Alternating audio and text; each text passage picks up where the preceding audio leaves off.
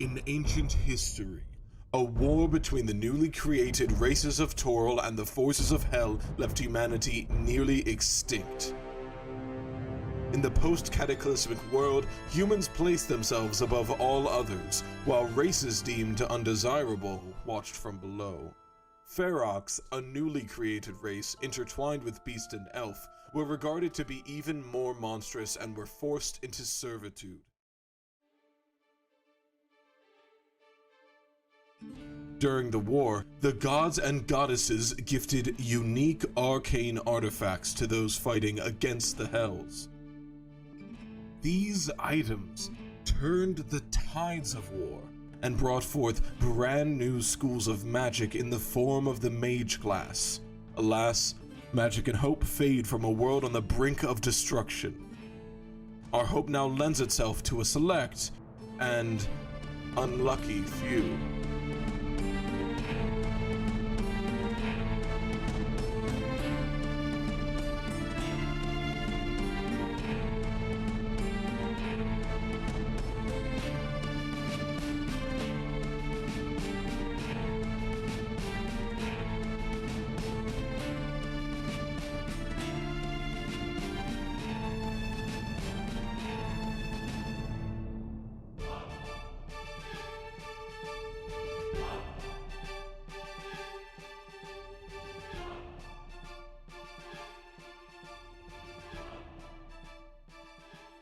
Hello, all of you wonderful people out there, and welcome.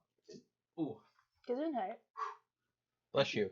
You don't have your mic on. Oops. Yeah, I noticed it. Hey everyone, it's been a long day. While Liz puts her mic on, I'll explain. Audi's not here because Father Snow decided to fuck us. It's real icy outside where we are right now, and she could not make it here, but the rest of us are here. We're gonna try our best. Nobody leaves this room Also, tonight. just a friendly PSA. If for whatever reason we suddenly stop streaming, it's because I most likely lost power to my apartment, but I'm hoping the storm doesn't get that bad. Yeah. Yeah, the ice was absolute garbage out there when we went to get the pizza, just in case you're wondering. Anyway, thank you all for tuning in on this wonderful, chilly, snowy night. If you're viewing this in, the northeastern part of the United States, we are getting absolutely wrecked by winter at the moment, which I guess it's about time because it's been like 60 degrees pretty much the whole winter so far, as we've all enjoyed the warm weather and tried not to think about how that means that the earth is dying, and it's fine. So yeah, we have some exciting stuff going on tonight. We have a pretty big, not quite a boss fight, but a pretty big battle to get right into. And we also have some dungeon exploring to get into after that. Announcements before we start. As always, this episode will be up on our YouTube channel, www.youtube.com/toughdnd. This Wednesday at 7 p.m. We will be here coming back at you next Saturday to film. Announcement for... Just that we are trying our best with the new music setup. Little bit of a trial by fire because I'm tech again this week. So Pat is keeping an eye on our comment section if anybody is watching, long shot, but just in case somebody's out there, just let us know if you can't hear us or if the music's too loud or whatever. Thanks in advance. Yeah, we have I'm sure, yeah, they can see that on the screen. Mm-hmm. Our two new wonderful speakers here, as well as I have a little fancy box connecting our input so that we can hear music as well as you can hear music on the screen. Having both of those things happen at the same time is very important, mainly because I am what we refer to in the industry as a dumb bitch, and if I can't hear the music myself, I will absolutely forget to change it and turn it off. So without any further ado, I do believe we're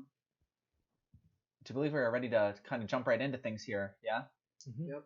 All right. So last we left off, the group, along with allies that they had made along the way, not quite all of them, but a decent motley assortment of them that they had hired onto this trip, had set off in order to complete the quest given to them by Duchess Belen Stelmane, as well as Duke Jeannick Porter.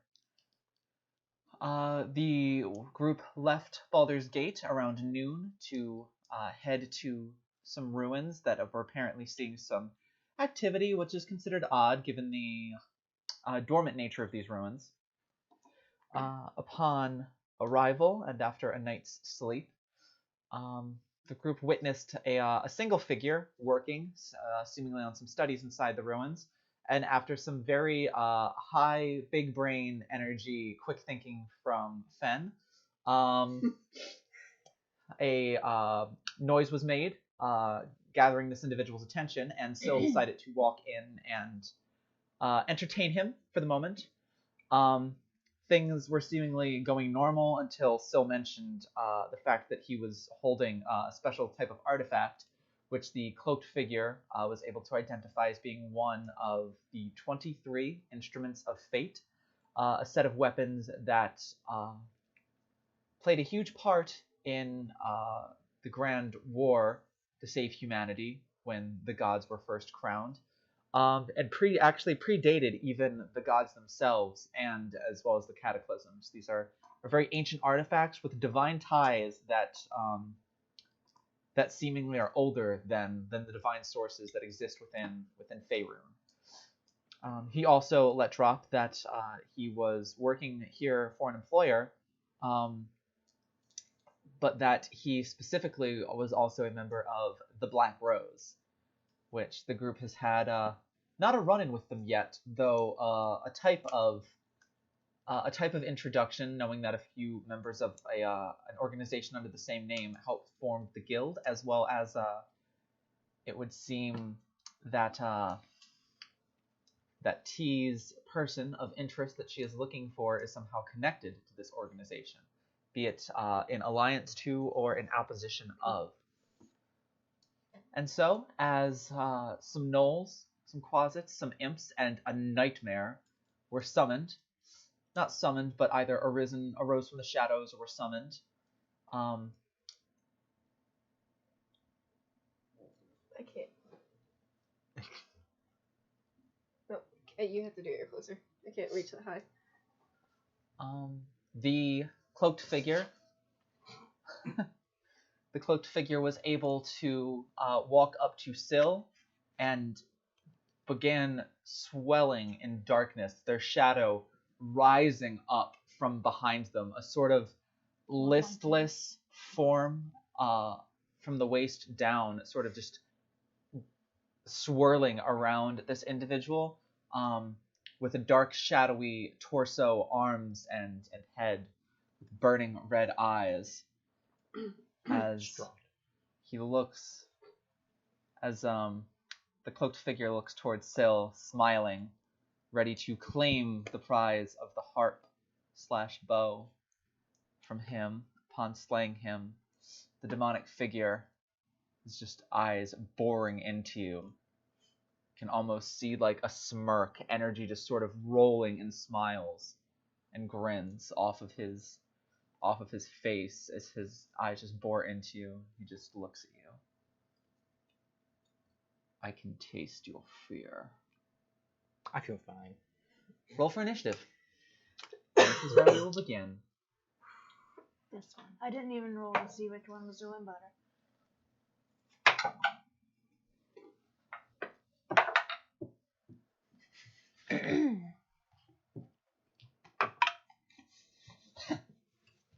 Oh, there we go. Oh. Those are allies. Oh.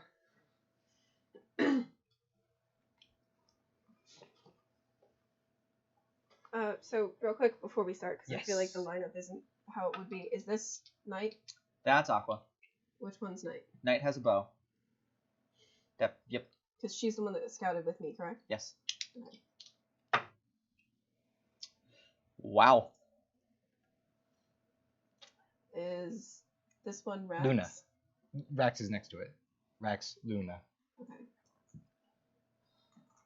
So I feel like Luna, Rax, myself, and Knight would be the first ones charging Fair. in. Because she said everyone was looking concerned. And Rare is the one that's not painted, I presume? Yes, you would be correct. And Rare for personal reasons. And then Fen. Yeah. We'll leave him in the dice box. I don't know if Fen would be on the front line or not. We can confirm right there for now.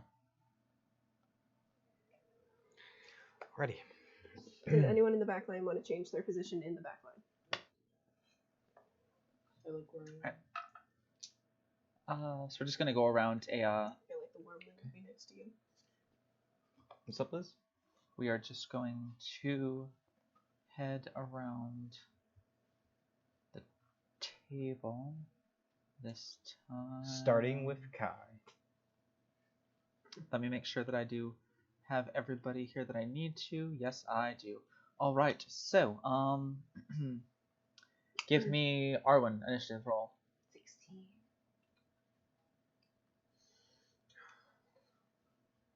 21. you were smiling. That was like, is that a good thing or a bad thing? T. 15.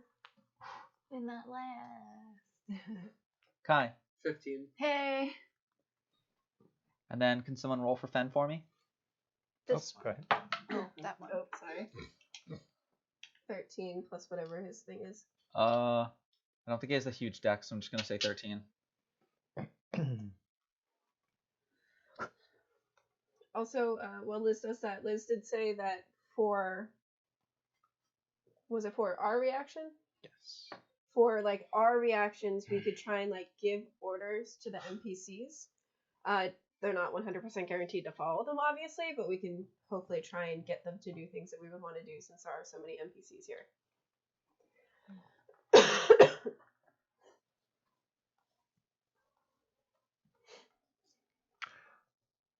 All right, let me just update this real quick, just because if I do not, Yeah, but I would take opportunity attack.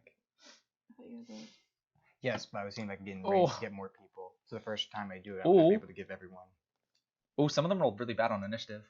You guys might have a pretty decent shot at this. All right, let me switch over to this real quick. All right, you ready? Yep. All right, let's see what we can get for this. Finger. Maybe you should have done a wrestling match. No, I'm not just now on the. Which one is Autumn? Autumn has her own mini. Yeah, She's which the one one? holding the bow up in the air.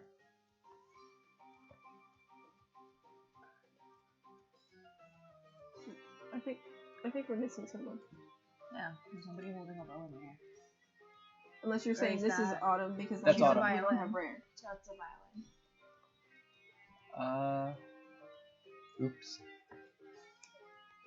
Oh, that's why I have one of these. Cool, there's rare. Okay.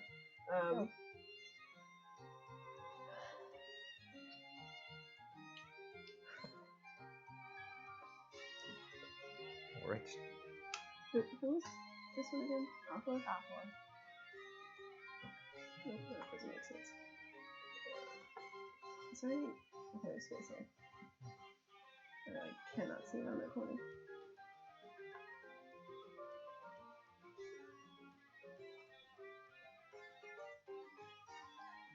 And then I start blasting. Is there really no way? What the?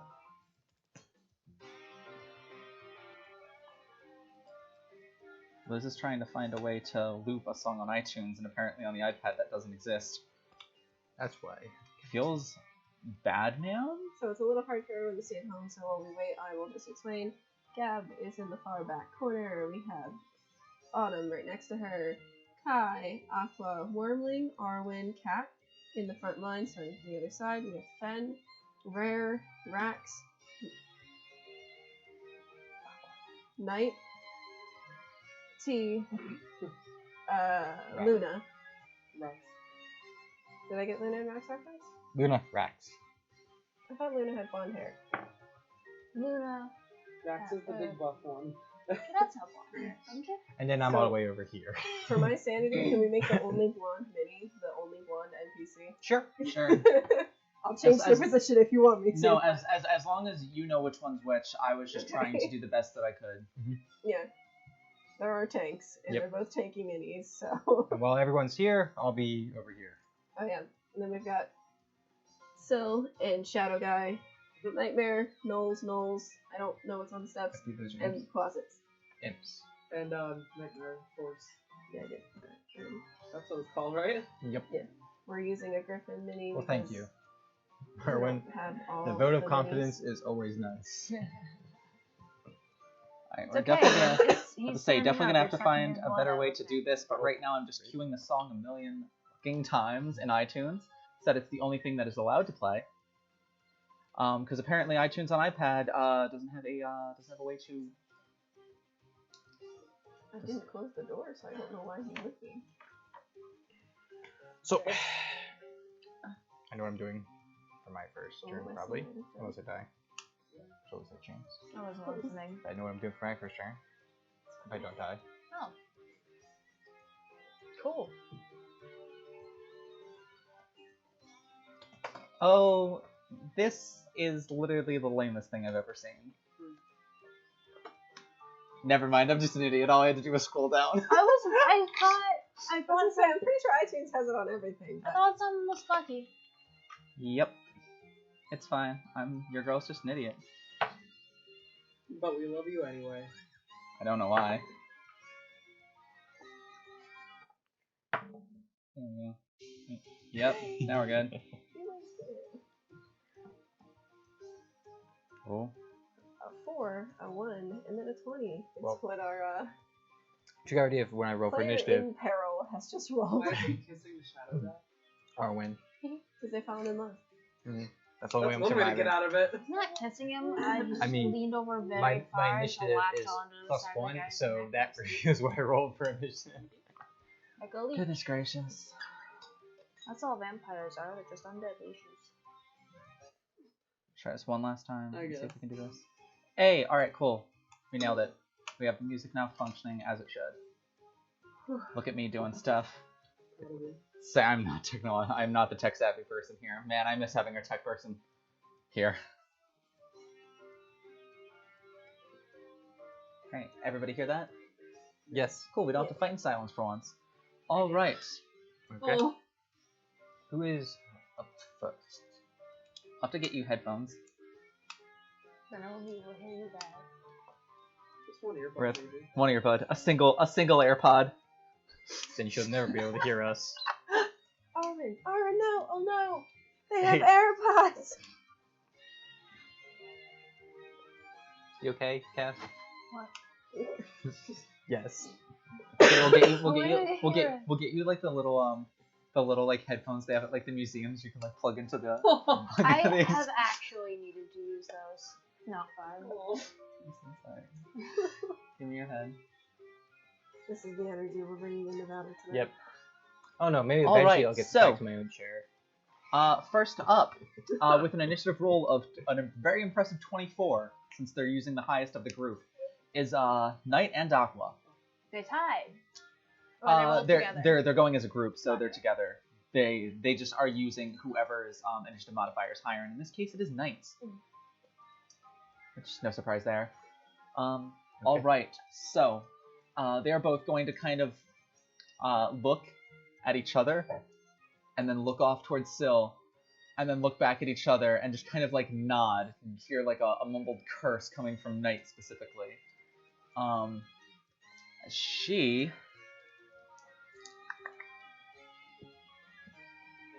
Alright, yeah, I know what their spell slots are. Aqua is going to rush straight up to the Nightmare, How much is it? 30 feet.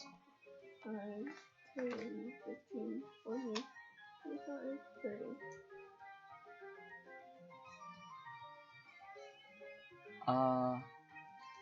Knight is also going to move 30 feet forward. Actually, Knight will move right next to Aqua. It's her movement. As a bonus action, Aqua will activate her Knight Enchantress weapons. You kind of see her grab to her sides, both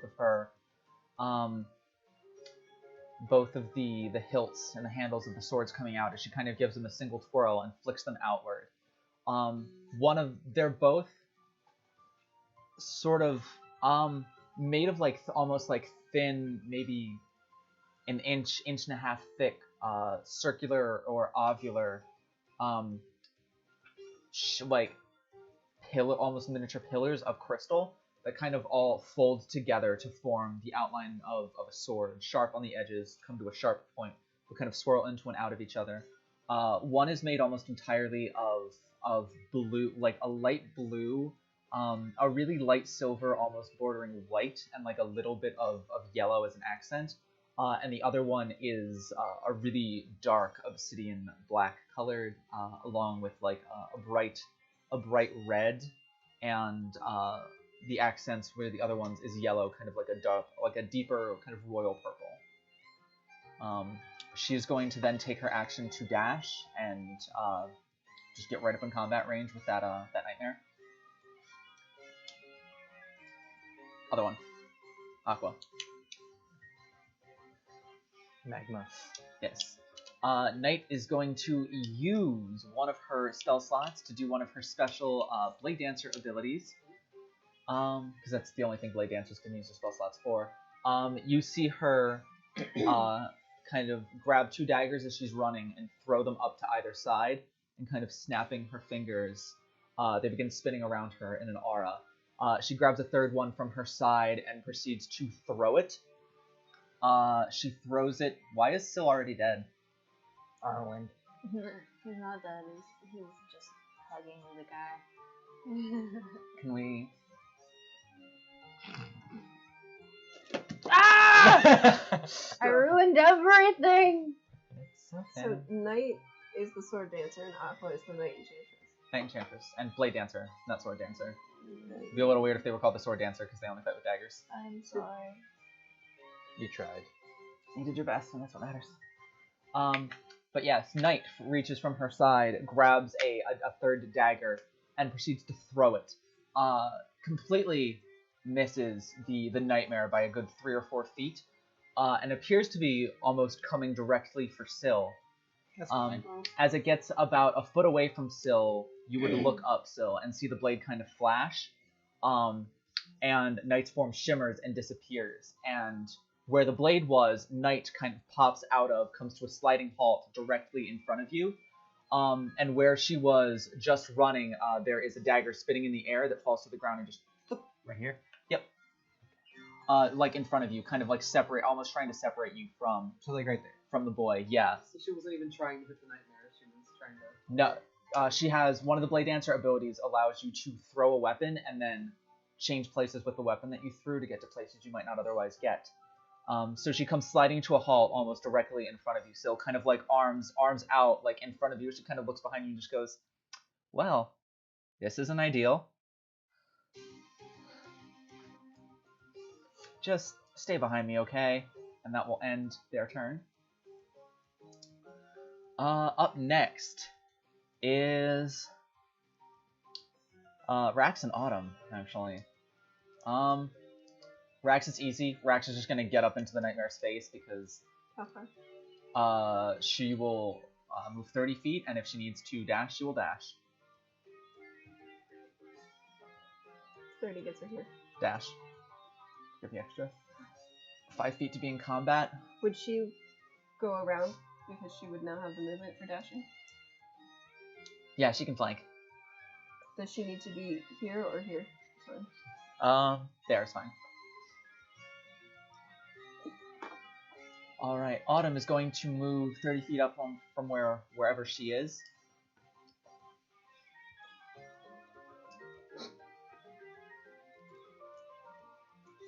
And where does 30 more feet this way get her? Without evoking opportunity attack? No, it doesn't matter about opportunity attacks. There. That's 30 feet. Really? Yep. It seems like such a short distance. Tell me Big about map. it.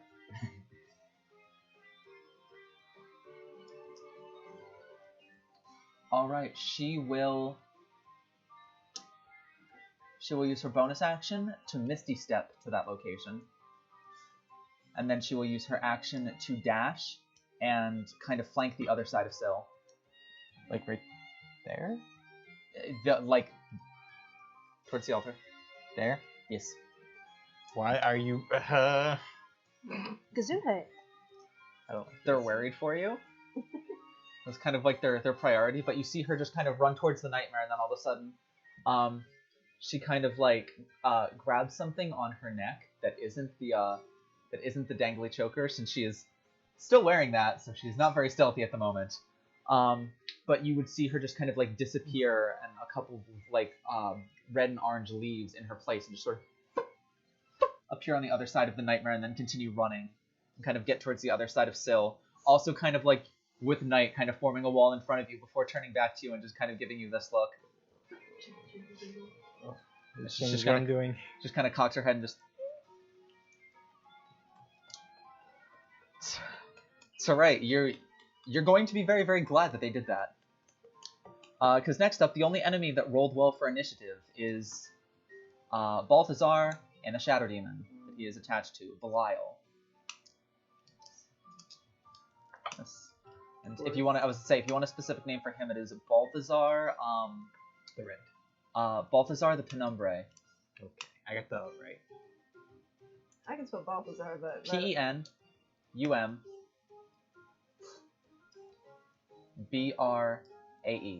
Penumbrae means that which walks in shadows, as a word in the English language. But you would notice that the Shadow Demon's kind of like in a little bit of an awkward body position as it's kind of avoiding the sunlight that's coming in. And it still has its two spinning sort of galaxy looking things in its hand. It crushes the first one and begins to stand more upright as the sunlight that is coming through the cracks in the rock and the ceiling fade. And you who are still near the entrance notice that the light that's pouring into the door also fades into is now dim light the whole area. And as you look out, there is nothing but a vast sea of blackness out the front door, as he has transported the ruins here into its own either a pocket dimension or something of that sort. That was his action. With his bonus action, since he will not be attacking this round, he will crush the other one. And near the center of the battlefield, right near where the Nightmare is actually, the Nightmare kind of doesn't jump forward, but gets pushed forward a bit. Rax gets pushed back from it, as a wall of force that looks like the same sea of blackness that is now outside of... Sorry, I will attempt to duck down to be and still now with you. the camera's already stopped, so just put your hand in. Does that help? I don't know how I'm going to make changes without... Just put your hand in so we can stop hurting people's eyes. A little higher. You have to slowly bring it down to the Be a beauty guru. How they focus on all this stuff. Alright, just set up what you guys set up. Good.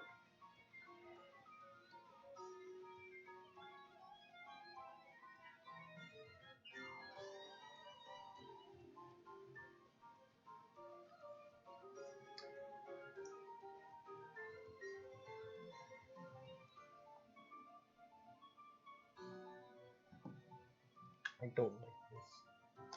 What happened? I don't like this. Is it see-through or is it like... No, it is the same kind of black obsidian color that Is outside. that is outside. He's created a portal to the Nether.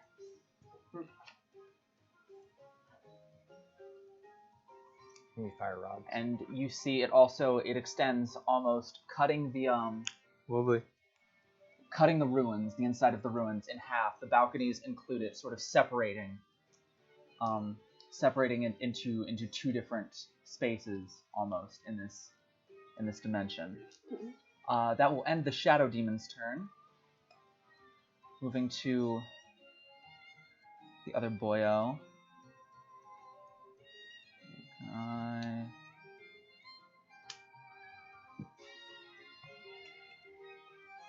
Just need a tiny bit more space. Yeah, that'll be good.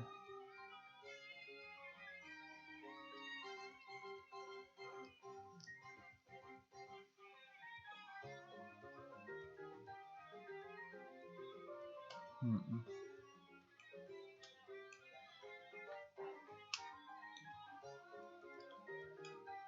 He is going to cast Spiritual Weapon and have it appear right next to Rax. It will attempt Who's to... casting? Bad guy. The bad guy. Oh, this guy. Balthazar, that is correct. He will attempt to hit her with the Spiritual Weapon. Use this for a spiritual weapon. That'll work. Hey. With a natural 6, though, it'll attempt to swing towards Rax, and Rax, like, kind of being a little taken aback by... Kind of being taken a little bit aback by the absolute shenanigans that just happened in front of her. Kind of takes a step back, and the spiritual weapon sort of swings and like glances off of her shield. She kind of like looks around now, looks back towards you guys, and is just like kind of giving you that look of like. And with his action, he can't cast a spell. He will. Take 2 attacks at. Oh no. You are currently being protected by 2 individuals. He's going to take 2 Swing at attacks at Knight with his dagger. That'll be it's a 22 to hit, which will hit. And that is a 8 to hit, which will not hit. She will take 5 points of damage as the dagger kind of comes right across her arms in the first swing, kind of drawing a little bit of blood as it drops to the ground. Goes for the second swing, and one of the daggers in her aura actually like parries it away almost. She kind of like jumps back, arms still spread out to guard you still, but you can see the blood kind of dripping off of one of them. That will end his turn, and that brings us to Sylvanus. Okay. Okay now. Question. Yes. Can I target both Shadow and Balthazar with a Bane, or would they be one individual? They are two separate things if you were targeting them. But I can targeting them with spell effects like that. Yes, I'm going to cast Bane. I'm going to... So it's going to bite his finger and cast Drawing Blood, casting Bane on those 2. And I will cast it on the foe. Got you. Left imp. Yes. Left foe. And then I'm going to use one of my Bardic Inspirations. Let me roll for the Bane real quick first. Sure. Alright, so what kind of save is that? Christmas saving throws. There's a How saving you said throw. Christmas saving? Christmas saving throws. You get to roll if you're naughty or nice. Let's see. That is a 10 for Balthazar. That's a fail. Alright, for the Shadow Demon, that is cocked. That is 15. That is on. On the exactly, or Yes. So pass. yes. And let's see. That is an imp. What does an imp have for? Just +2. That is a 7. The imp fails. Okay. So Nice. imp fails, Balthazar fails, Belial succeeds. Hey, 2 fails, I'll take that. Alright, so that is your action, I believe. And my bonus action, I'm going to use my Glamour Bar, using up one of my Bardic Inspirations to give myself a wondrous appearance, to give myself, these 2 lovely ladies 5 temporary hit points, Rax temporary hit points, and they can use their reaction to move up their movement without provoking opportunity attacks. Which I'm going to do. Just keep in mind these are open balconies. Those are open balconies. Move here. This darkness, it extends like all the way up. Yes, all the way to the ceiling. It basically almost, it makes it so like all of a sudden like that part of the room is just like it's a wall. I'm assuming Rax would like to move? Yes, Rax would like to get into combat with Belial. Alright, does that end your turn? Yeah. Alright, that brings us to Arwen. Hey. Oh, by the way, those I didn't things realize are I'll be imps. going to stream. I'm just doing it Are via these WhatsApp. crazy. imps or closets? Those are closets. Closets. The imps are over here. Oh boy. And that is, I guess, for all of you on the other side now, you would notice the wall go up, and all of a sudden, the imps disappear from view. 2 of the 4 gnolls disappear from view, and Belial. I dropped my dice on the ground. You cannot see through it. And Belial and Balthazar disappear from view as well.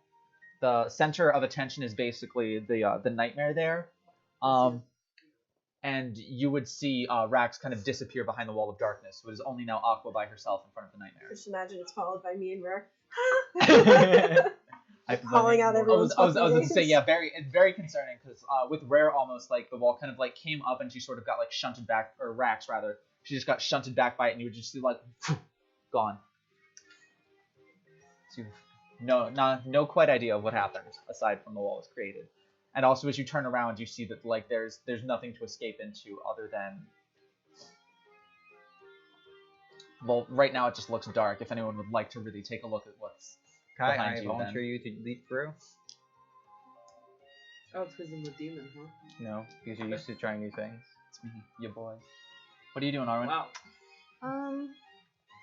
That's a good question. And I was going to go through the back door. That's what Arwen does. I Heard that don't know sigh. if that's such a good idea anymore, though. So, you see 5 bad guys. You do indeed see 5 bad guys. One there, one there. Big guy. Oh, okay. What you thinking?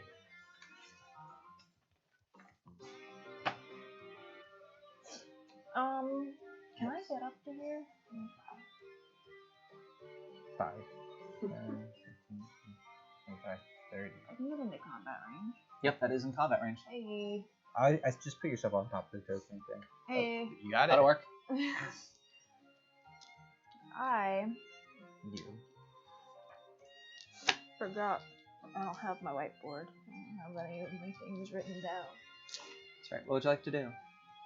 I can't find. There it is. I'm going upward. So as I sprint up the stairs, can I try and lunge directly at it with a short sword? Short sword? Absolutely. Yeah. I realized how short Arwen is now. 4'11". Yeah, Arwen's little. Yeah. Arwen and Arwen and Autumn are the same height. Right. Roll to hit. Small beans. Oh, 9 plus 5. 9 plus 5. Mhm. So that is a 14 to hit. And that is one of the closets. 14 hits. Full damage. Hey! That is yes, 1d6 Ooh. plus dex. 6 points of damage. Yeah. You lunge into it. It kind of like looks up at you and just. As soon as it opens its mouth, like, I'm gonna make monster noises. We're gonna get into this. I'm sorry. Don't make fun of me for something I enjoy. I'm not. You're just making the monsters cute. I mean, That's cute. I don't know how to. Sorry, make, go like ahead. super scary noises. I I'm don't sorry. know how to do this. Wah. Wah! Wait, we're gonna get sued for that. Whoa! Can Vine sue us for that? Can Owen Wilson personally sue us for that? I said whoa. Wow. Wow. Now we can. Anyway. So yes, as soon as it opens its mouth to like screech at you, the beginnings of a howl coming out of its mouth, you go straight into the mouth, out through the back of the neck, and it just goes silent.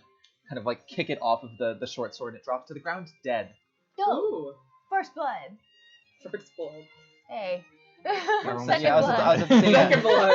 I got so yeah, my some knees of these things don't necessarily have a whole lot of hit points. straight, I which is like very that. looks scary. All right, so yeah, you can remove that one from the battlefield as that is dead. Anything else for your turn? That is your movement and your action. Yeah, it is. No, I think I'm good. All right, perfect. That brings us to Arwen, It's me again. T. And that's the T and Kai. You can go simultaneously if you would like, or you can go one before the other, but I will let you go at the same time if you would like to fastball special something. Yeah. T suddenly kills Um, Kai. Are either of the gnolls wearing any sort of armor or anything? Yeah, they have like some leathers and stuff on, but nothing metal. They don't look super defended. Seeing as Gab is the only one that's around me that I trust, I'm gonna turn to her and be like, if I die, there's letters in here, read them. And I throw my bag at her. Yes. Wait, please don't. And then you're off. Could you throw it up? Off to the Gab. races. Gab. Alright, I guess I'll just try with my staff. Swang.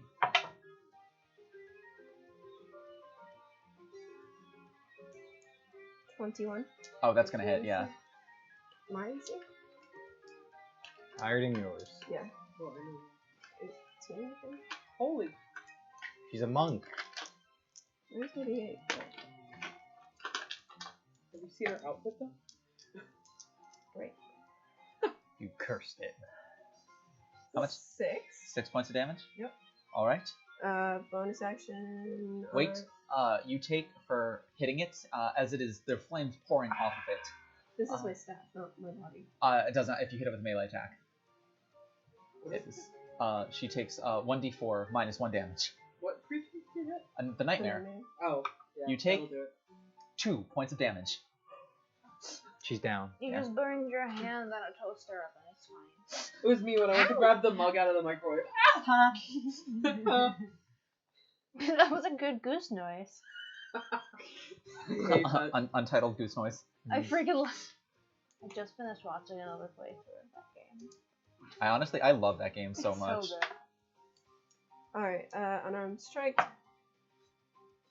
This is a flurry of blows, or is this just a strike? Just a strike. Cool. That's way more than what I already did. I was going to say, yeah, this thing is an AC in the low teens, so you're fine. Roll me that damage. Yeah. Because keep in mind, this is a large creature. It's not very hard to hit. 11. That's a lot of teams. 7. 7 more points of damage. Keep reading the So numbers from the take bottom. Not the 1 top. point of fire damage. Yeah, really breaking the bank here. As despite its form, you kind of slam into the side of its neck. It kind of gives like a wince, and then yeah. And then after that, kind of come up with a kick and kind of kick it almost in the same spot. It's kind of backed off a little bit, glaring at you, not looking super hurt yet, but I mean already like you can see these strikes finding purchase. And then I'm not moving out of its opportunity, but I'm just going to try and circle around to its side in case anyone tries to circle around the other side and maybe surround it. Yep, totally fine. All right, that is all you, Kai.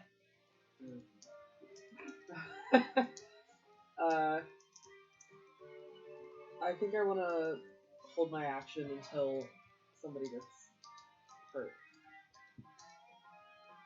Yeah. All right, so you are holding. Name me a spell that you're holding. Oh. That's typically how that works. Because if you're gonna do cure wounds, you're gonna have to be next to him. And you're holding just an action. You know what? I'm going to hold Shield of Faith. Because that's within range. Yes. So if somebody gets, like, hit and hurt, then I'll cast that. Got you. Just hit and hurt, or like targeted by something. Hit and hurt. Hit and hurt. All right, Do you sounds want to good. move at all? What's the range and Shield of Faith? I don't know how to write that. Let's put that within range. It's 60 feet. Oh, So you can currently reach anybody that you Yeah. can see. I'm in a pretty good spot right now. I will say also, since you were staying where you were standing, roll me a perception check. That's a clue. 12. 12.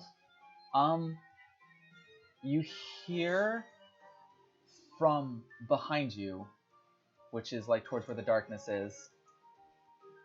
I promise I'm not bringing more enemies into this. I pinky promise you. This is more so just like fun spoiler clues. I'm sorry. Do you want to share that with the rest of the class? Yeah, I didn't think so. Thanks. What do I hear? You hear a noise that sounds a little bit familiar, having spent your life in Waterdeep and a little bit of time in Baldur's Gate. It sounds like very faintly, like waves hitting a shoreline. Okay. And kind of almost instinctually upon hearing that, you just like kind of breathe through your nose, and you're able to pick up a little bit of air that just smells damp, Does it smell but salty? not salty. It smells almost like a clean linen almost. but the air is definitely a little damp near where you are now. All right, so that ends your turn. Next up, the gnolls. Regular gnoll. Regular gnoll.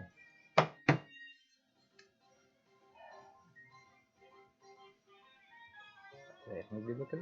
When you want Senpai to notice you. All right, so all four gnolls, I almost said all four regular gnolls, are going to, actually no.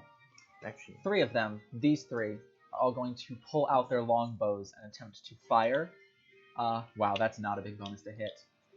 This one is going to attempt to fire at Syl. okay. That is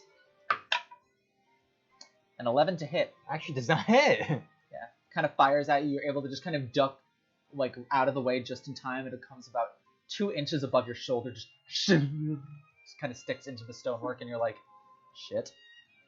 Pants still needs a new pair of pants. Nah, he's fine. All right, the other one is going to fire at Knight, seeing the blood already there. He's going to be, what is her AC? Fuck, it just hits. She better not die.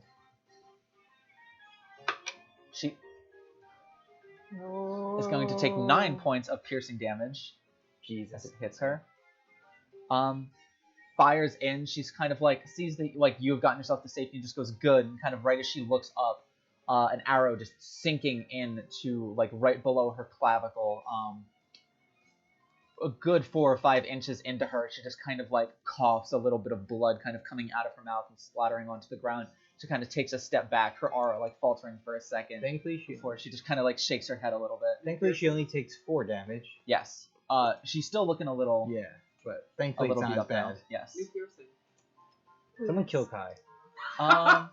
You can't hear The me. one here is going to attempt to fire at T. It's the closest. The one. That oh, one. Okay. Yes, I was the gonna one say- behind I was you.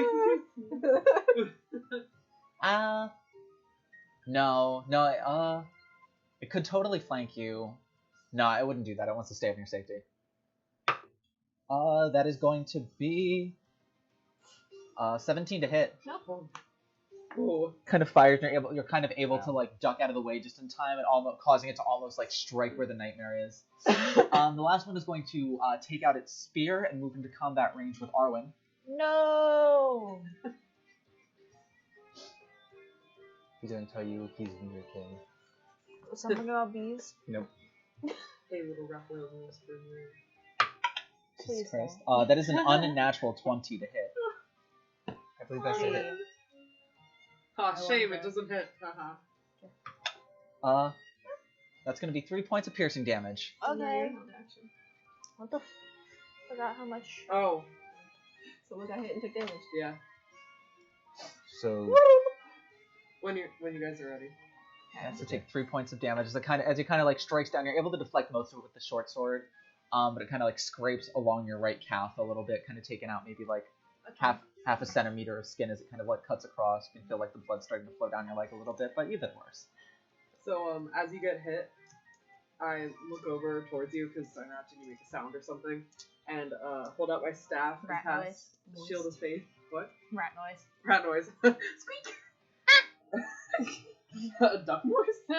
All right, so I cast Shield of Faith, and a shimmering like gold field appears around you, and you have +2 to your AC. Yay! I have a 16 AC. that's Untitled great. Viking. I was gonna give it to T, then I was like, wait, wasn't hers really high? Could be higher. Yeah. Oh, I'm going to make Wow, sure I well. read this time so I know exactly how this is working for you because you've been using it incorrectly the whole time. Yeah. Yes. Yeah, you're supposed to actually target all of your allies. No. Shield gain hit points equal to the level of the spell you cast plus your Constitution modifier. I thought that was only for. Nope, that I am literally reading it off of the page right now that I gave to you to read last week, and you said that's okay. That's okay. Yes. That's okay. So- what is it like? 1 plus con. Yeah, if it's a first level spell, 1 plus con. Kai has like a 20 con. That's for Nope. Shield of Glimmering Faith, though. That's for. Yes. Because you get this right now. Oh, because we're right, casting right. a spell that does that. Sorry, I was confused. I thought you were talking about the one. No, like, no. Okay. So you gain temporary hit points equal to 1 plus, or yeah, whatever spell level you cast plus your con modifier. So 1 plus, so it was a first level spell, right? So the faith is? Yeah. Alright, so 1 plus 3, so you have 4 temporary hit points currently. Okay. And every time you cast a spell that does not do damage or force a saving throw, so that does no harm, while the shield is active, it gains temporary hit points equal to a roll of your Soul of the Eternum dice. And that's it. No plus anything, just your Soul of the Eternum dice. Okay, I'm not gonna remember that. Can you remind me? Yes. That ends the Knoll's turn. Next up is collectively going together, Gab and Cat. Okay. Okay. What? Okay. I was waiting to see if anyone was using a reaction, but Oh, if not, then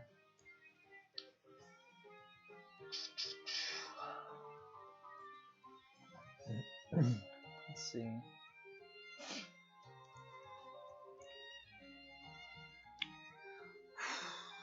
Gab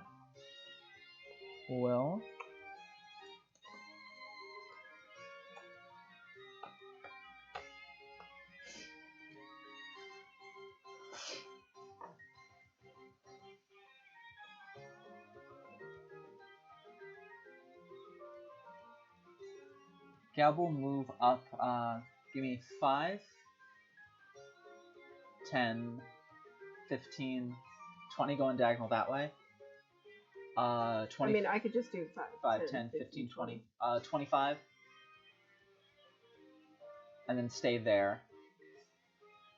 And she is going to then turn to face the other closet that's there. And her mage focus still inactive at her hip.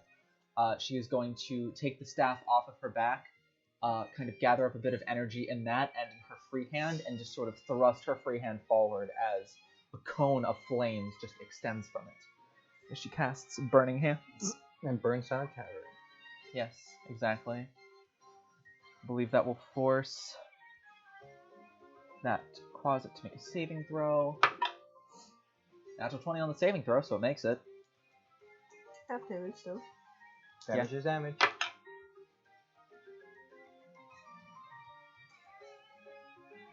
Feels bad, man. Still not enough to keep it alive. That's what you get for having no hit points. She just extends it out. It goes into the closet. You can kind of hear like the gurgled screams as it's almost being cremated instantaneously as you hear the screams just die out as just a pile of ashes is left in its place.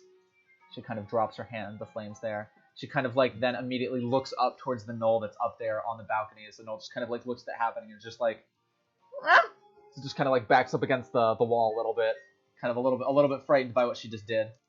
Did she move any further or anything? Or? Did she move further or anything? Nope, she stays there. Alright, so with her turn ended, we move towards McCree. Cat? Yeah. You said cat and cat go together. So. Yeah. Alright. No, I said Cat because Pat referred to her as McCree. Oh. So she is now a famous character from a video game voiced by Matt Mercer. What? Go on. He voices McCree, right? Yeah. What do you think? Okay, good. What? No, I think it's McCree. I was it's trying to McCree. think of what the name was, and I knew it was Jesse wrong, but McCree. for some reason I thought Yeah. it was Alright, so McGoldrick. Cat is going to move forward slightly. How far slightly? She's actually going to move towards the center of the center of the room, pretty much, if she can. Like the center of that space, at 20 least. feet. 15, 20, And then like this way, so. 25. Yep. 30. Alright, she's going to slide the gun off of her back. You see, she's made some modifications to it since the last time that she's been out fighting with you guys. There is now a second barrel underneath the first barrel. Kind of like, instead of like a double-barreled shotgun goes like this, they're kind of stacked on top of each other like this. The one underneath kind of has, it's definitely like a darker kind of gunmetal color compared to the first one, which is just like a lighter silver. And it has some some kind of odd looking still what I'm looking for here, like slits almost kind of like cut into it along the barrel. Engraving? Yes, but like all the way through. Oh. Like opening it up to the barrel, but like Scoring? ever so slightly, scoring kind of, yes. As she is going to look up at the gnoll who just fired at T, and she's going to grab the top part of the gun where the barrel is, and she's going to switch it so that the top barrel is now active. Take to one knee to kind of steady herself. Aims and is going to fire with a very, very like loud echoing crack of thunder as not only does like the ammunition that she uses come out of the gun, but it seems to be charged with a sort of thunderous energy that has been infused into the gun. That'd be really That's what made you fall in love. It's going to be 15 to Sparks hit. flew. Just hits. And she is going to do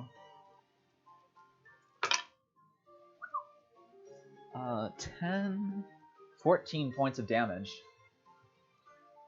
As it kind of strikes the gnoll right in the chest, just as he was like backing up towards the wall. It hits him, and once again, like the same sort of sound, like seems to explode. Kind of like has to grab his ears for a bit, and is kind of made dizzy-headed by the noise. He's hurt. He's hurting. Not quite on. What? Anything? What? Does that side of the wall hear anything? No. Oh boy. Yeah. Oh But as soon as- boy. But yeah, he kind of like hits his back off of the wall. It's kind of blood pouring from his chest now, kind of gushing over the leather. He's hurting. He's hurting. As much as I can say, that's as much as I can say about what his hit point total is. But that will end his turn. Next up is Fendian. What was you it, gonna Audie? do, Fendian? Oh my! Stop crying. You haven't even.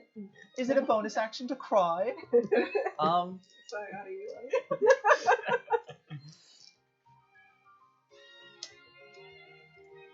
Actually, I'll give him a kind of heroic moment. He will take 5 feet of movement forward. Get on his knees and start begging? No, I said I'm giving him a heroic moment. That's Let's be Kai's nice job. for like Great. half a second. That's Kai's job. Fair enough. Oh man. I bet he Dungeons gets and on Dragons, his knees everybody. often. It's a serious thing.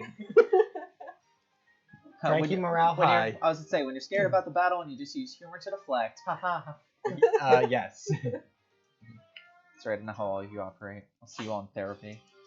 Alright, so Fen is going to take a step forward, drawing his sword, hand starting to glow with his sunshine special flower power energy.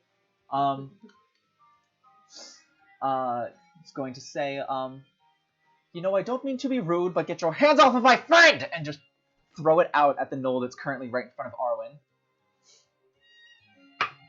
That'll hit. Surprisingly. That Fendian that can does do what? that. 1d10 damage? Eldritch Blast does? Yes. I don't know if does he have Agonizing Blast? No? He has Sunshine Beam. I don't. Sunbeam I don't burst. think so. Sunbeam Okay. Burst. No, Agonizing Blast is an Eldritch Invocation, which enhances the power of. I mean, if Audie's watching, Pat is watching the chat. And say, Audie, if you're watching, Pat's watching the chat, so let me know if you have Agonizing Blast or not, and if that's going to add any damage. But if not, then it does 3 points of damage, so you would kind of like duck a little bit as the familiar yellowish-orange energy kind of comes over your shoulder and kind of strikes the gnoll, kind of like shakes his head for a bit before readying himself back at you. Doesn't appear to have hurt him that much, but, you know, every little bit helps.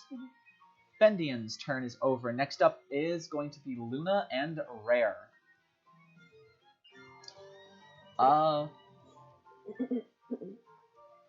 As a bonus action, Luna would like to rage.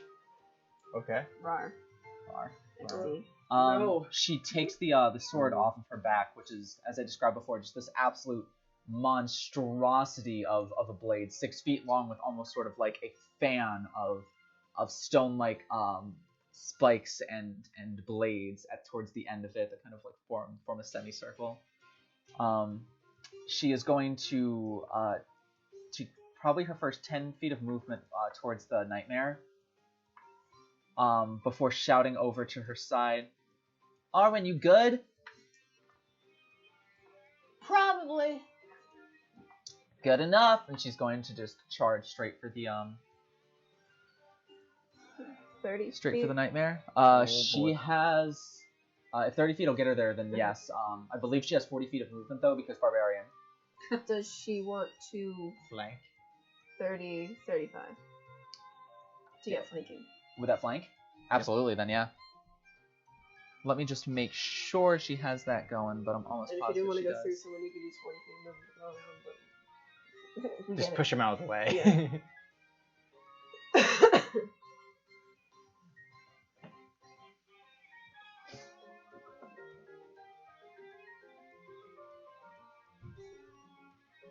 We're playing a dangerous game, Cass. What are you doing? Don't worry about it. Oh. One special thing. Interesting. Let me just make sure I have this right with that roll.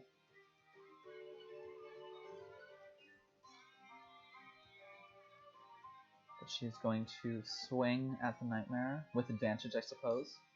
You suppose. Can I ride the nightmare?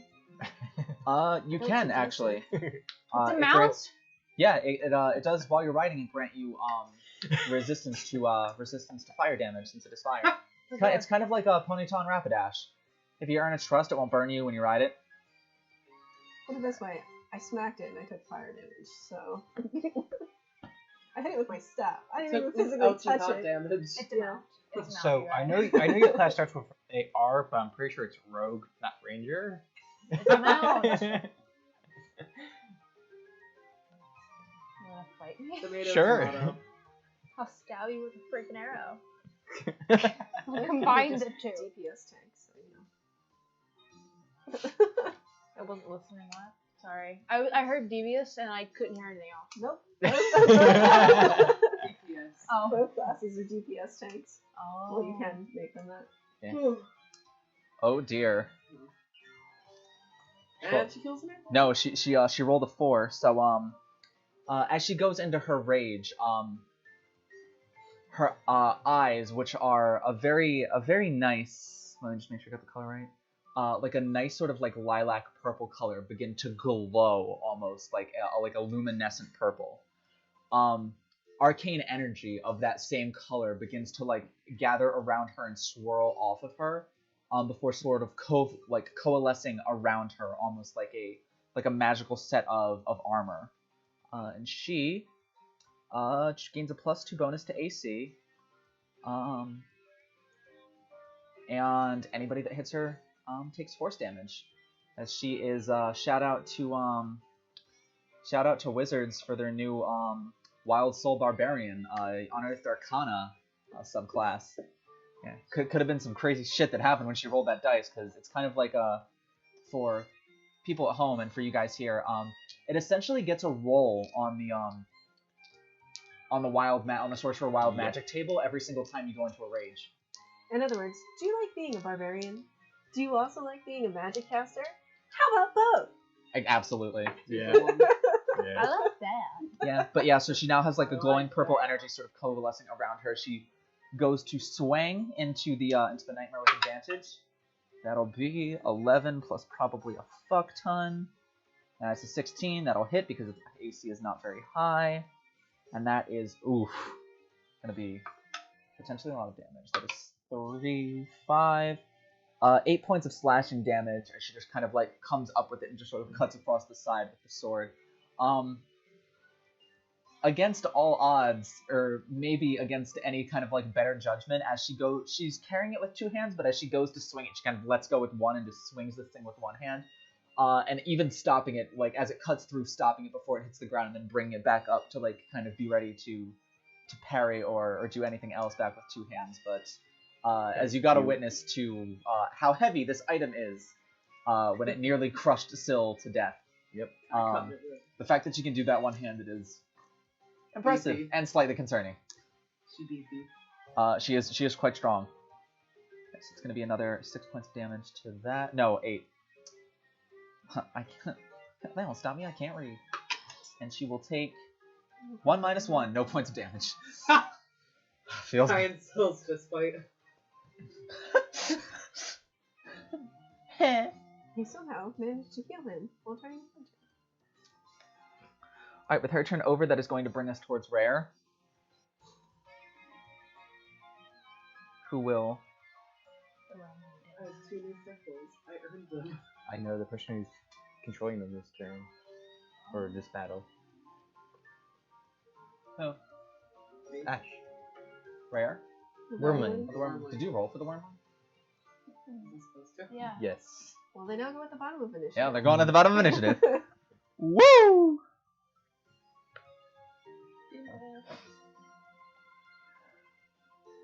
Look, I don't want class pet. I have no idea what you just said. I don't want class pet. Alright, I so want Rare class is pet. going to take 5 feet of movement forward to kind of steady herself. Rare is going to take 5 feet of movement forward to steady herself. Sorry, I'm used to Maggie. I was like, I can't reach. I was like, okay. Sorry about that. A few technical difficulties, though it was nice that we still have power, so that wasn't the case. Yeah. All right, so getting right back into the fight. What is Rare doing? Excellent.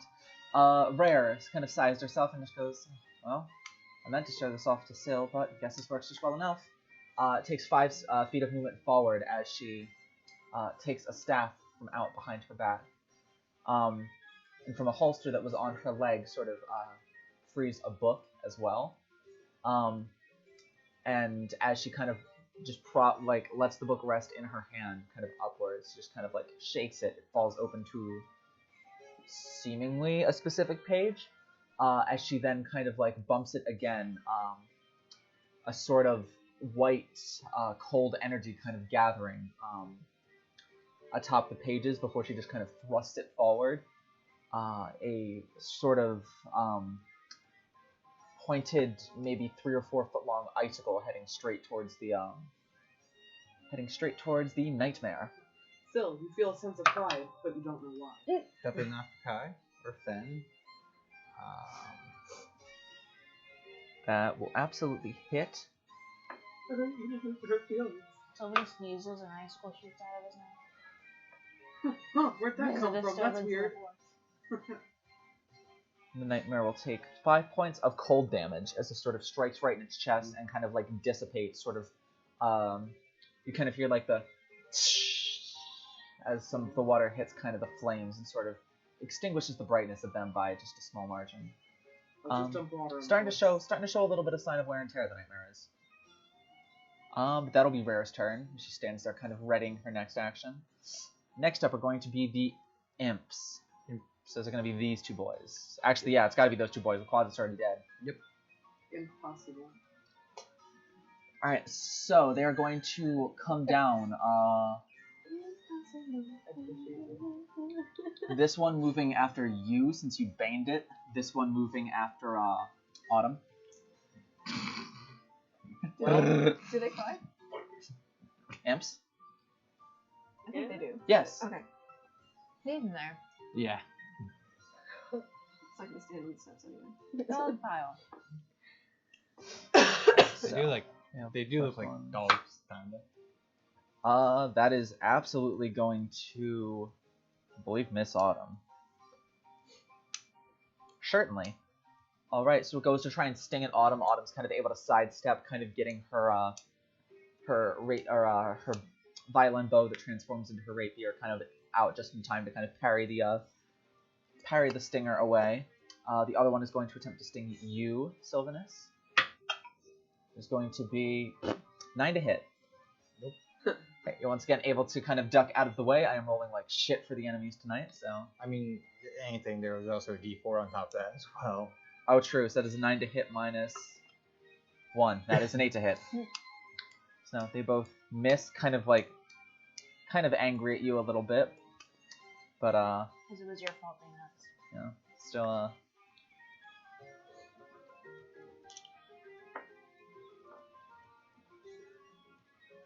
cool. Is the speaker work? Yep, this one. I can hear it. Yep. Oh. How can you not hear? I can hear all the way over No, here. I can hear it. It just sounds like it's coming out of this one. Yeah, it doesn't sound like it's coming out of that one. I feel your pain.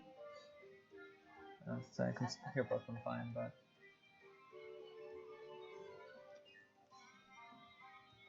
I can hear it fine. It's not like Everything is fine. well. Alright, so that is going to end their turn and bring us to the Nightmare's turn.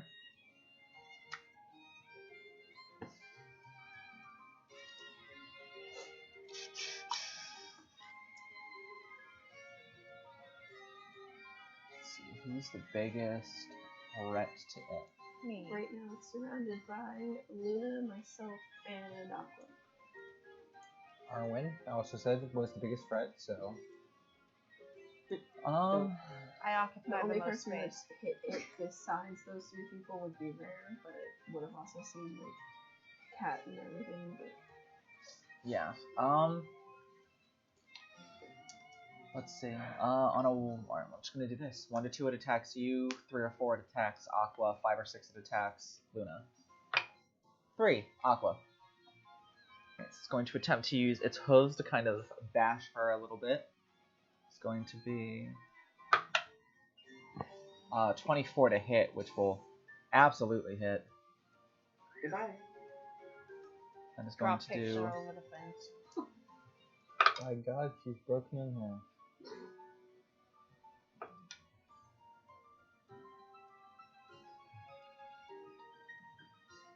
14 points of combined bludgeoning and fire damage to Aqua. She kind of takes it. It sort of like catches the center chest piece of her half plate that she wears. Kind of pushes off her. You can see some of the burn marks towards it, but she's kind of able to just like.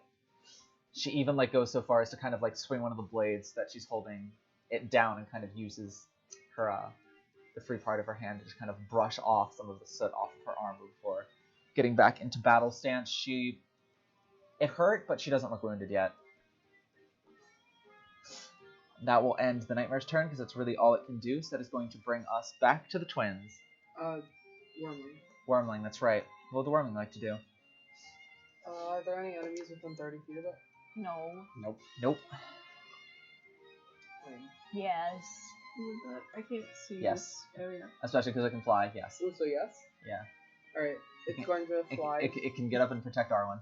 to that one. Yay! And do I, like, tell it what to do? You are just controlling it, so you are a wormling Decide right now. for the wormling. You're not just telling it what to do, you are the Oh, wormling. okay, I can't make the sounds you can, but... This is just kind of like swings after the person who's trying to hurt Arwen. Except with its face, because it's gonna use bite. Gotcha. So it goes to attempt to bite it. Roll me an attack. I believe that's a modifier. dark move. Yeah, it's a dark type move. Roll to hit. Yeah, crunch. Yay! Give it that crunch. What's the move? Completely It's right average. there. It's right next to bite. Oh, great. 15. Great. 15 will just hit. Roll me damage. 1d8. Is it flinch? Yeah, flinched. That's fine. That's funny. It's funny. That's gonna be a 9. 9 damage. 9 points of damage. Piercing. Yay! Good job. Thanks. I mean, Kind of Very as nice a summary. yeah, just kind of gives out a. It like tries to give a little bit of a roar, but it's still too young, so it's kind of just like. It's just kind of but then like lunges, lunges out and like goes for like the wrist of the gnoll, and as it clamps down, you just hear the of the wrist just snapping in its jaws. The gnoll just kind of like pushes it off and kind of like tries to steady itself, but it was just like, oh, this is really cute, and then it just snaps his wrist like effortlessly, and you're just like, even oh, better. you're just like, oh shit, right, still dangerous. Even cuter. That's my That will favorite. end the wormling's turn. That brings us back to the twins. All right. You remembered? I remembered. I remember. I lost my mind.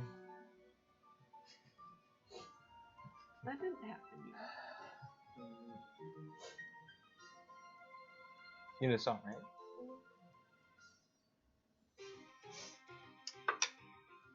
Aqua regains 4 hit points for starting her turn inside in melee range of an enemy. Oh. Yeah, no, fun Night Enchantress features. Yeah. Keep going hands on me. Yeah, then stop it. I want to see which was better, but I prefer going hands on him. Damn, that's not gonna help.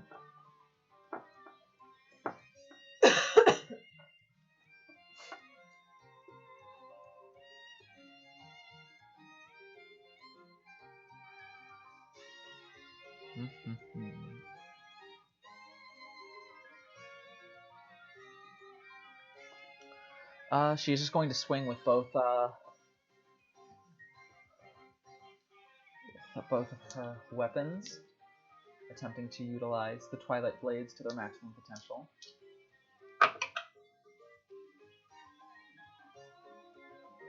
That is a natural 17 and a natural 20. She is going to do approximately a fuck ton of damage. To who? The Nightmare. So it's going to be 6, 7. So it's 13 plus 3, 16 points of damage in the first strike. 5 plus 3, 8 points. That is 21 points total. And that is also going to be 24. 25 points of damage total as she just kind of arcs into it. The lighter colored blade kind of glowing as she cuts across it. It's sort of kind of transferring its arcane energy into the beast to sort of cut more than maybe a standard sword would. Strikes through with the second one.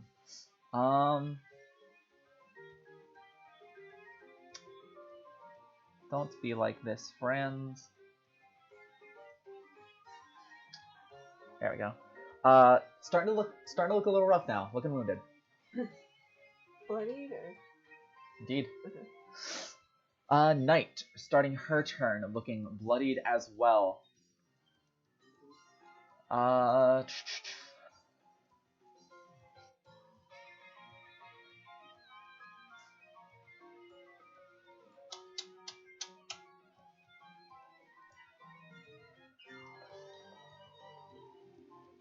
She's going to...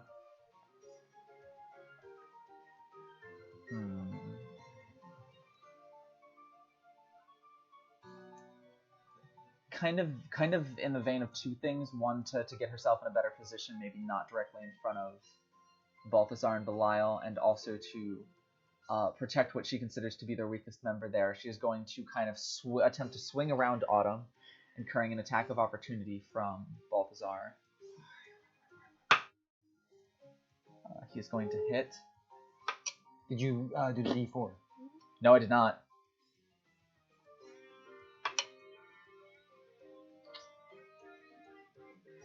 Misses. Just kidding. The D4 is Bane. Yes, and only one of them can take, since they are connected together, they don't both get opportunity attacks as you leave. Only one of them does. So, yes, I love this misses. spell. Kind of swings around the side of Autumn and is going to use a spell to kind of have her daggers in her aura move in tandem as she attempts to bring them both down to slice through the imp. So right there? Yes. Behind or like on the steps? Like right there? No, like there, yeah. But it is technically right in front of Autumn, so it's not technically where it's at right now on the board. It just can't stand there. Gotcha. Oh no. She's attacking the one that's targeting Syl. Oh, okay. So she is going to swing down at that one. Are you guys flanking it right now or no? No? Nope. Not at all. I mean, she can move to flank. No, she's more just trying to get there as quick as possible. Okay.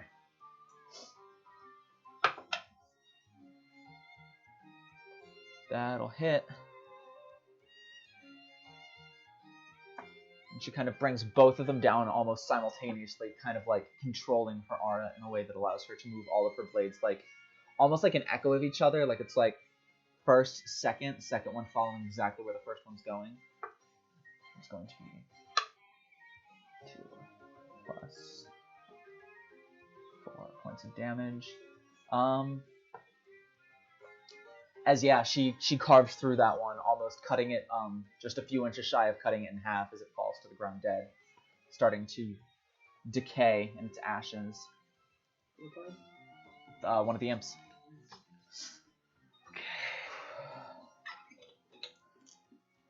She kind of like looks up to you as she cuts through that and just goes, "Might have a chance after all, yeah."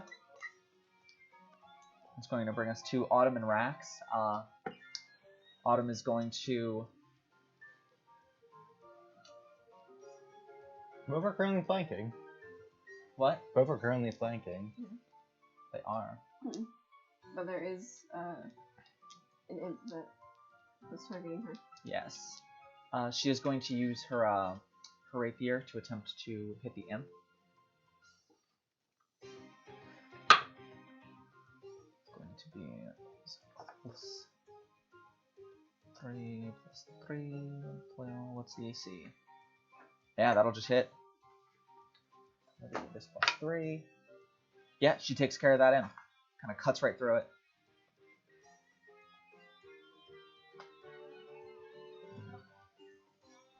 As Rax is going to attempt to swing for Belial.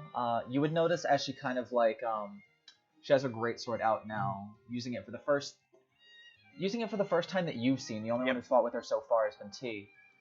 There's kind of like almost like a whitish sort of energy that sort of sparks off of the sword she's using.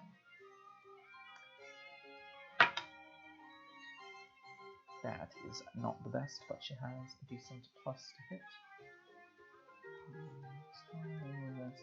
What's your AC? 13, that'll do. That'll do. Just hits.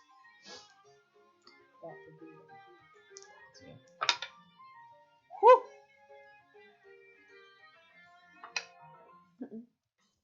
11 plus 4 is 15 points of damage plus 2 points of cold damage. As she goes to cut through Balthazar, seemingly almost out of instinct, Belial, the Shadow Demon, kind of moves directly in the path of it, and she ends up cutting through the Shadow Demon instead, leaving Balthazar unharmed. Does the Shadow Demon take damage? Yes, it does. Is he dead? No. Oh, it was too hopeful. just like cuts through it? I'm like, yeah. And then what was the face? No. But you can definitely see it doesn't. The sword itself doesn't look like it does as much damage as it should, but then you see the whitish energy from the sword kind of begin to coalesce where she cut, and that seems to be what's sort of causing the lasting impact. But there was definitely an impact left by this strike. It's not as if it just passed the Shadow Demon without doing any damage to it. Okay. Okay. That is going to end Rax's turn and bring us to Balthazar and Belial. Let's skip their turn. Yeah, I think. Good it's idea. their turn. Tell them they can come back next week. Try again.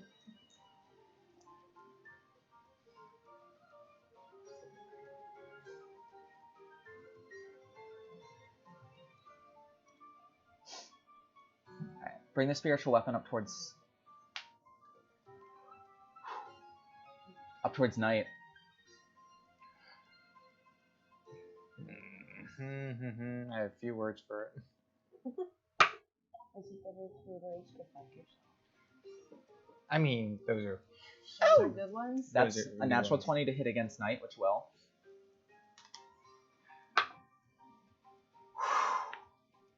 Stop that. It's a 1. 1 doubled to 2 plus 3 points of damage, so Knight will take 5 more points of damage. What?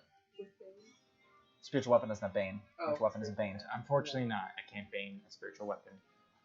The spiritual weapon is kind of like this really gnarled looking longsword, and as it cuts through, it kind of like is able to find the weak spot in her aura and kind of slice right across from like shoulder down to like here, and just carves maybe an inch and a half thick. She's bleeding pretty profusely and looking in bad shape, definitely coughing up a little bit of blood, but still trying to like put on a tough front in front of you, being like, protectory, but like her knees are starting to like show signs of possibly giving. Probably just me done. With the rest of his turn, seeing kind of satisfied with cutting through night slightly, is just going to kind of lock eyes with Autumn and just goes, I don't enjoy things of insignificance getting in my way. I'm going to reach out and attempt to cast Inflict Wounds on her. Who, Balthasar? This is Balthazar that's doing this, yes. Okay. He does have the -4. Correct. What? Nothing. It's just like, I always forget when I'm not behind a screen that like everyone is just watching all the DM rolls happen. Might not make a difference, but Ah!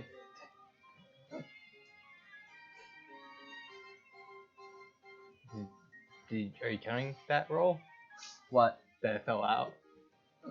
I can reroll. 2. No, misses. Kind of reaches out, and Autumn is just able to kind of parry out of the way as that necrotic energy is just released into the air, and you can kind of see like the life-sucking force being released inches from Autumn's torso as she just kind of, her eyes go wide as she kind of realizes like, oh shit. I like Bane. Good spell.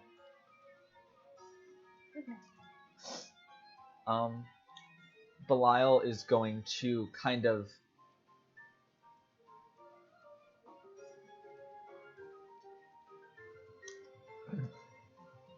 actually, funny enough, since Rax is in full plate mail that does cover everything, and she is a fan of wearing a helmet, Balthazar is going to look over his shoulder and kind of to Belial just say, don't worry about him, get the one in front of me. Belial is going to kind of like, from his form, just kind of like disappear almost like into the space of Balthazar before shooting up kind of its long, now maybe 8 or 9 inch long shadowy claws that are sort of dripping in some sort of unknown demonic poison is going to also swing directly for Autumn. Rough. Bane. Not Belial. Balthazar. I'll pass, unfortunately. Oh, right. At least the flick wounds miss. Yeah. That is going to hit.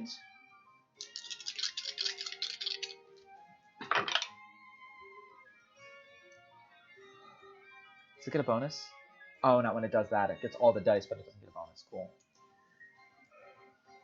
Doing 15 points of damage to Autumn. 15 points of psychic damage as it kind of slices. It goes right for the head, and she kind of flinches, and as it passes through her head, it doesn't cut her head necessarily. It just sort of passes right through her head, almost like it was ethereal, and she kind of like takes a step back for a second, before her head just kind of like snaps to the side, and she just kind of like has to put her hands up to her temples, blood starting to trickle out of her ears. She is not quite as bad as Knight, but she's also looking pretty bloodied at this point now.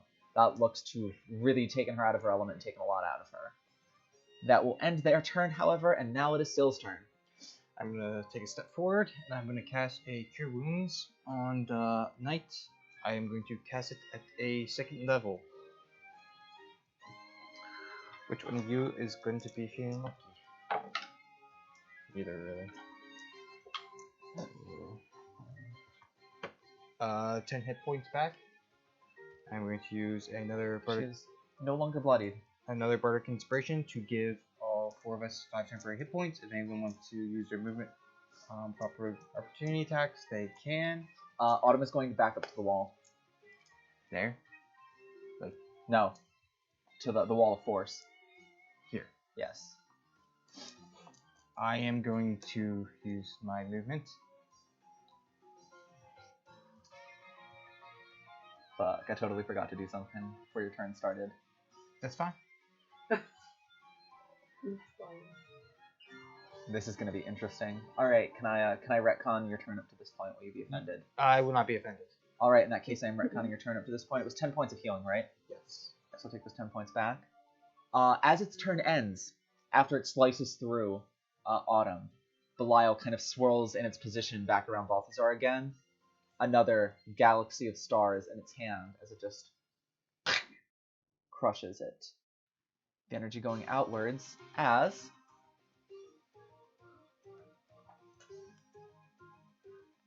he looks towards you specifically and says, "Don't worry, I'll be back for you next time." As the wall of force is going to shift where it is.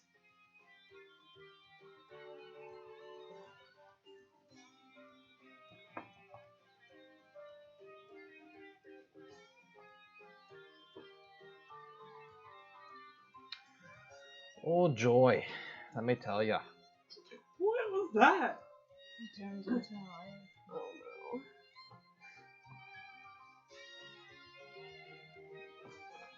no. Arwen's I knew dead. that was gonna happen. I'm down. Everybody say sausage, keep it going. I thought you said everybody say sausage, and I was that like, not what? what you said? I did say everybody say sausage, keep it going. What? Kai got That's- thrown out. That is a Vine thing. Hey. Vi's on this, or Kai's on this side. Yeah, Vi's on that side. Kai. Okay. Hi. Oh As no. It's still For- on this side. Yep.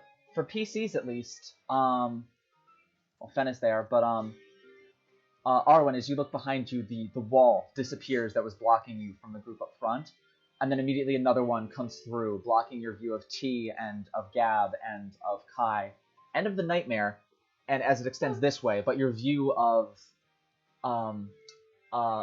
like a kind of frazzled-looking Syl, along with a incredibly wounded-looking Night and Autumn show up on your side, along with this gnarly-looking, spiked, kind of awful-looking longsword. The people doing the worst health-wise are on the opposite side of me. That's fine. These things happen. The only things on this side now are these two, though, right? That is correct, and the spiritual weapon. But can you control spiritual weapon? What? But can you control spiritual weapon if you can't see it? You have absolutely no idea. What doesn't the spell say? You have to see it.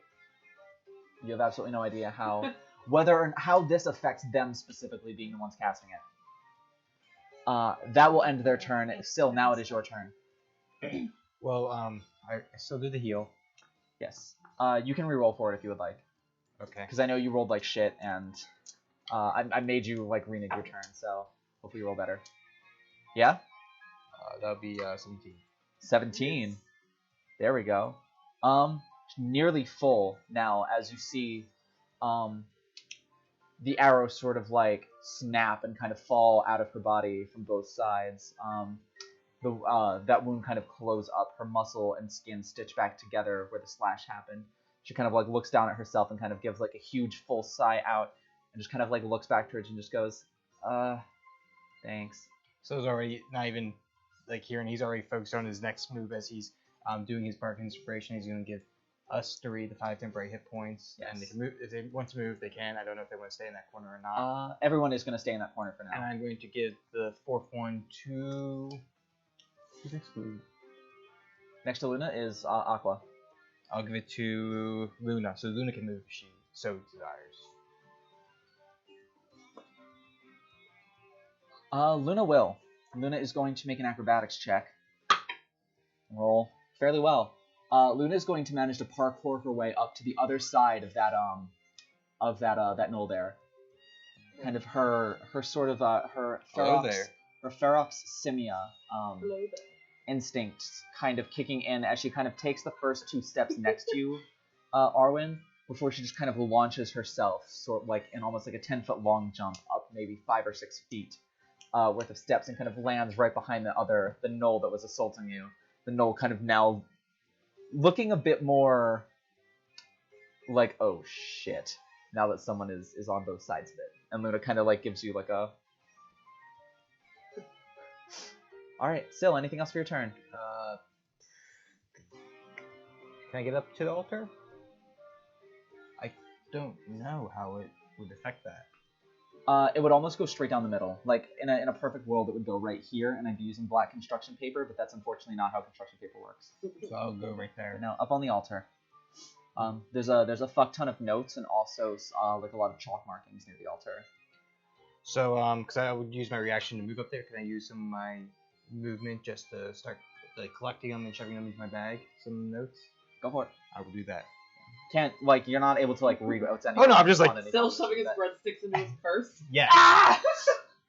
After that, next up, Arwen, Arwen, your turn. Cool. So there I was. Marinara sauce falling out of my You're flanking with your job advantage. What? I didn't finish my thought. What? I thought you were gonna say. Never mind. No, I thought the same thing, and you made a face. I didn't know what to say, and then the first thought that I had to say was like a contact container. What? I don't know why. Like just because Me there and are. Liz I was immediately thought you just- were gonna say falling out of my ass. I didn't go ass. I went the other way, but I heard marinara. Jesus. What other You way? three belong in the Marinara same sauce silo. falling out of my vagina. I heard Exactly. I heard marinara falling out of my ass. Yeah, that's what I heard. Oh, okay. That's a different kind What of is wrong with period. all of your ears? Cass, You're it's your sitting turn. under What all this Arwen, hair. what you doing? I know, not this side. Well, I had First the same thing. Like, well, oh. first of all, I'm thanking the wormling. The wormling like looks towards you and just goes, Wormling's like, yay! Yay! Do you have a problem? No.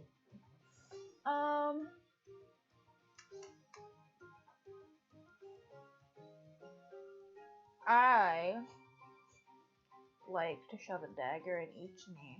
So that's what I'm on the level of right now. all right, make an attack roll. Right in the kneecaps. You have advantage. Huh? You have advantage. So roll 2 dice and take the better number.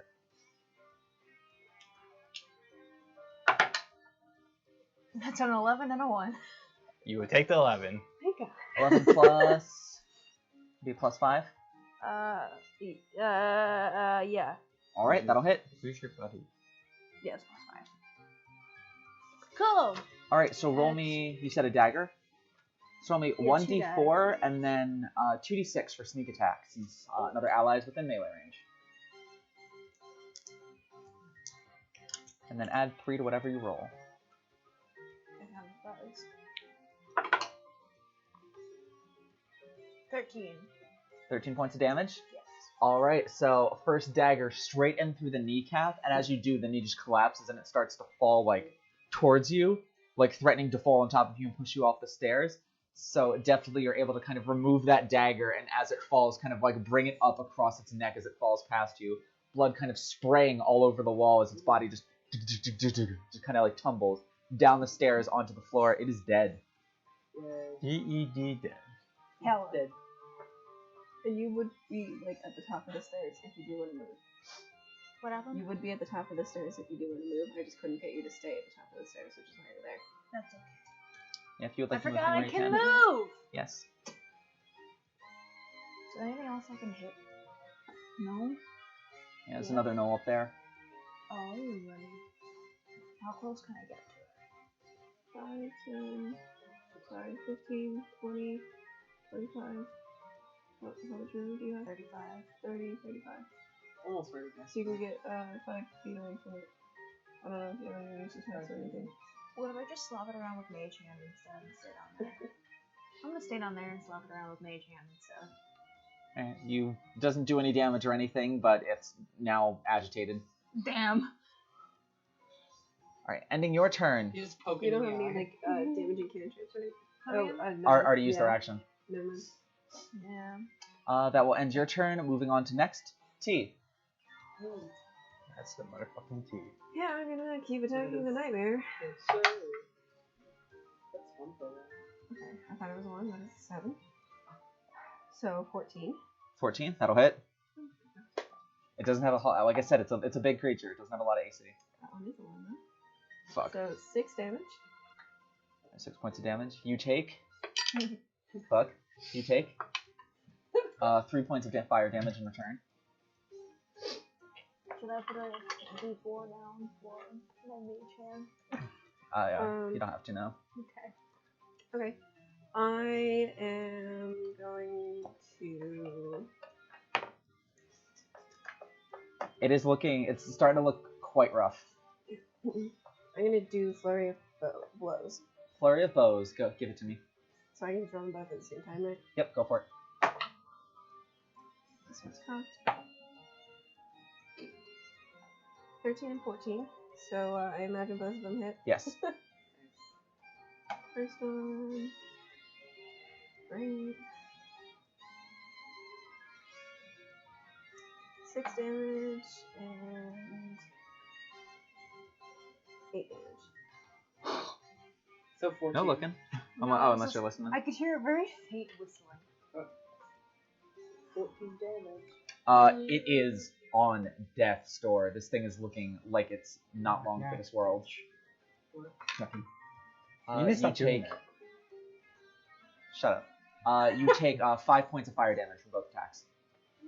It's not 5 for each, but 5 for both combined. And this thing is looking really rough. Does that end your turn? Yeah. Kai. What's this thing here? Null. They're both nulls. That one specifically is the null that Cat blasted the shit out of. Speaking of, you can also see the bad guy down there Yeah, now. I'm scared of him, so. At the very end, you can see Balthazar and Belial sort of swarming around him.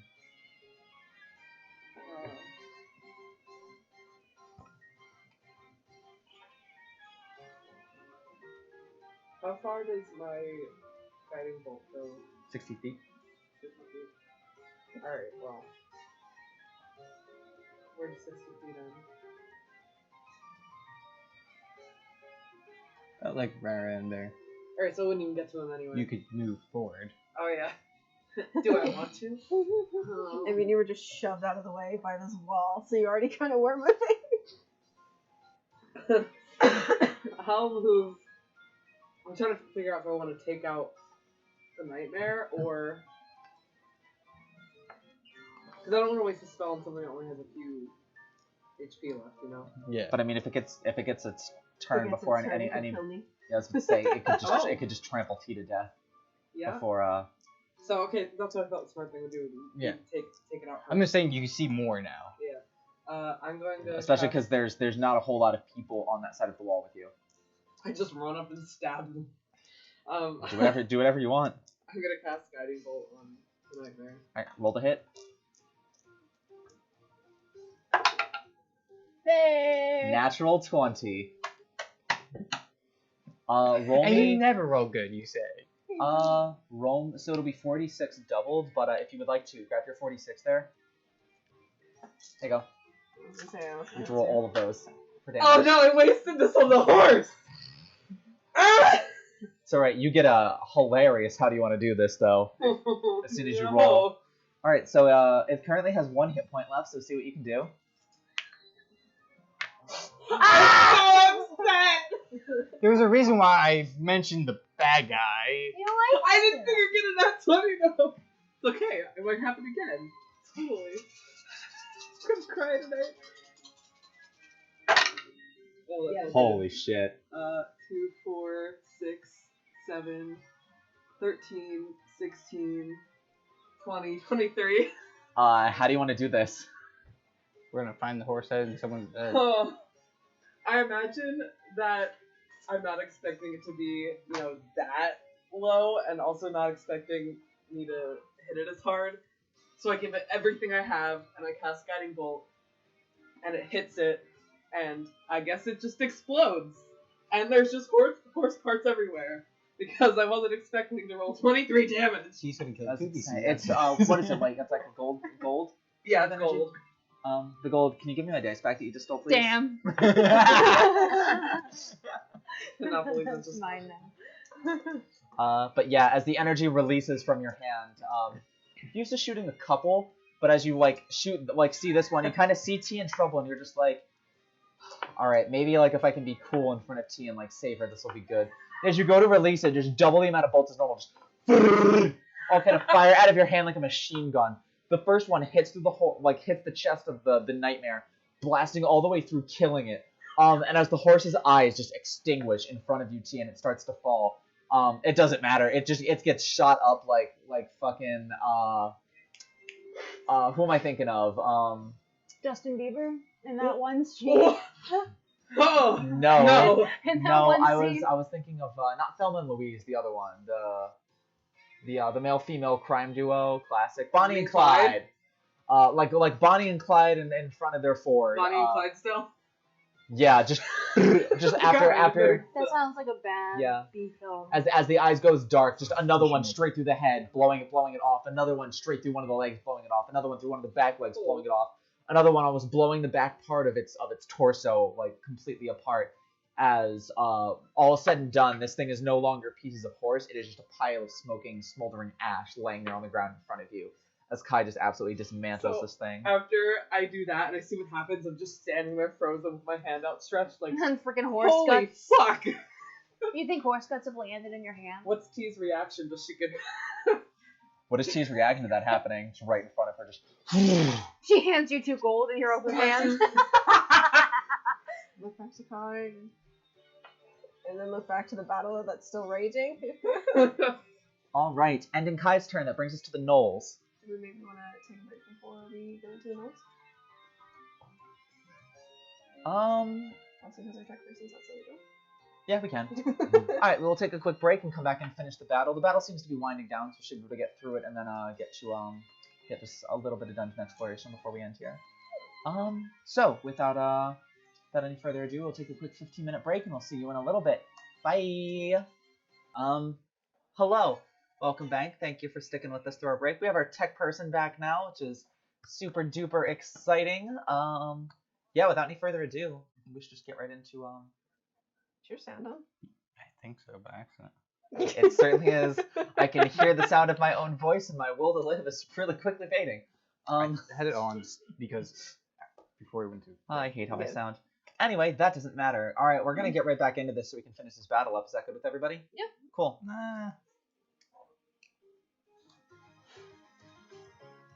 So I managed to adjust some levels.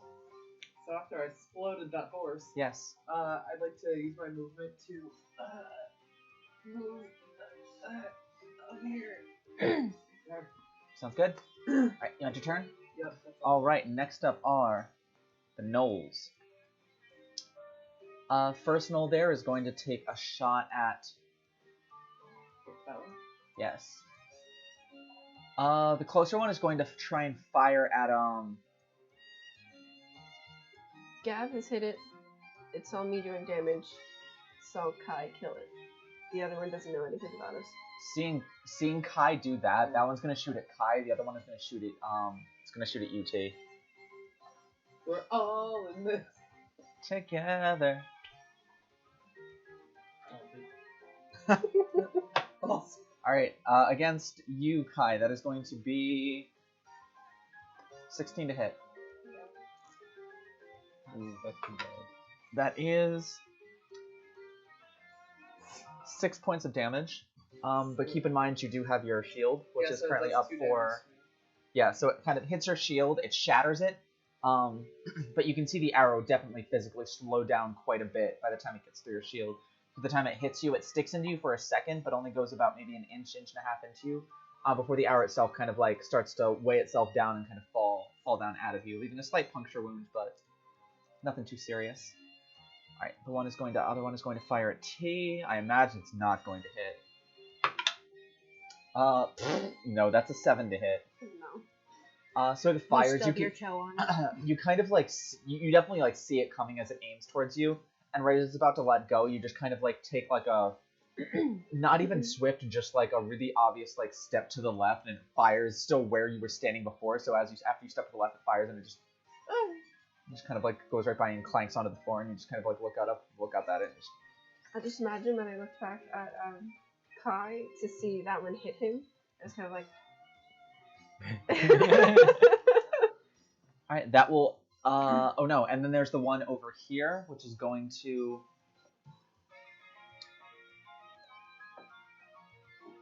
That's right. Yeah, there's only one over here now. The other one got killed.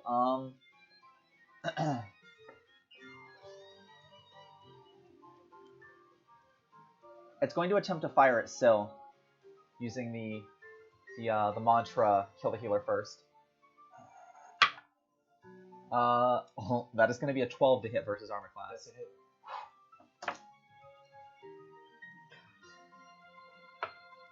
It's going to be 7 points of damage. 2 points of damage to the technical injury. It does. Thank you. That's so pleasing. You're welcome. They're my nuts. I know, I picked myself. Alright, that is going to end the Knoll's turn. That's going to move us to Gab. What's she thinking?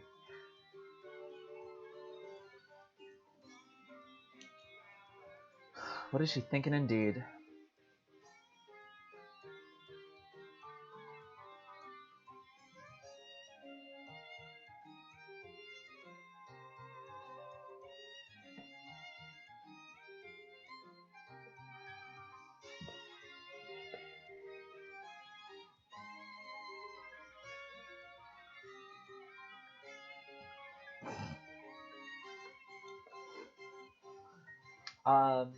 Storing the staff back on the like the straps and holsters that she has on her back.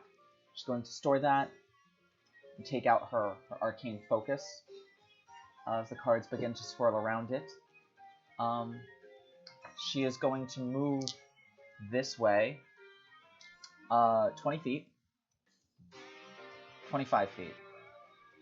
And she is going to attempt to grab one of the cards and whip it at Belial and Balthazar.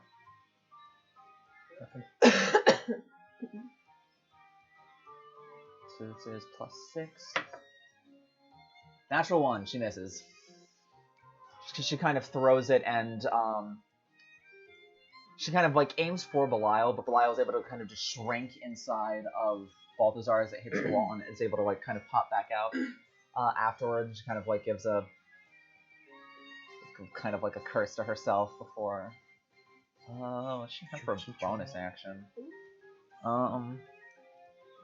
Can't you teach her how to curse?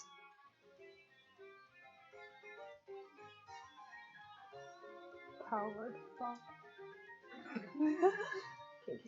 Power words. As a bonus action, she will spend a first level spell slot and use Healing Word. And as she says actually, you would understand it because her Healing Word is in Primordial. You would hear the Primordial, specifically the Auron. That is the air one, correct? The Auron word for gift. As she kind of grabs another one of the cards and throws it towards you, and it kind of like floats up like maybe a foot away from your head before kind of like disappearing in a bright flash of green sparks and comes showering over you, healing you for 7 hit points. Cool.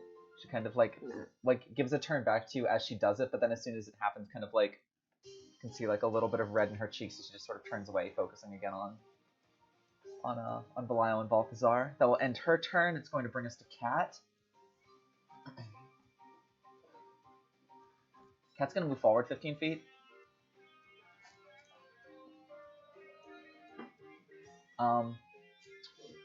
Kind of drop her gun to the ground and sort of like slide the holster out. Load another piece of ammunition in there, and also load a little it's like a little sort of almost looks like a small coin that is radiating like thunderous energy, and kind of drop that in a slot that is right at the base of the barrel. Before sliding it back up and attempting to fire at the knoll that is up there still. Put a coin to your gunslinger. Toss a coin to your gunslinger. It's your wizard. It's your gunslinger. Oh, Valley of Plenty.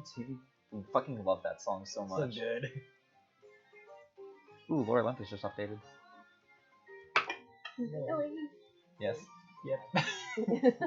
Caught up. I was going to say, yeah, Cass caught up too. We have the entire group reading it now. Get on it. It's a quick read. Not I. It's some of that straight love shit. You apparently would love that.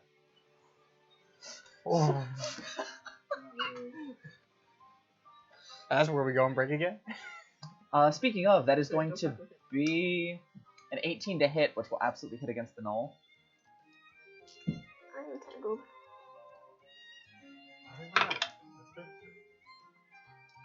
I know how to tackle.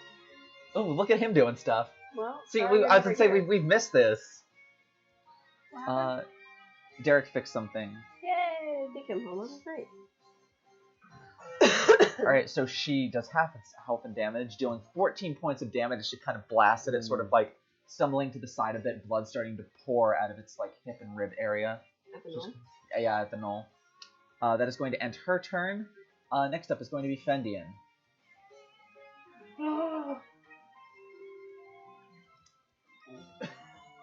What?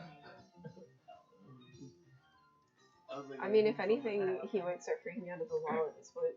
I was literally gonna say, we'll just probably go up to the wall and start screaming. Or he might just try Eldritch Blasting it.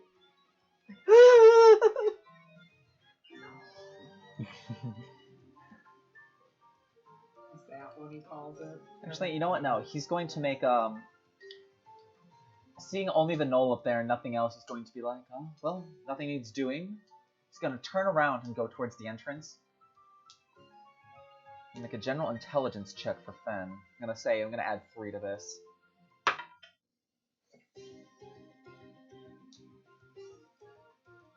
You just hear, guys, there is something interesting and familiar with how the outside looks right now. Has anybody taken a look at this? That'll be his turn. Next up is going to be Luna. And she's gonna go slaughter that guy, so I'm gonna Yeah, Luna We're still is in combat. Luna is moving at Mach 10 straight towards that fucking knoll. You can do it. Please set it back up right. No. No! Pat, I can get it. You're all the way to the middle. Alright, she is going to swing recklessly. Bada. Hey, bada. I think it was reckless too. She will hit. Oh, that's a whole fuck ton of damage.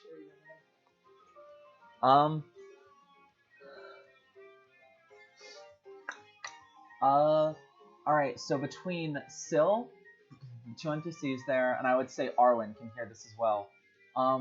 Between the two of you, do either of you speak Sylvan? Yes. No? You hear just like a loud shout in a language you don't understand. However, in Sylvan, what you would know to be like what is considered the official language that the Ferox have adopted. As she swings, you hear through grunted teeth, "Get fucked!" As she just swings her sword through.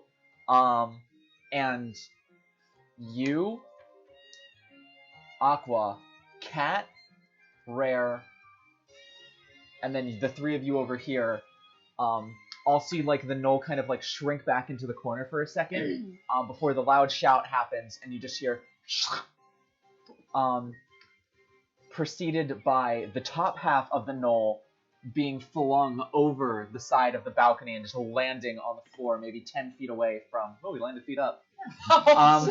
Landing like 10 feet away from Autumn, followed by the bottom half, sort of like, kind of like falling off the side, like slowly, and sort of just like, kind of like tumbling off the side of the balcony, just right along the wall there. But he is in pieces. And as she swung, you would see like the purple light that was surrounding her. You'd see like a flash of that right as she swung. Nice. But yeah, that he is real dead. That was approximately a whole lot of damage. Ending her turn, we're going to move to Rare. Rare is going to move 60 feet this direction. She can only move about 10 before hitting a wall? Or wait, no, I can't see where. I can only... Oh. I was like, what are you talking about, 10, Maddie? 15, 20, 25, 30, 35. 60, that's right next to the... Yep, that's going to end her turn because there are no more enemies on that side. Okay, but she put herself right next to the weapon. She did. Okay. Okay. What is next? After Rare is the Imp, the Night, the I'm sorry, what was that? the Dragon. The dragon. What does the wormling do? I literally almost, I was going to say Ash the dragon, but the first thing that was going to be out of my mouth was ranch. What? I was going to say Ash the dragon to get your attention, but I almost called you ranch, and I don't know why. Is it because I said ranch to you earlier? Did you? Yeah. I don't know. Oh, jeez. Anyway. What is dragon? Oh, Ranch. great. There's no more enemies on this side. There certainly isn't. Uh, No, it's only as a bonus action. It Yay! locks on Fenuin. Nuzzles are one. You can hold your action as well. Oh yeah, that's true. I hold my action. To nuzzle. You can't move as part of an action though, so unless somebody came within its melee range, it wouldn't be able to do anything, unfortunately. Can it fly over the barrier? The barrier extends all the way to the ceiling. Can I have it fly to like right in front of where the barrier is? You can Yeah. break through the barriers. So I want to say it's like up here Yes. somewhere, and then Yeah, it gives you a little nuzzle as it goes past you. Kind of like nuzzles into your side, like continues going. Nothing. I guess that's it. Cass is filled with cute squeaks. That is what you do. So I can't say hold action to dive and bite. No. That just fucked my mic. Sorry That is about going to move us to the twins. Okay. Let's see. First up, Knight and Aqua. They're both on the same side. They are. They did hear Fen though. Yeah, I was about to say, seeing the little bit of dried blood on Aqua, Knight is going to be like, "What the fuck happened to you?" Aqua's just, "I got kicked by a horse." Seeing like the profuse amounts of like blood not from her current wounds all over Knight, just, "What the fuck happened to you?" We'll talk about it later. Let's see. Aqua's going to come up kind of right next to Rare, and Knight is going to. Where's Rick? Can't see it so much. That's fine. And Knight is going to move herself up with Syl. Dead. There. You did it. Because she can't really balance on the steps there. Can you reset that null for me, please? Certainly. Thank you. That's going to end their turn because they can't really do. Wait. I say they can't really do much, but does that make me a liar? Liar! It just may. Inside jokes. What? Inside jokes. Oh shit, I'm the healer. Do I get hit? Yeah. I was about to say the reason Knight moved up, she's actually putting metal armor on you as you speak.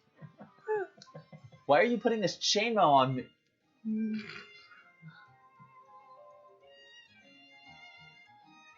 You're the healer.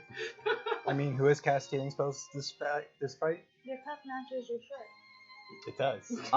You're the only one who's healed. Kai's done support spells. Looking up to see what a spell does. Looking up to see what a spell does.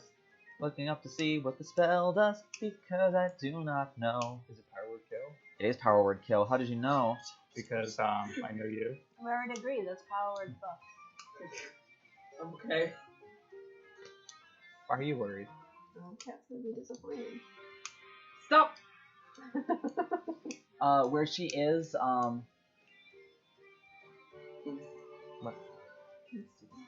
Aqua is going to kind of tap her on the shoulder and just be like, know you want to impress, but still be smart. And she's going to cast Heroism on Rare.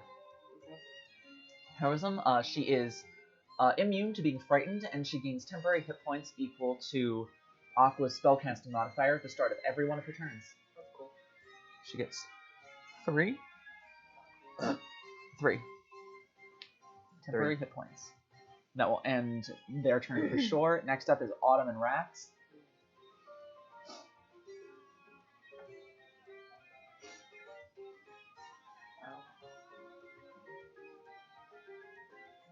Did Knight do anything? No. There's no one. All of her abilities are offensively based, though. Okay. Just attack the wall! Autumn is going to...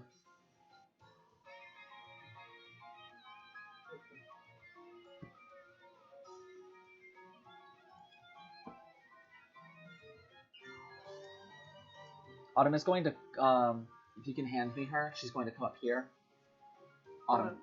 Oh, sorry. Thank you. She attempts to get away from the spiritual weapon. She's going to cast Healing Word on herself at first level. That'll be 6 points of healing back as some of the bleeding from her wounds subsides. She kind of is able to relax a little bit more. It actually just stopped. There you go. Now it's there. Can you hear Is it when this you're that different close or music? no? No. For a hot second, I was able to hear it, and it was freaking me out. Nice. Alright, that's going to move us to Rax's turn. Damn, Rax. Rax is just going to take a look at both of them and just kind of like, even though she knows what's there, just kind of give a quick look over her shoulders to see that there's no one behind her and just be like, shit. I'm not stuck in here with you. You're stuck on this side with me. Pretty much.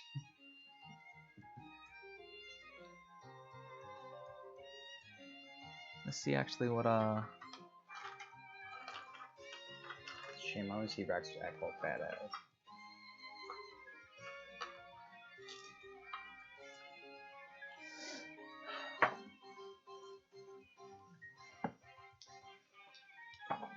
in kind of a moment like that, 3 wasted now. in kind of like a badass moment like that, Balthazar is going to look towards her, being the only one there, and just goes, well, it appears to just be you and me for the moment. And through the helmet, you just, I would say loud enough that Gab and NT can hear you just hear, yeah, this is gonna hurt. And just gets ready to just absolutely swing on him. He now knows that, not a guy he's fighting. Jury's still out, her voice is pretty deep.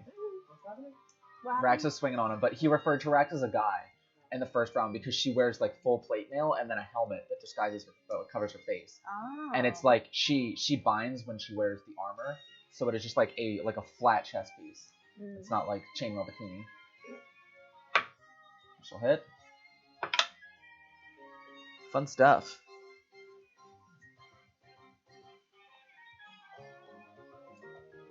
Alright, so she hits with the first attack, dealing... I see a picture of her as blonde Zarya. Oh, yeah. I'll show you later. I mean, I've sent a picture of I thought you, like, missaid Arya. I like was what like, her character's For based off some of. reason, I always get Valerian vibes. A little, but like bigger, tougher, and more stoic. Yeah. I mean, I've sent you the picture of like what I know. her character is based off of. See, that is 9 plus 4, 13 points of damage to the Shadow Demon. She's also going to use one of her superiority dice to use pushing attack. 5 more points. It's 20 points of damage total. God damn it.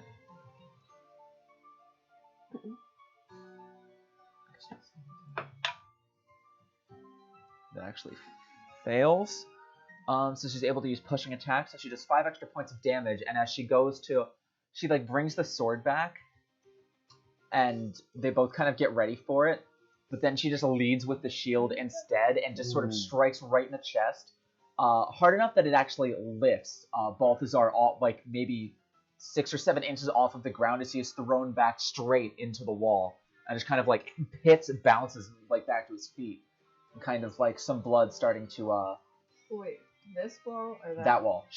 Oh wait, no, that's right. She throws him into that wall. She kind of throws him into the wall of force.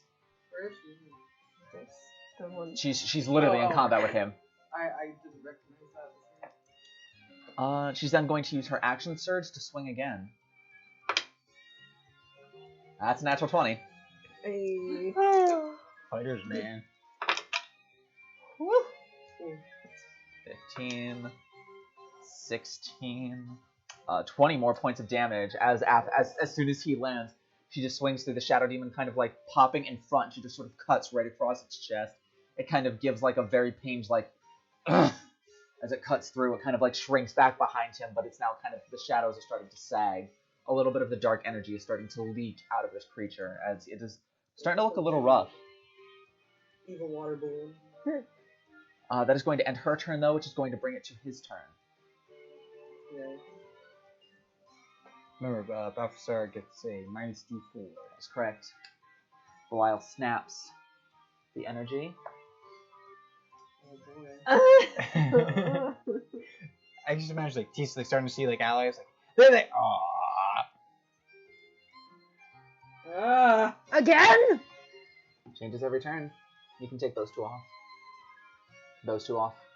The, Not I was the like, gnome. what? Not the regular gnome. You're stuck on that side of him. There's a lot more now.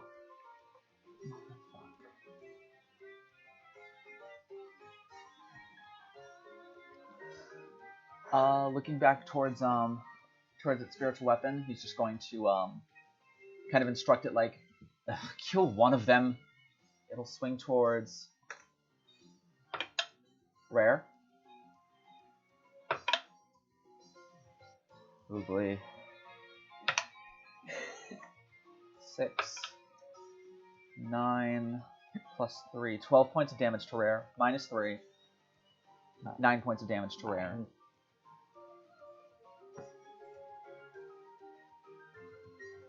It kind of like cuts across where her hip is. She kind of tries to jump out of the way, but it still manages to dig into her a couple inches. One of the like sharp barbs of it sort of catching her, causing a bit more bleeding than it otherwise might have. For his turn.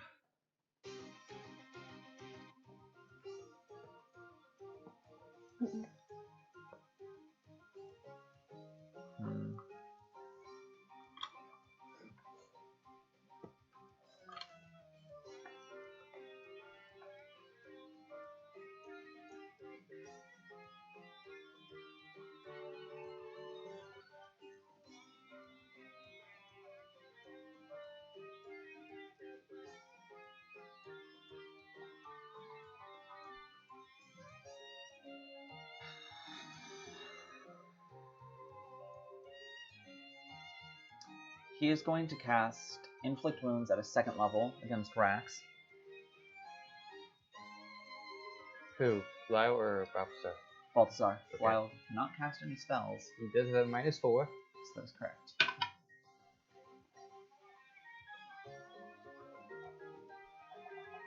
So plus 3. So there's currently a 21 to hit. It's unfortunately just going to hit. I tried. He rolled real high. I mean, it's been fucking them for the most part so far. Inflict Wounds is typically 3d10, right? Could be 40 That is 13,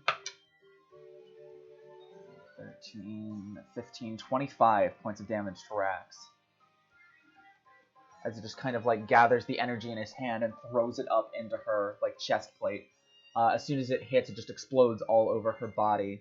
You can kind of feel like the muscles inside of the armor tense as she kind of takes a step back, sort of drops to one knee. You hear like coughing from inside of the armor, inside from the helm. So her grip on her sword and her shield like weakens slightly. Just kind of looks at her. Just sort of says, "Good. Now stay there." As he is going to hightail it up the steps.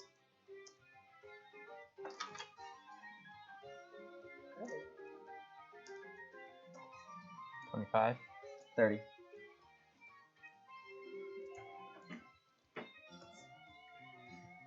He's going to as it kind of like looks at like the chalk markings, just sort of passes a hand over top of them. They begin to glow as he looks towards you and just goes, "You are coming with me now. Kill the other two." As Belial was going to launch out from the shadows and strike at night. Is she not getting an attack of opportunity? So Rax? she normally would. For flavor, I'm just going to say she's not going to take it because she just got absolutely shellacked by the Inflict Wounds. Shellacked. Would still? Nope. I'm No. still within 5 feet. So within 5 feet. He just kind of moved himself into a position where he's, if he were to leave like now, he would take attacks of opportunity from 3 different people. But he is like on the side of 2 people and in front of 1 person. He's attacking Knight. Yes, that's correct. What did he use? What? Shadow Claws. It's going to be... Oof.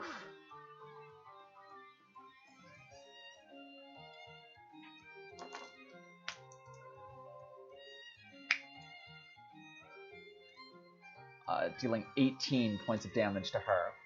As it kind of swipes through, you can kind of see the pulse now of psychic energy. It has such an effect as she kind of like drops down to one knee for a second, her hand kind of like catching herself on the ground as blood begins to flow from her ears, flow from the corner of her eyes and down her nose, even like a trickle out of the side of her mouth. She kind of like coughs a little more, spilling onto the floor, but still able to just like get the other leg under her, stand back up. She just kind of like looks awful, but is just trying to, if nothing else, spite him. Just kind of gives him a look right in his face of his distaste at Belial not taking her down in one hit. She just sort of gives like a really weak grin. Still unstoppable. That is going to bring us to you, Sylvanus.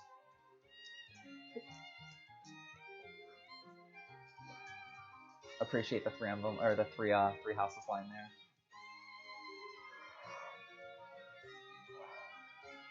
I'm just not done yet. I know. I'm weighing options. First thing I'm going to do is I'm going to use my bonus action again, one of my bardic inspirations. The third one, I'm going to give Optum, Knight, and Rax 5 temporary hit points. Myself, they can move if they like to, so can Rax. They can use a reaction to move. Or I'm going to move. That's going to determine my action. Yeah, Rax will get up there with him. Okay. Oh, that's right. I forgot about that. They can use their reaction to move, right? Yes. So they have to use the reaction to do that? Yes. So no, Rax didn't even have an opportunity attack to take. The last time that Syl did that, she did that. She took. She would get a new one after her turn. Would she? Oh, well, she used it to move here rather than to attack. Are the other two going to move? Is Syl moving? Yes, if they do. If you don't move first, no. Autumn is in the corner there, ready to attack, and even in her absolute, like, near death's door state, Knight is adamantly trying to stand in front of you as much as she can. Okay, I'm going to use my reaction. You did it. You know, like to move here, it's Yeah. yeah, that's fine. So are they going to move now? Knight will step back next to Rax at least. They're not going to leave the corner? No.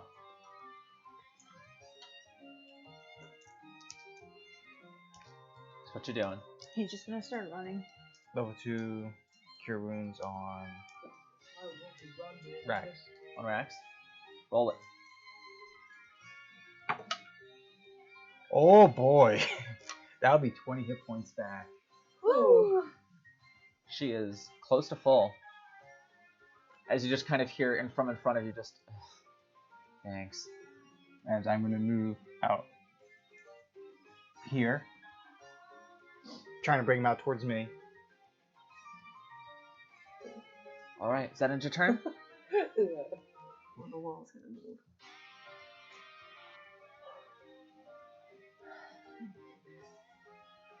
It's hard to see the angles sometimes. Yes. Cool. In that case, that brings us to Arwen. There's a guy all the way over there. Do any of us gather at this point what's gonna happen with the wall every turn now? Or like, could our characters make an assumption that like It seems to be around 6 seconds, every couple of seconds or so, your entire universe right now is just the inside of this temple, and it seems to be shifting on planes. It's just like, and then back. So you have a feeling that it's going to come back here, but you kind of have to prep yourself because you're like, all right, as soon as I got like 6 seconds to do shit before. It's really fucking disorienting because it's like taking this and like ripping them like, and then putting them back together to be like. So are they still going to stay in there? The pair? Who? Knight and... They are. They're staying where they are. Okay. I'm still going to... Yell a few things, like just taunting him to like come at me down here and such. Try and get him away from the other three. Feel free. Actually, make an intimidation check.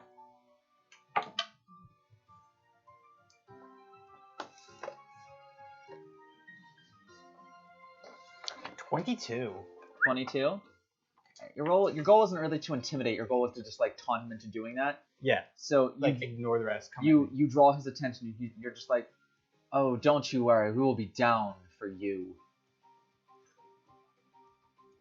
That's all you get. Arlen, what you doing? Move into the entrance. Uh-huh. All right, make a. Are you trying to see what's outside? Yeah. Make a.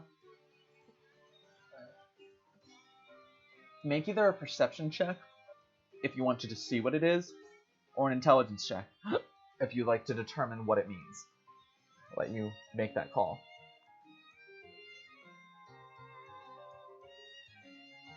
I would say this would be Arcana.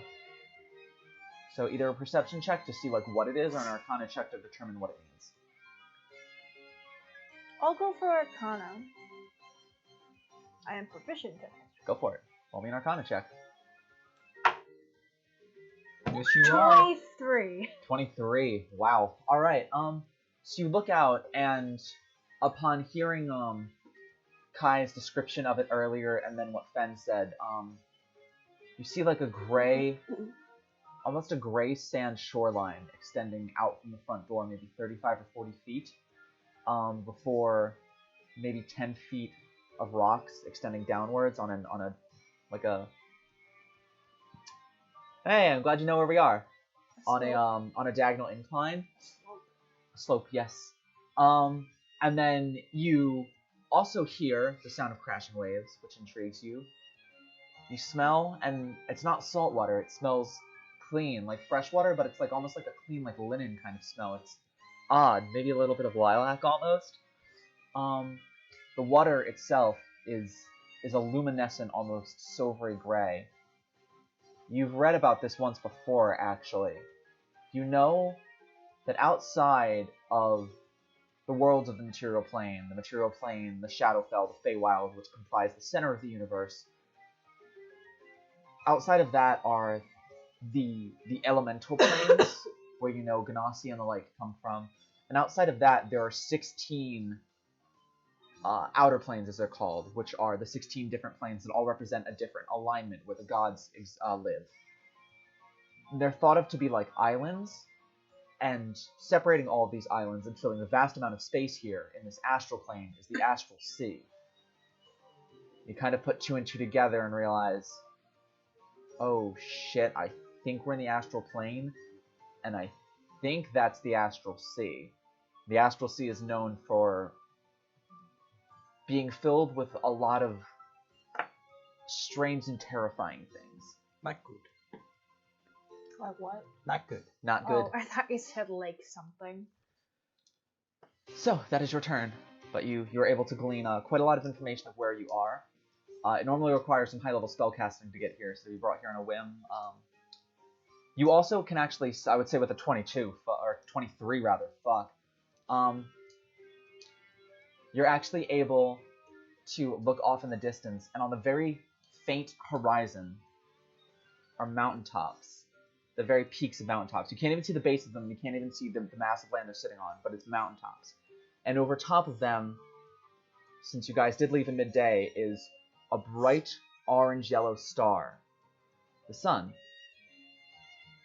And with a 23, also able to connect together some things actually from a book that you borrowed for a set of time from a certain bookstore. You're like, the sun. Where does the sun reside? The sun resides at the top of the world of the gods that inhabit the plane of lawful goodness, Mount Celestia. And then like it kind of clicks in your head like, oh shit, Mount Celestia is literally there. Like a god lives there. One of the creators of the universe lives there. What is Mountain Snowpack Island? In this distance.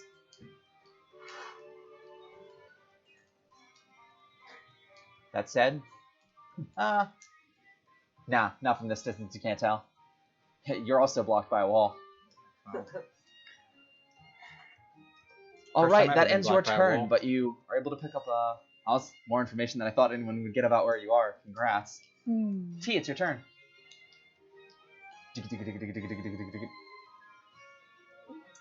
She's gonna Jackie Chan it. I was gonna do that. I was about to say, Chi would like to remind the Knolls that this is Sparta. Roll an attack for me, because I'm guessing that's what you're doing. Would that work? You could certainly try. No. I mean, This is Sparta. I was about to say, roll to hit. If you do Push him off the ledge. if you do critical damage, how do you want to do this? If you do like deathly damage, how do you want to do this? He's hurt. He has already gotten absolutely like blasted by fucking Cat's thunder gun. He took that straight to the chest, so he's already bleeding fairly profusely. No, Gab is directly under him, so I'd push it down the stairs. If I do kill it. Hey! That's funny. Roll damage.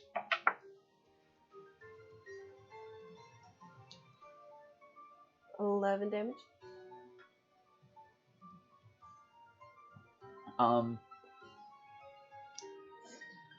You remember where the nightmare was before Kai hit it? Mhm. Yeah, that's where he is. Okay, cool. So he's dead. Nope. 1 hit point. Well, I thought you said that I would only do something like that if I killed it. Yeah. Well, I wouldn't be pushing it down the stairs if I didn't kill it. No, I'm saying right before Kai hit it, the nightmare was at 1 hit point. Oh, okay. I thought you meant So then where, I- like on the map. No. I'm gonna try and unstrike it.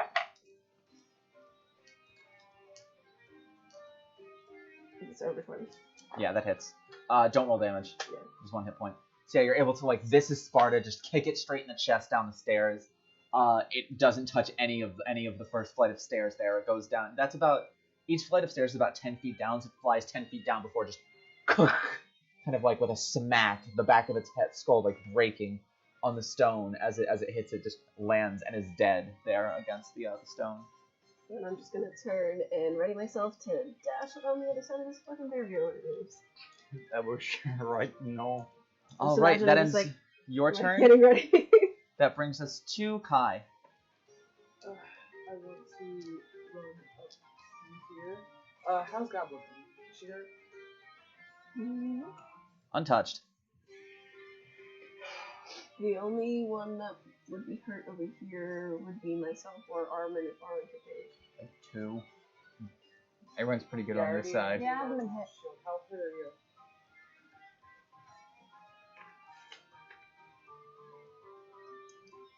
Too much. Okay. I'll just wait here for now. Do you want to like hold your action or something? I'll. Hey, don't forget, you can hold offensive actions. Yeah. For like next time, like as soon as I can see an enemy, I will blank. Or as soon as I see something I've heard, I will blank. But Yeah, I was thinking, as soon as I can see, Balthazar. I'll use. Bowser. Yeah. I'll use Guiding Bolt. Cool, like that. Let's see. That ends your turn. That brings us to the Knolls. Once again, just seeing that its master is designating you as prime target, is just going to fire an arrow at you, Sil. Okay. That'll be 19 to hit. That's a hit. That'll be 7 points of damage. That's another 2 I take. Yep. So again, you're kind of able to block most of it, but it still digs in a little bit. Not too bad though. That'll end its turn, which brings us to Gab and Cat. T, how are you looking on hit points? After Gab healed you a little bit. 26 out of 30. You're fine then. Have you been touched? Armin would be the other one. I don't remember if Armin took damage or not, but Armin would be the Oh, only yeah, one that's right. that's I took 2. been in hand-to-hand combat on this side of the board. She's just going to ready for the next person she can see. She has like another one of her cards ready to throw. Cat will go back with Arwen and also start kind of like just investigating and looking at the what she sees in the distance. kind of building a quick stuff that they got together. Does she go all the way around, or does she stay on the sub? She'll stay there. Next up is Fen. Continue to study. Fen will actually, you don't have to move the mini, but Fen will actually take a step outside of the temple and sort of step into the sand. His foot kind of like sinking as a foot does in sand. And kind of bend down and just sort of like examine the sand. Alright. Information that I may or may not need to send to Audie at some point. Next up is Luna and Rare. Looks like Luna's Luna's jumping. Yeah, Luna's actually on our side. I believe she's got them monkey jeans. Unless she's not wearing the She's jeans. going to soon won't come this year.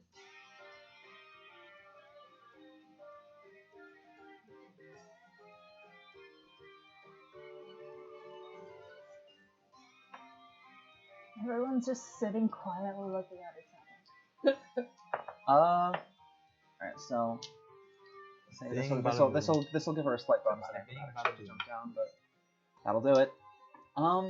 So she actually, you hear cling, cling, cling as she drops the sword to the ground and just goes, too heavy.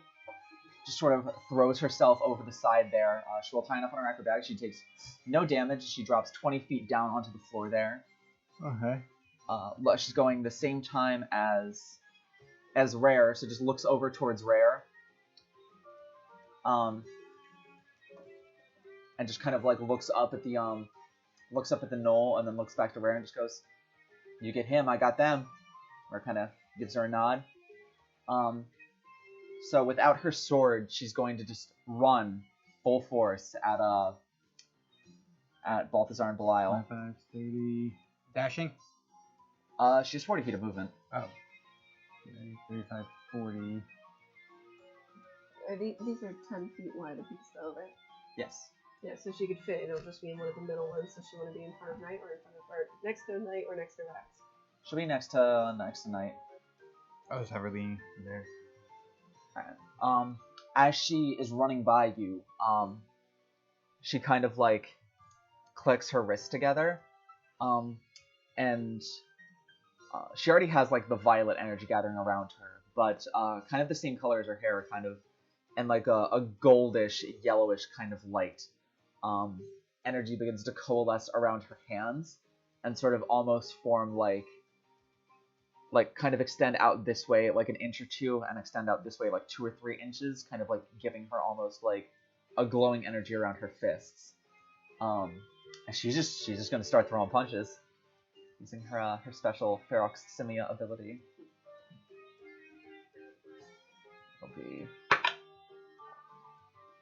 enough to hit. She'll do 10 points of damage to as Belial will once again take the hit. It's starting to look pretty rough, and especially as he encounters this, it kind of burns a little bit where she hits him. This definitely seems to augment her punches in a very positive manner. But she punches through his chest. He kind of like sinks back in. You kind of see like a little bit of hole starting to burn through him. He's definitely having a much harder time kind of keeping his shape. All right, moving us to Rare. Rare is going to look up towards the knoll. Mm-hmm. Is actually going to put the staff away and from the book kind of like draw like a sigil over the book before like reaching down to the pages, pulling up a sort of ball of crystal fire in her hand as she throws it out towards the knoll. That'll hit for 82 points of damage. exactly 13 points of damage. Close enough. He's definitely looking pretty bloodied now, but Rare, who you've always known to be stealthy, sly, a fair hand with a dagger, now just drawing an arcane sigil, reaching into a book, pulling out like a ball of molten fire, and just sort of almost sidearm throwing it at this knoll, having it explode on him and just cause serious bodily harm. Just kind of like reaches down to the book to ready another. You kind of get why Aqua and Knight were talking her up now. It's impressive. Wait, Not- who was it? That was Rare that just did that. got So you. this, yes, the only knoll that's left. I didn't know if I was over here. Certainly an interesting sight. Is the knoll like Bloodied. okay? It was full. It's now bloodied. Dragon.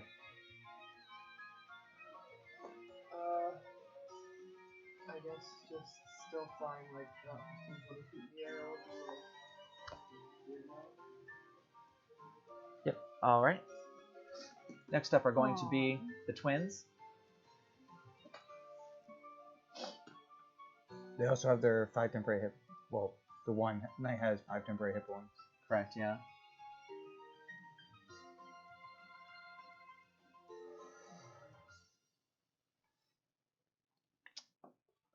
Let's see. It's a little crowded, so Aqua is going to move next to you, Sil, kind of getting ready for the Aqua. Move next to on the other side of you, kind of getting ready for the shift to happen, so she can be in place to be on the same side as him. There's too many people crowding around there. Knight's going to take a step back, and then just kind of sigh to herself and go in using her melee, using a spending spell slot to use her melee slash onto Belial and Balthazar. Rolling just high enough to hit. And that'll be 7 points of damage to Belial as he takes it. Wherever he is. He's starting to look really rough. Each kind of slice now is kind of slicing off a piece of his shadow. That's takes a second to try and recoalesce to him before it kind of fades away, his form growing smaller and smaller. As she's going to stay right up in combat with him. Alright, next up, Rax. Rax will swing at him, do what she does best. That's a natural 18, that'll hit.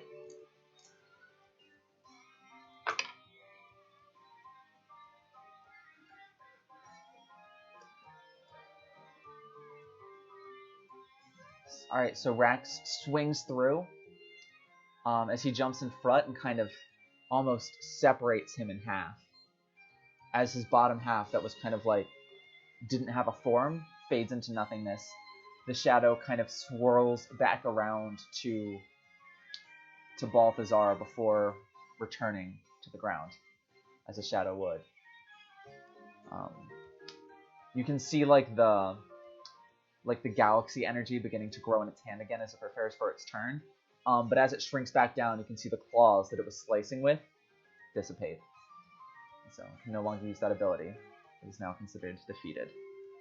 So it's like regular So shadow. the wall disappeared? No, the wall is still there, unfortunately. But he can't take his attack. Like the Shadow Demon's attack that he was using to cause psychic damage every turn is gone now. And now also, there's no one to jump in front of attacks meant for Balthazar. And so with that in mind, Autumn is going to kind of give him a smirk. And Balthazar will look over at her for a second and just goes, "You going to poke me with that?" Before she just collapses it back into its bow form, takes out her violin, puts it up, and brings her bow across to draw it. And just you see a shit-eating smirk on her face as she does this, and just harshly brings it across the strings, just. And as she does that,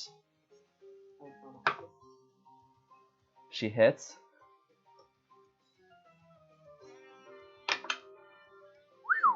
And does 10 points of psychic damage to Balthazar, actually, as she brings this across. Her violin being augmented to be a ranged weapon through its playing. If she plays it a certain way, it can cause psychic damage to nearby enemies, which is super fun. Does anyone playing any instrument badly causes psychic damage? But no, as she plays it, you can see kind of the faintest of connection as she plays it from the strings that she drew across directly to his head region before they dissipate. And he kind of shakes his head and kind of has to take a step back. There's, similar to what happened tonight and what happened to Autumn, a small trickle of blood beginning to pour from the bottoms of his ears. That sounded awful. Take some lessons. That is going to end her turn. It is now actually, yeah. That ability does rely on that, doesn't it? Yeah. It is now Balthazar's turn.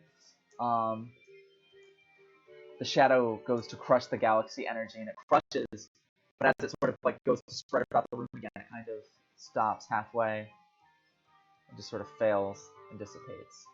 Outside remains the same, but you can remove those wall pieces as the wall fades. Not that wall piece. No, not that wall piece. No. Okay. This just starts taking apart the set. But with this, a very frustrated Balthazar.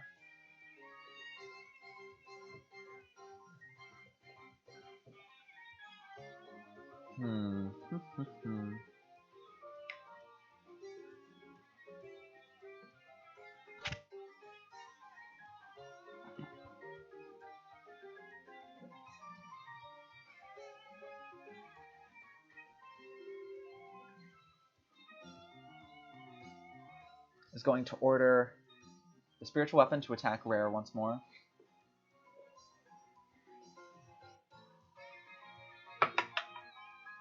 It will hit. It's not a natural 20 though. Deals 9 points of damage as Rare is looking fairly injured now. It's already cut through kind of her hip area. Now it cuts through her shoulder. She kind of is like backing up, kind of trying to find a way to break this thing. She's bleeding quite profusely. As he will kind of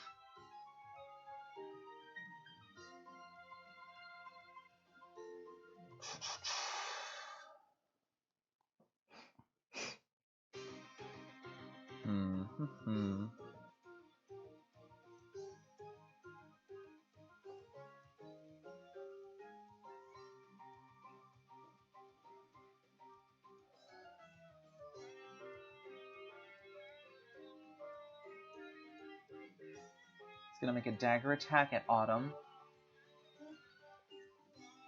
And a dagger attack at Night. Autumn. So Autumn will take 3 points of piercing damage as she gets slashed.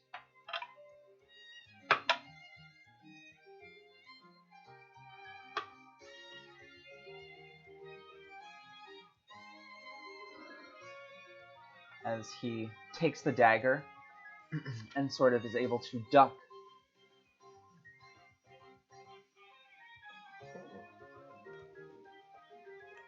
As he takes the dagger and is able to duck underneath Rax's shield, kind of slipping forward as he takes the dagger that he has and sticks it right in between two of the ribs of Night. As she kind of backs up. Did you do the D4? For the attack? Yes. Yes. Sorry. I'm starting to roll a little bit better for them. I literally rolled like shit for all of my enemies since the first half of the battle. The amount of arrows that those gnolls have fired straight into the fucking ground has been ridiculous. But yeah, sticks it right in between two of the ribs and then proceeds to give her like a shove off as she tumbles down the stairs unconscious. Her aura kind of falling, her dagger sort of clattering along with her.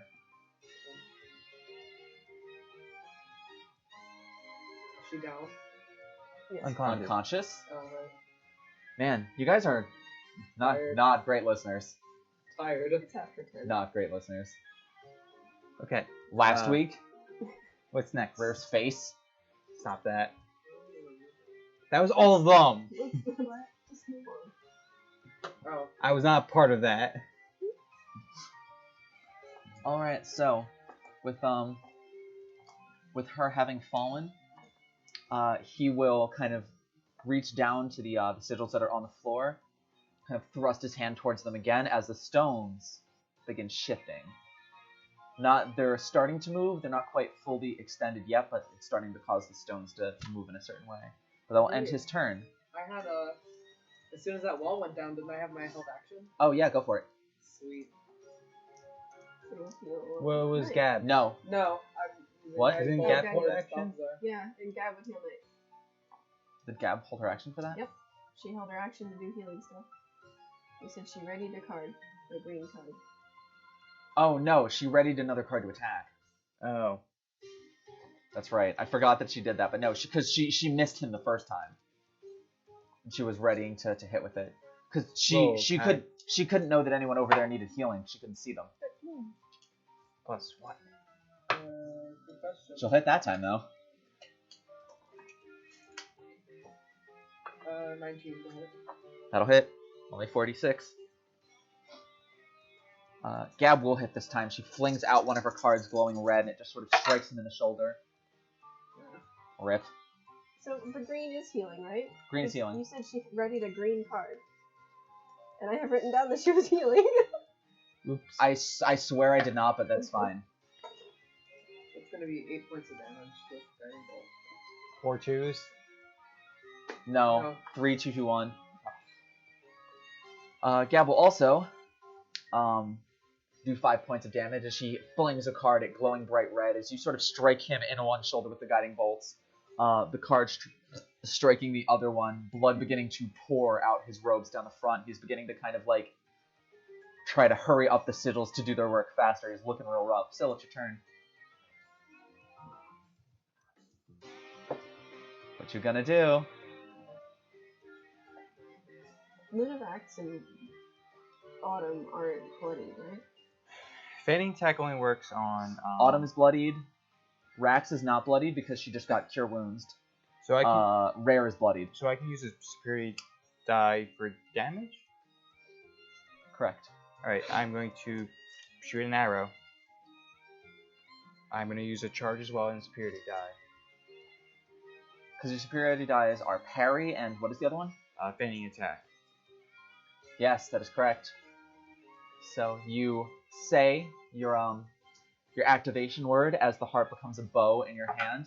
His eyes sort of glow at that. He's just like excited, but more academically excited than anything else, as he kind of doesn't realize his place. What'd you roll? 20. Natural 20. Hey! Roll me 2d8. No, roll me 2d8, 2d6, and 2d4. For what did you get? Roll the nat 20. For what? He's firing his bow. The bow is a d8. The cold damage, because he's spending a charge, is a d4, and the superiority die is a d6. Sorry, I'm reading everything. Because I was going to say, because technically speaking, the d6 also should have been added to your attack, not that it mattered. 11, 13, 17. 17 points of damage. Yes. How do you want to do this?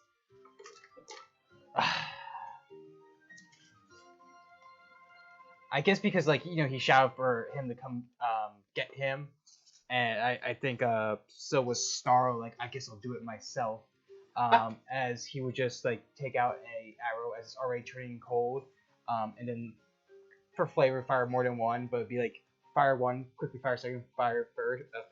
First one strikes the left shoulder, make him stumble back. Second hit the other shoulder, make him stumble back, and the third one right like in the center piece where they would come. And as the third one kind of the first one hits, the second one hits, and they both kind of like form an ice crystal that kind of like congeal to his chest and a point right here. And the third one splits them right down the middle, shattering the ice into his chest as it hits, exploding out like ice shards, bloodied ice shards, like explode out of his back. As he just sort of, his very last words, he looks down and just goes, like looking at your bow, is just, oh, marvelous. Falls backward, dying. He's a villain. What do you want from him? Just weird. I don't know what. He's a Stand villain. Somebody down. Yeah, that'll. Can you fall down the stairs dramatically? No, If- he falls if anything, backwards. Yeah, he'd Oh. fall backwards. Does whatever he was doing What? stop? That almost went in my brain. Yeah, you can see like the connections outside begin to like shift. I'll say, for the fact that I don't want to kill his character when he's not here, Fen is like, oh, kind of steps back in the temple. Oh. Otherwise, he would have been left in the astral plane. Goodbye. Bye. Bye, have a beautiful time. Tease Maddie. No. Arwen, your turn. See something takes her turn, like shoves him out. I'd like to triple dash so I can shove. What else is there to kill? The knoll there. Like a football player. You do have something that can attack that far. Do I? Yes, you do. Do I have like? I do like how most of the party saw it. Your new cantrip. Yeah. Did I write it down? Probably not He because I did messaged too. it to you. I didn't write it. I read it. Yeah. I loosened the cap. Ray of Frost. What, Ray of Frost. I didn't see that one. Yeah, it, You're it, allergic repla- it to replaced nightmare. Chill Touch. What? You threw most of your magical power against the I didn't nightmare. even know I had. Oh, I did know Oh, I had I'm still chill gonna get to touch. see that, No. didn't you? No. Ah! I forgot that I had chill touch. We can brag about it back and forth. She says she killed the nightmare. That Who are you gonna believe? part is yeah. With guiding It bolt, has a which you range. don't have. It has a range of 60 I don't feet, know that. and it does 1d8 'Cause it's in cold I don't pieces. force damage. that. It was what? Range of 60 feet and does 1d8 cold damage. And then too, mysteriously disappears. Okay. I was gonna witch bolt. I'm gonna Balthazar try if he was that still shit alive. You're gonna what? I was gonna witch bolt him if he was still alive. I'm just like, oh shit. You could probably move to get in range if you wanted to do that. You're probably what, like 5, 10, 15, 20, 25, 30, 35, 40, 45, 50, 50, 60, 65, 70, 75, 80 feet away. So if you move your 35 feet, you can be within 60 feet of him. But you want to do a witch bolt? Well, no, No, she was she- gonna witch bolt Balthazar. Oh. But he's dead. To quote a Mr. Ramsey, he's dead as dicks. Oh. Go for it. Okay. I understand. When you put it like that. Going for it? What? Going for it? Yeah. Alright, roll me a spell attack roll. Arwen is also going to tap into their Ferox magical nature. What am I adding? Or not. You are adding your spell attack bonus. 10. 10 just hits. I mean, they're gnolls, they're not particularly tough. Kind of cannon fodder enemies. 8. Max roll. You kill it. So Arwen, kind of, it's a little bit weird to see, but Arwen kind of runs up, sheathing one of the daggers into their belt. A light blue glowing energy in one of their palms. Kind of closes their eyes for a second, lifts their head up, opens their eyes, and thrusts their palm forward. The normally red eyes glowing, like, just for the briefest of seconds, become like a light shade of blue, as just she sends a cold, frosty ray straight up over the heads of Gab and Kai into the chest of this gnoll. It strikes, blasting a hole straight through its chest to the point where the ray comes out the back. There you go. Icicles, very similar to Syl's attack, icicles kind of coalescing.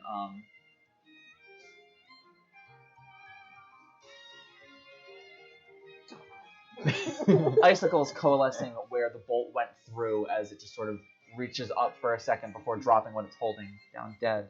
He was doing an Oscar performance. Threw himself fucking like 60 feet. All right, Gets up on the and Just dives down into the concrete. and with that, there are no more enemies remaining. Wow. Combat ended. So initiative. Oh, somebody's down. Well, I was going to say I'm going to hurry over and Initiative will end.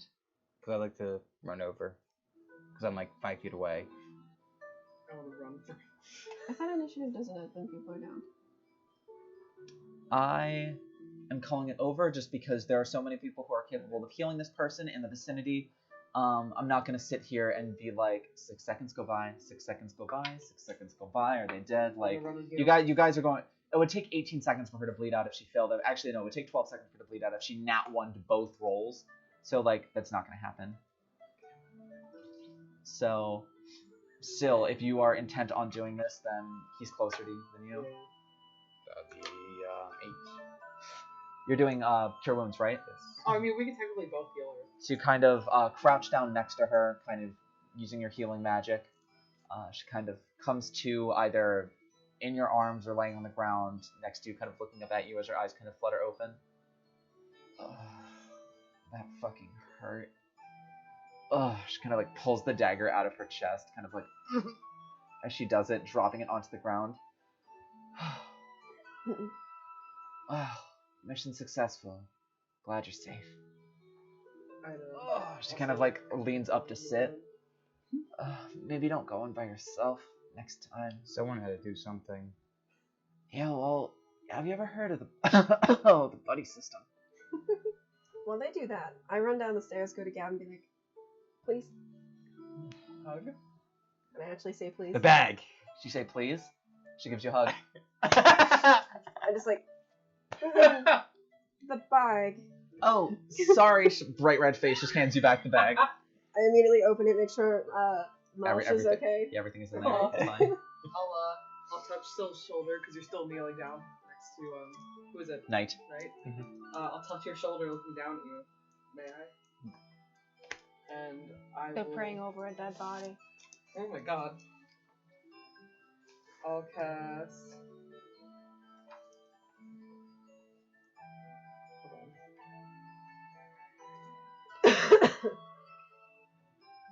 It makes me look like I was like.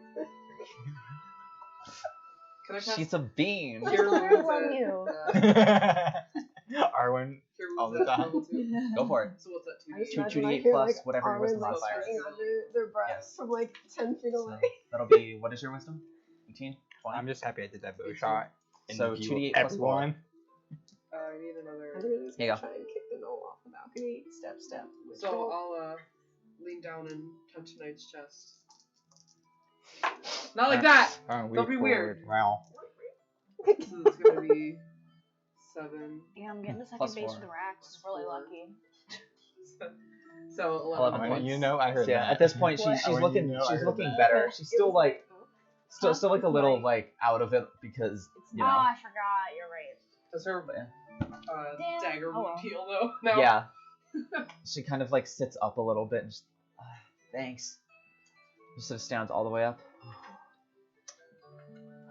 Well, did my job, kept you safe. I did my job and killed him. Hey, I mean, everyone's got to be here for something. Hey, just be glad you didn't have to deal with that fucking thing around him. The fuck was that? At that comment, Sil's actually gonna look at the notes to see if he can find something on that, because he took all the papers off the altar. Speak Abyssal, right? I do. Oh boy. So So it's 10:33. I'm limiting myself to 3 minutes of lore here. Also, while you do that, T takes her gold out of her bag and hands it to Gab, and like Who? doesn't give her a choice. She just like slips it in one of her pouches. Gab. Gab looks at you, and then kind of like you see a smile for a faint sec, and then she kind of turns around and walks away. How many gold? One. One. I'll do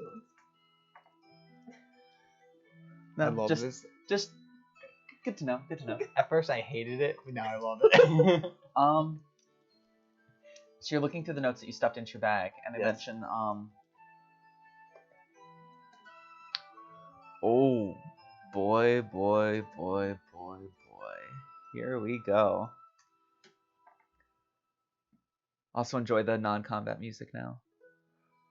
I feel like we're sitting around a campfire now. Yeah. You're in a temple.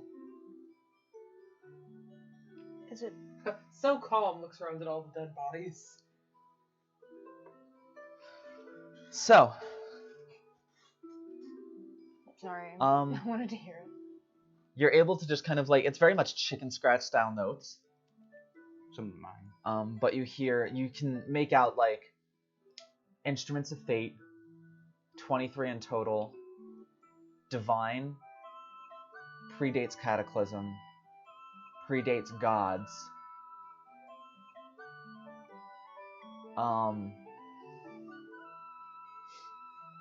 So all things bounce to each other? a little bit, yeah, but then there's also something else we'll have to No, there isn't something else I have to send you. There is.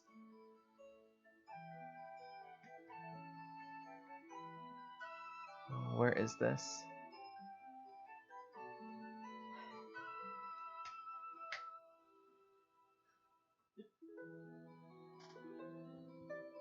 What happened? You took the mouse, changed the screen. Thank you.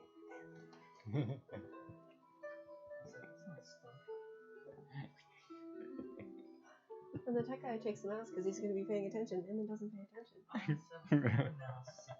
Bring you back and then finish it.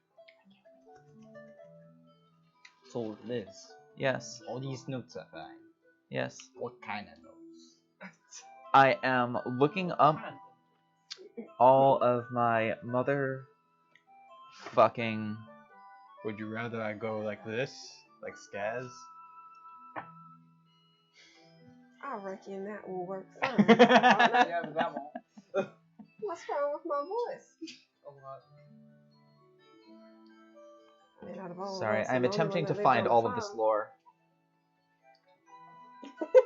Bring Okay, back to now I us. have it for you. Yes. Now I'm limiting myself to 3 minutes of lore. So, states everything you just heard, and then predates Cataclysm, Yes. predates gods, Yes. predates war with 1 question mark, Predates war. predates war with a question mark, Okay. then you have could be earlier than material plane, Who would that make? Interesting. followed by predates Jazarian and Ahriman, question mark, question mark, question mark. Okay, one and two. Plane. Name, spell them out, please. Jazirian. All these notes are in Abyssal, by the way. Jaz. Why aren't you writing an abyssal? Irian. I'm sorry. Jazirian. What were you saying? What? What did you say? Something stupid. Cool. I heard it. Another one. Ahriman. Ahriman. AHR. Iman. Okay. Origins unknown. Material unknown. 3 stones.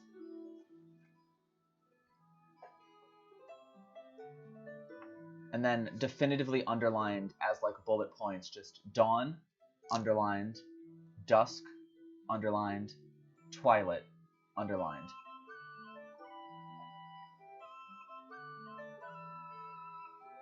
There's things on night. Okay, so the 3 times a day you need to feed it. Or a princess that's needed. I'm sorry. It's alright. There's no DM that doesn't have to deal with this. Alright. Underneath that, 3 names with a question mark. Okay. Common, underlined. Title, underlined. True, underlined. Common.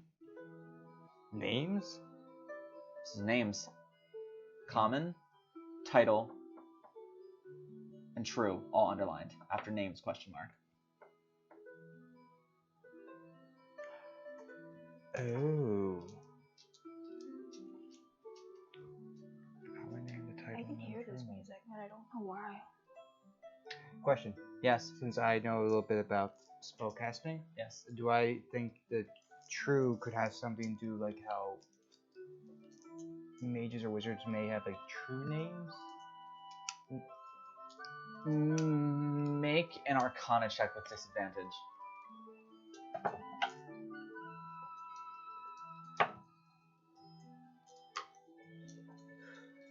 12. 12? Could be. It's so disjointed though that it's hard to really put anything together definitively. Okay. After that,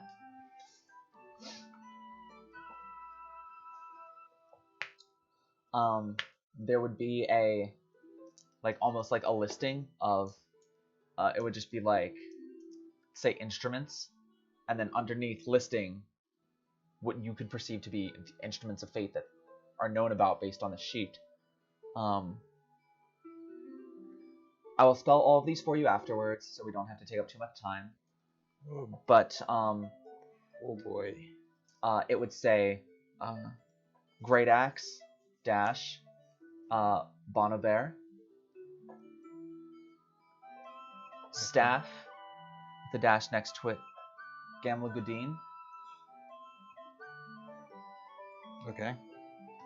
Daggers, dash next to it, Carduce. Okay. Hard use. Carduce. Sword with a dash next to it. Umbra Ultima.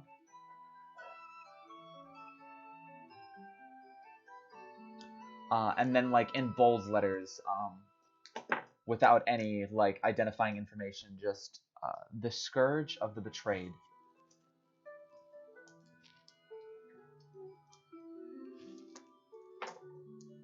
Like next to the sword, or is that something? No, else? separate.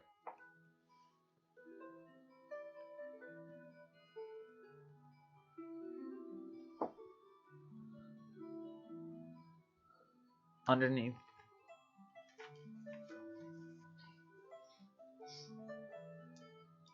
Yes. Underneath that, you would see Bow, Nocturne Eternal, with an asterisk next to it, with the elf. And then underneath that, you would see At Temple.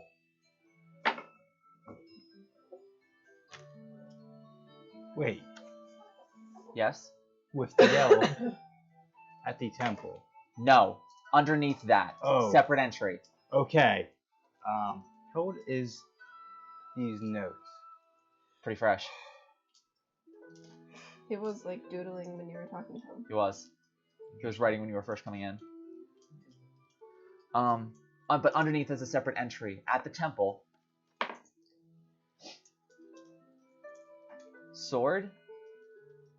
And next to that kinda comma swords? Question mark? Common swords? Sword. Swords. Okay, gotcha. Name unknown. Possible instrument. That's it.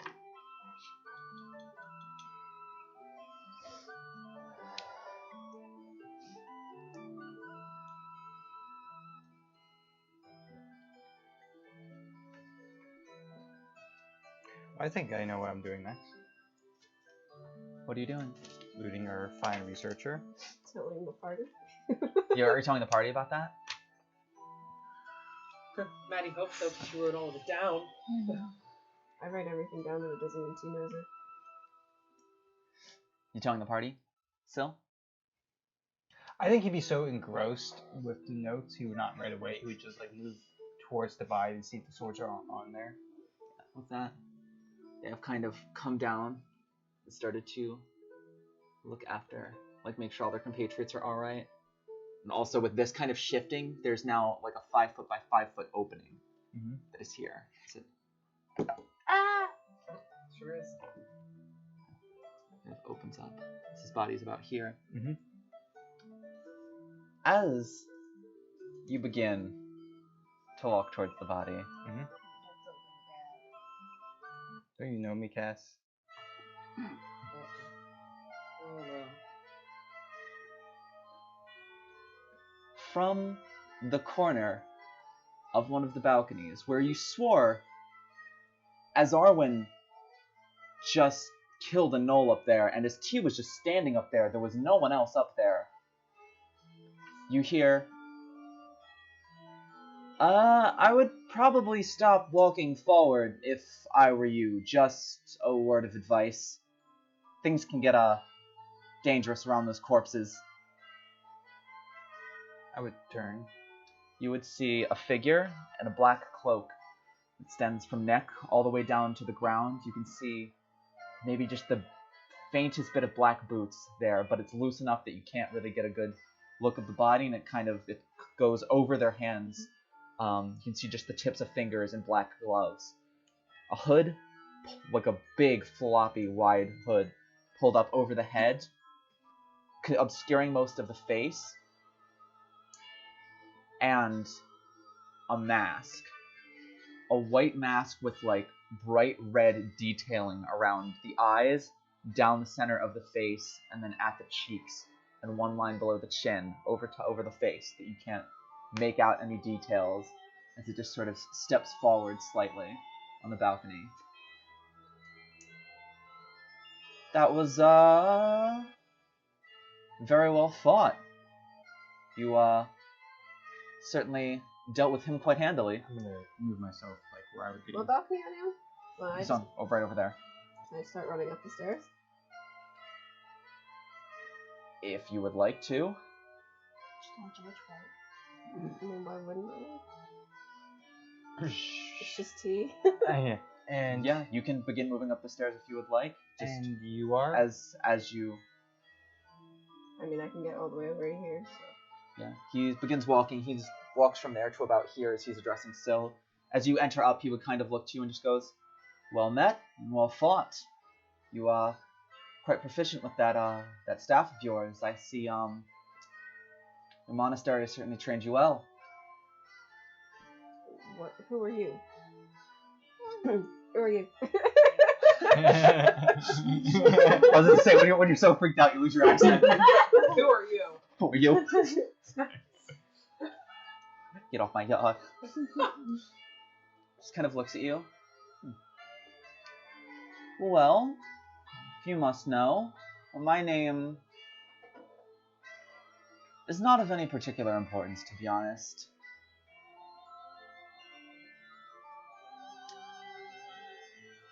There is an organization,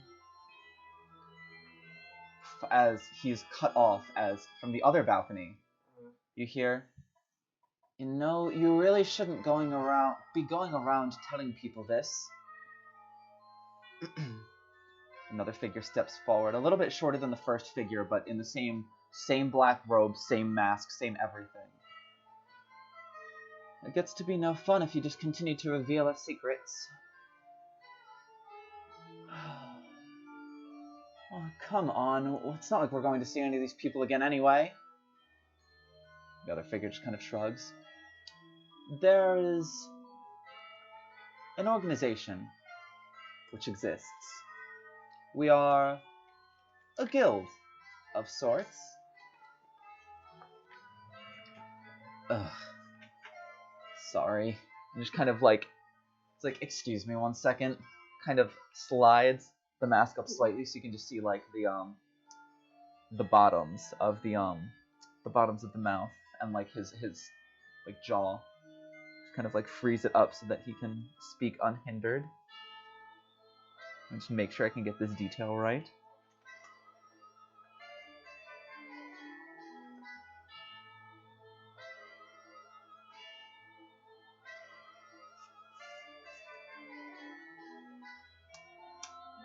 As you would see, just faint pink lips and very pale skin, like kind of foolish looking lips.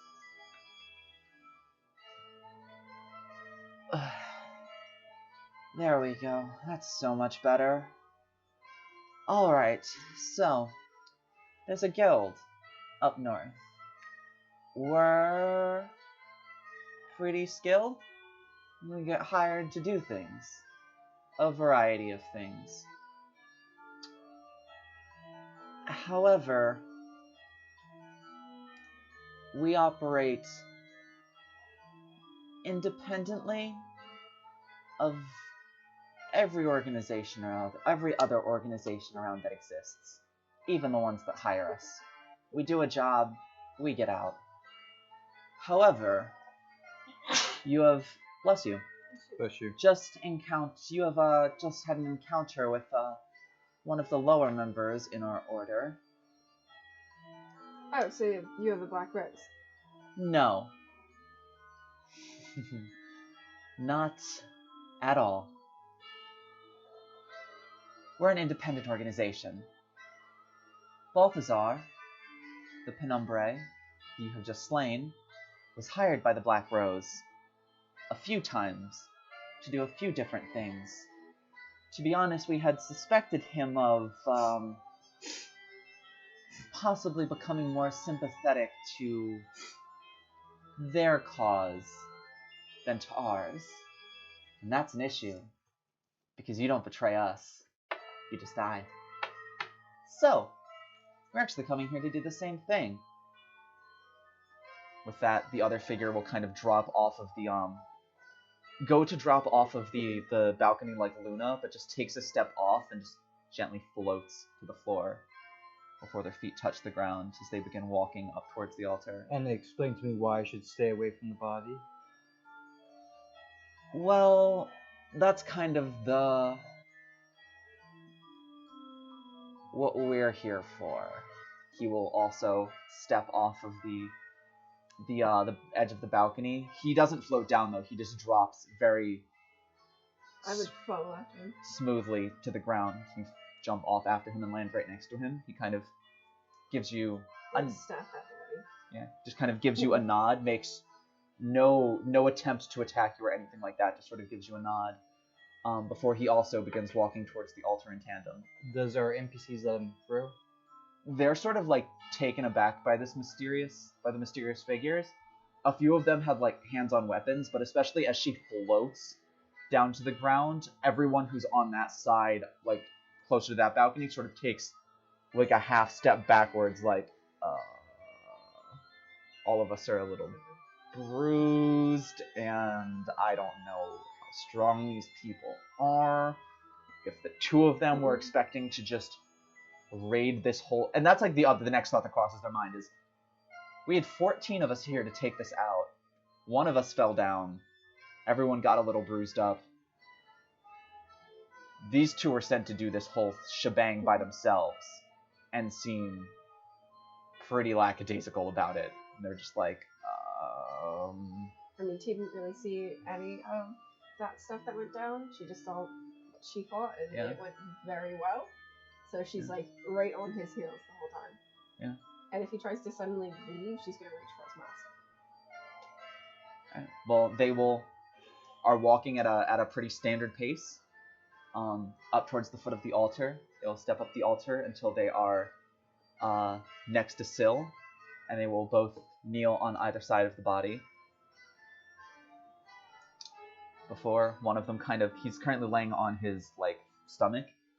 The figure who wasn't speaking to you, the one from this balcony who floated down, will roll him over, kind of pop open a few buttons on his shirt to kind of reveal his chest, and sort of traces a sigil, and puts her hand on the chest and lifts up, and you can see like the beginnings of markings, arcane like engravings start to form, like resurface on his chest as it's a large rectangle that goes like here, and then a sword, a second sword, a third sword, a fourth sword.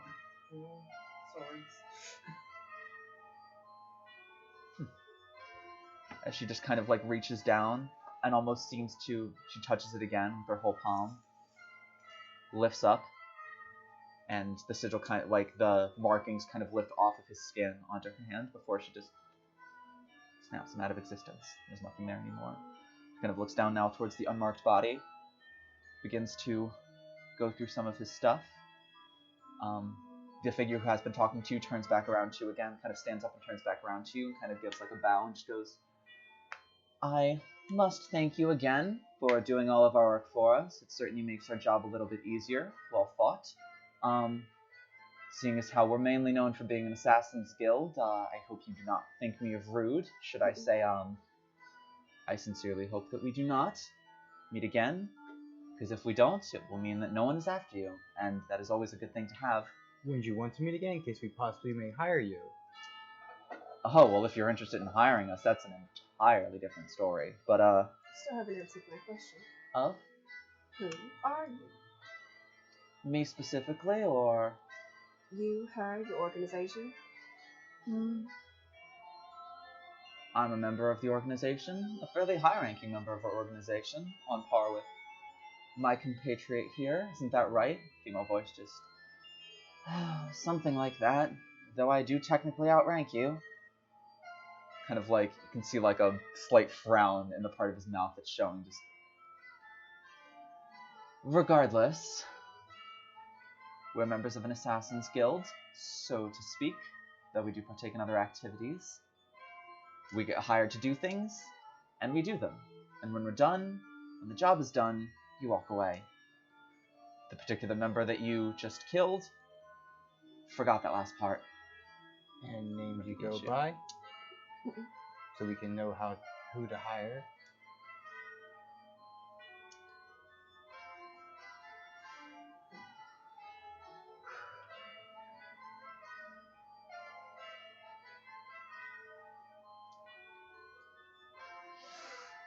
Make a persuasion check.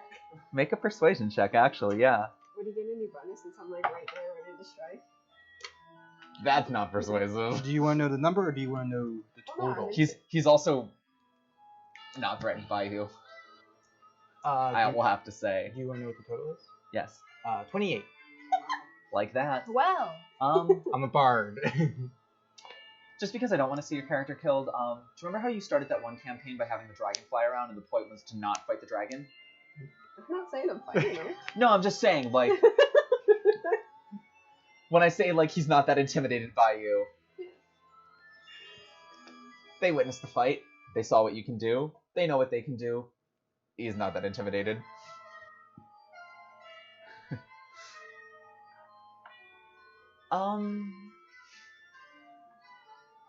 You can simply ask from me, Thistle. And who's the boy or girl speaking? Really, the mask seems to make the voice more masculine, but as they took the mask off and they're speaking in their plain voice now, it's like if Arwen was more genderless. Not genderless, but like more gender fucking. yeah, I Like, get you what have you mean. absolutely, based on how the jaw looks, it's really androgynous. The voice is more androgynous. You have no idea. The other voice is distinctly female. And how would I get a hold of you? You can call her. Kind of looks back. The other one kind of like looks up at him and just kind of gives a nod. Shadowmourne. Mourn as in like mourning someone. Mourne. Interesting. Shadowmourne one word. No, 2 words. How edgy. What? How edgy. Thistle and She Shadowmourne. doesn't say that a lot, obviously. No, I know. Because you didn't do it in your accent. I was about to say it was. So you what now? And how will we be able to get hold of you to hire you? Because I am quite intrigued. Tell you what. If you're ever in Neverwinter, we'll find you. Kind of gives a wink and takes a step back next to the body. At this point, it looks like Shadowmourne has finished going through a lot of the things in the body. Just kind of goes, don't need this. Tosses a small pouch to your feet. You hear clink, clink, clink. Sounds like a bag full of coins kind of lands at your feet. And then also just kind of like picks out something else. It is a bright multicolored rainbow looking stone. She just goes, don't need this either. Tosses it to you. I'll catch it. Catch Can I it. pick up the pouch? It's at mine and Sill's feet. You would literally have to crawl up the steps and crawl underneath Oh, your feet sorry, to I grab forgot it. you guys were down there. Yes. I was about to say you did. It's like, Tiga's gonna grab it as soon as they leave, so You just see hands reaching between your legs, like. Tiga says that. Goblin. To you. Oh shit, and me. And then finally pulls a wand out of the side pocket and just goes, we didn't give him this, did we? Looks back. Don't believe we did. Tosses that to you as well. Call that, recompense for not letting you, loot your kills.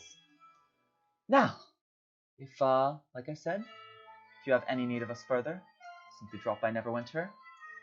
I am, Tell me, did you read over those notes of his?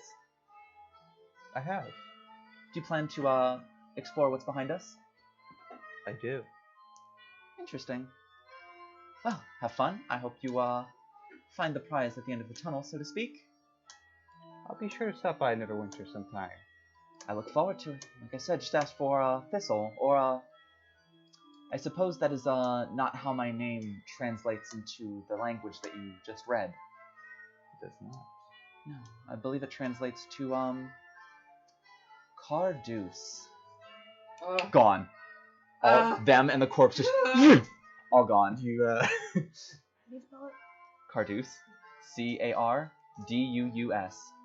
DD. D-U-U-S. Double U's. This name was used before, right? It was. That was. Silmo was where it was used before. He hasn't shared it with everybody yet. Can't tell the class. He will after this. Most likely. Probably I have to go. Where's that? I have to go. She gets up. Oh, it's 11. It So is. the Saints. We're trying to. There is one last thing I have to get through, but this dungeon is less a dungeon. Since Audie's not here, I don't have to make it a whole dungeon explore. But there's a plot point that I need to get through tonight, unfortunately. So we're going to have to hold with us for just a tiny bit longer. Apologies. We did start a little late though, and we took a break that was longer than normal, so makes up for it a little bit. We also had technical difficulties that lasted a little while. Probably lost like 25 minutes in all. Yeah, it's fine. So, if there's nothing else that you would like to say with them now gone, Unless you're just gonna like reread the notes out loud for the class. are you? She's gonna pick up the gold at her feet. Yeah. Pick up a pouch. It contains 200 gold pieces. She very quietly puts it in her bag. Yeah, I'm sure you do. Cats.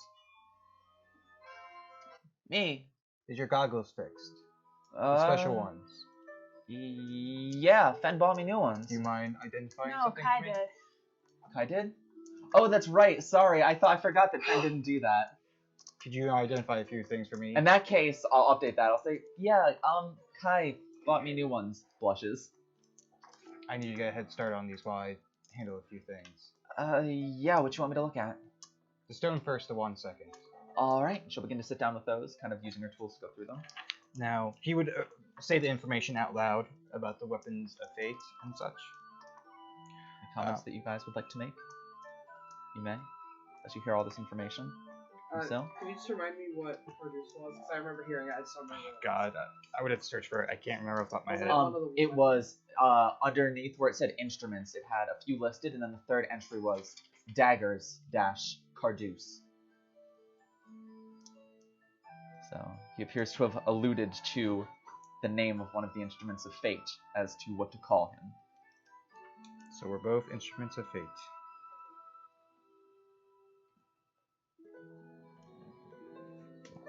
And as he's like saying this information, he's going down the tunnel.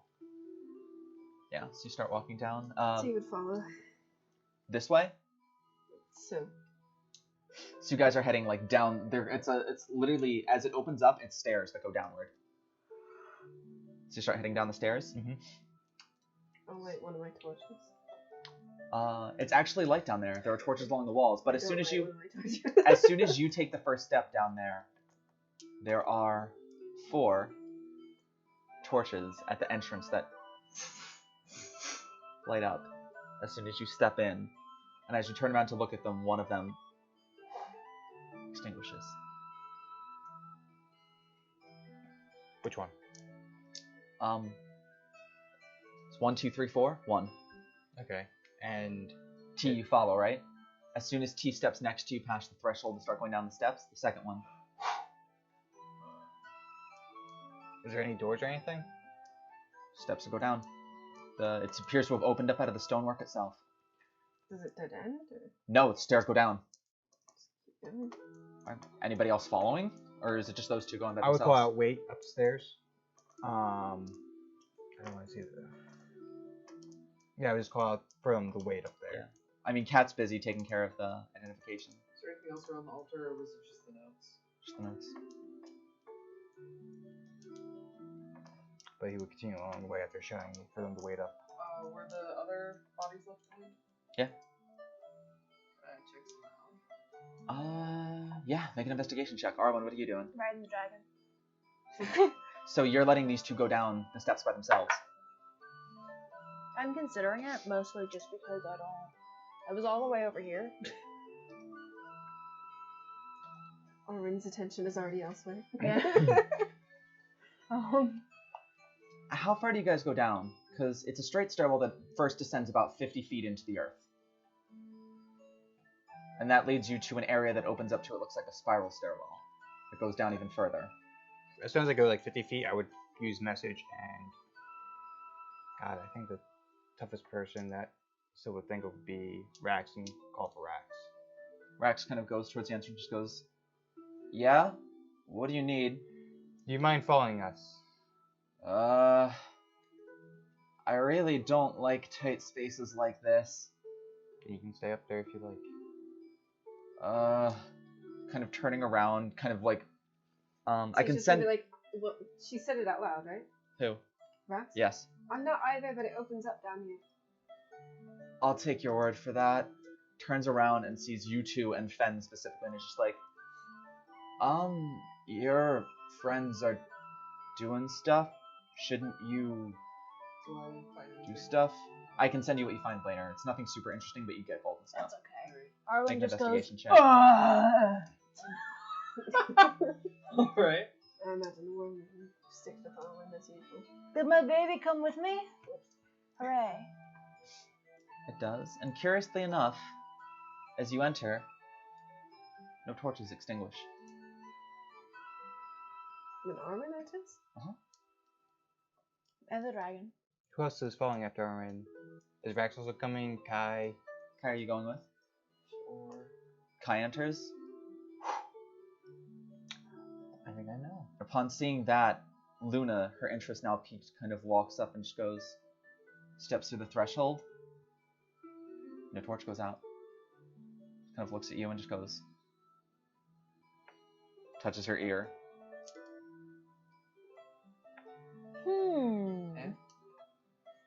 Arwen walked through, no torch went out. Luna walked through, no torch went out. She touches her ear, the monkey ear that she has. because she's Ferox. It didn't go out. So she walks through. She's just gonna like, can everyone please just, nope. Can everyone come down the stairs? There's lots of shit down here, and we probably shouldn't be doing this by ourselves since, you know, most of us are damaged. Just come down the fucking stairs. She's just like yelling up the I was stairs. about to say, yeah. I would say, I don't want to leave him here. Fen kind of like walks up. Him and Knight kind of enter at the same time. The last torch. A shimmer appears over the entrance to where the stairs start. And at that point, Autumn kind of walks up and goes to step down through the stairs and just... solid. Do I see that? Yeah. T gets very antsy and starts like punching the fucking barrier Your hand goes right through it. so like I can get out. Yep. But they can't get in. Correct? Grab Autumn and try and. While this is going on, I would continue it on. what's down there? What? What's down there? So, you descend about 50 feet straight down.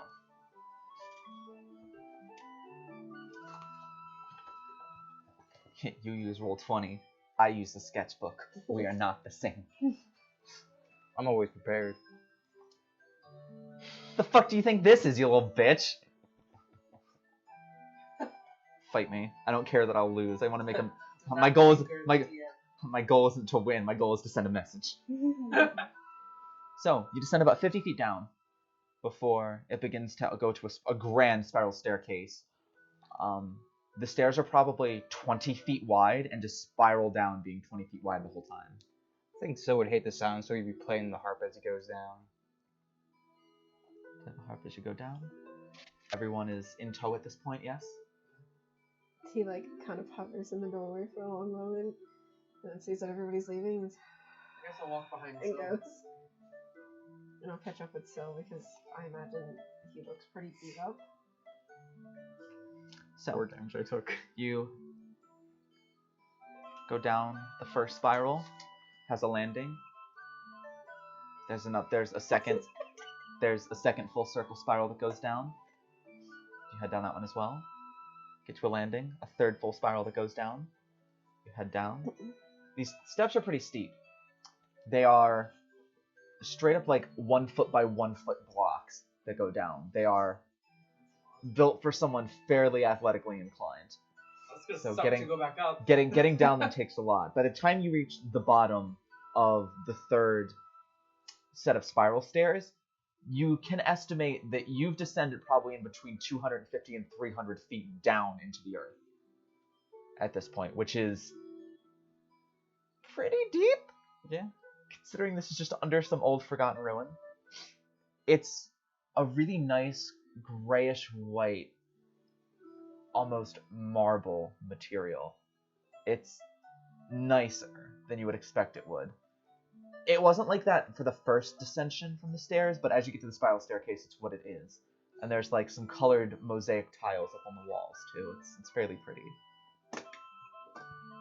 However, as you finish the third spiral and come to an open landing, Oh, music change.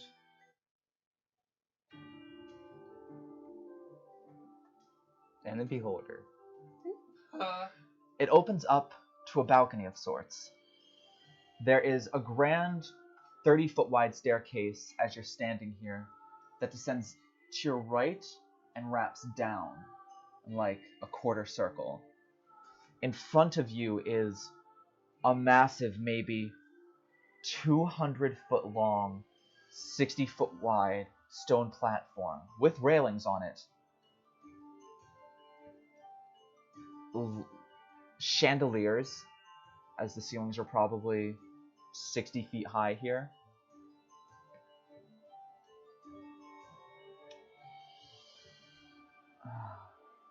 From where you are now to the start of this stone platform, there's probably maybe 50 feet of space that the stairs kind of cover that just drop down into darkness. You can't even see the bottom. But where the ceiling is here, it's about 60 feet tall and kind of descends down to be 60 feet tall where the platform is. On the platform, there are mosaics that paint pictures.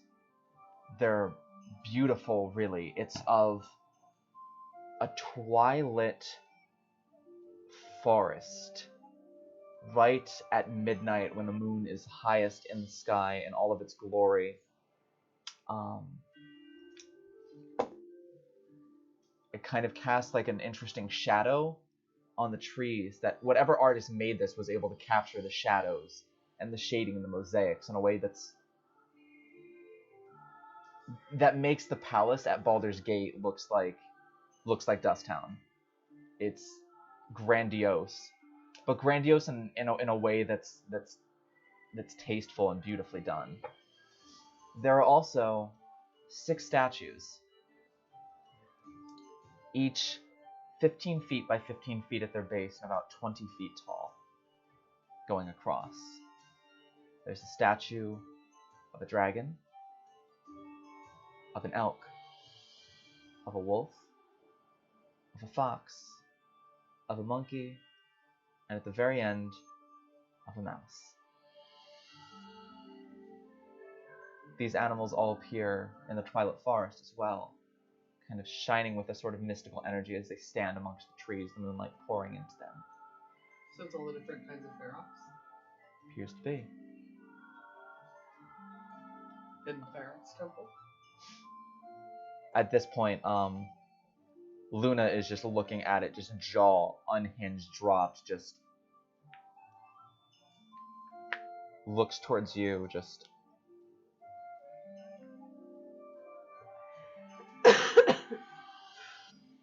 is There were packing peanuts on the table earlier. I forgot about them. Just blew them all out at me. Oh, sorry. Continue.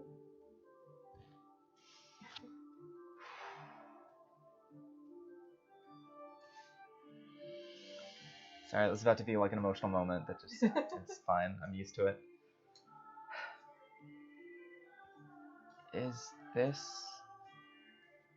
Was this ours? Is this what we used to have?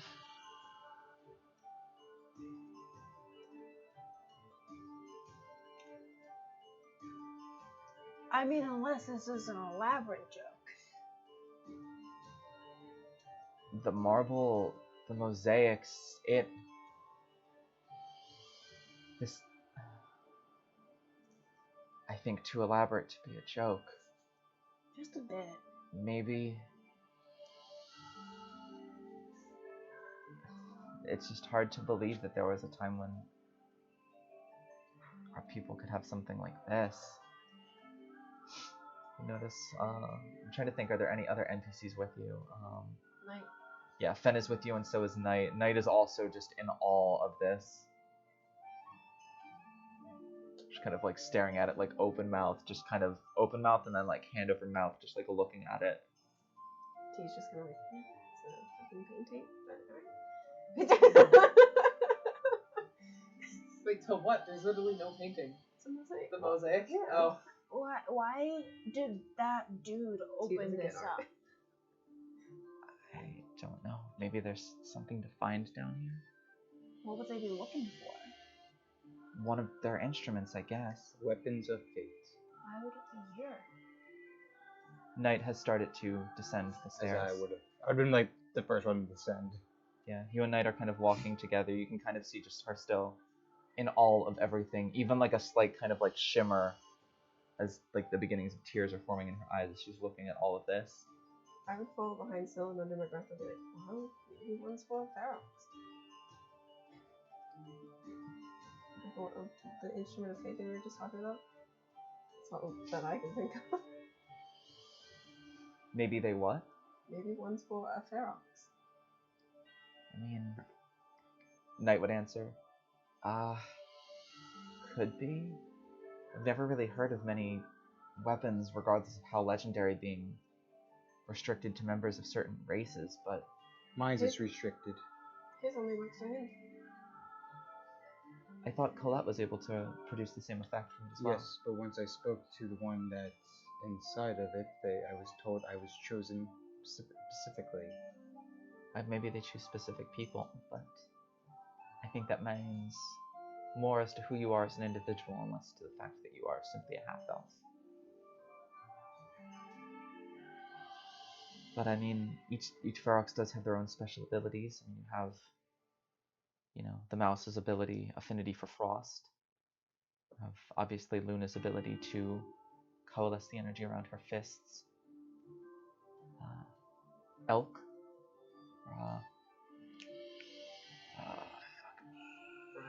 No. No, I'm trying to think of the actual name. No! It was empty. I almost had a heart attack. Just make fun of me. To be fair, knocking over an empty cup, I feel like is not the same. God damn it. That feel when you fucking create a homebrew race and then you fucking forget what you everything named all the about your shit. over race. Listen. Just start sipping the whole potion for the flavor. Listen. What are they fucking called? Alsace! God damn it. Bless you. Yes. The elk, or the Alsace, who are known for their nature-based druidic magics.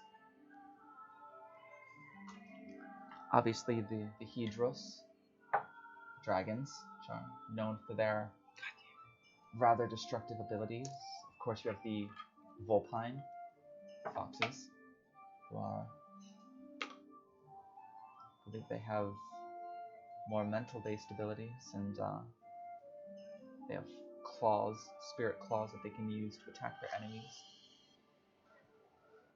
At least that's what we've studied up at the academy. But this is What about the wolf? fascinating. What? The wolf? The wolf?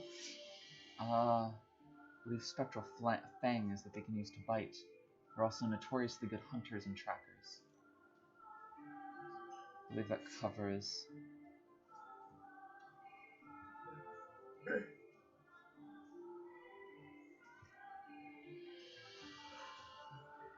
all of them, yeah.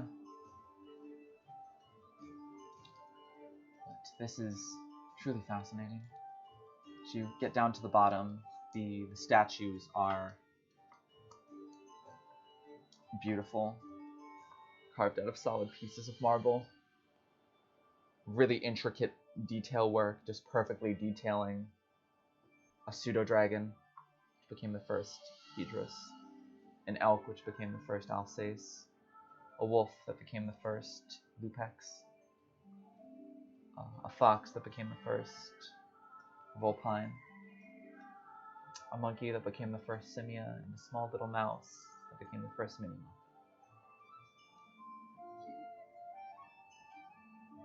You also notice, as far as your elaborate scheme theory goes, that the glass that is used for this mosaic is beautiful. It's shiny and so luminescent. Make an investigation check, you specifically.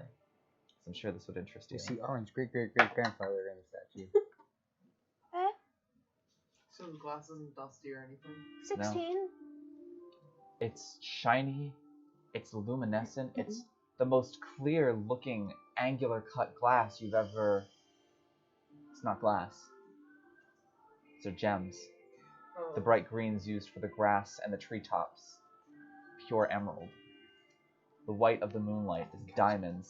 I think Kai's gonna faint. Yeah, I was gonna say, Yeah. I'm taking out my stuff and just. They go to the stairs. Okay, there's the agate, like the brown kind of like warm wood color is all agate and quartz. The dark purple colored sky is a combination of amethyst and sapphire. Am I still near like Luna? So can I like, dude? Somebody like this. This was ours.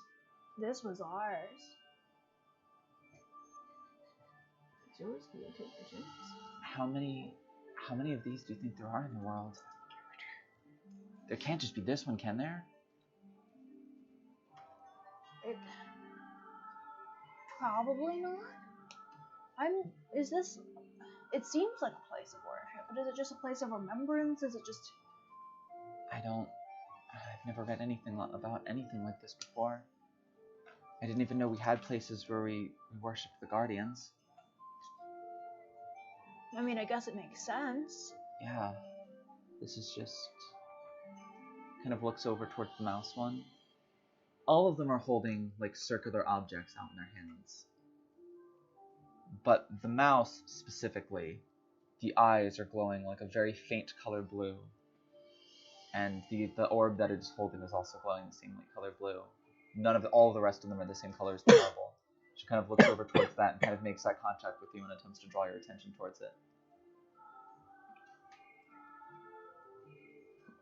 Alright, so I'll see it and I'll look over. I'll look at it. I'll look it up and down. Back at her, back at it. Back at her, back at it. That's ominous. Starts walking forward. Towards it? Yeah. I'll go. You approach it. Mhm. It is... you've seen a couple drawings of it before, but it is a perfect example of...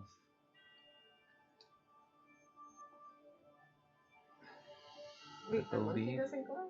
No. Nothing else glows. What I believe is referred to as the Twilight Mouse. The guardian of all Ferox Minima. I would have gone with Arwen.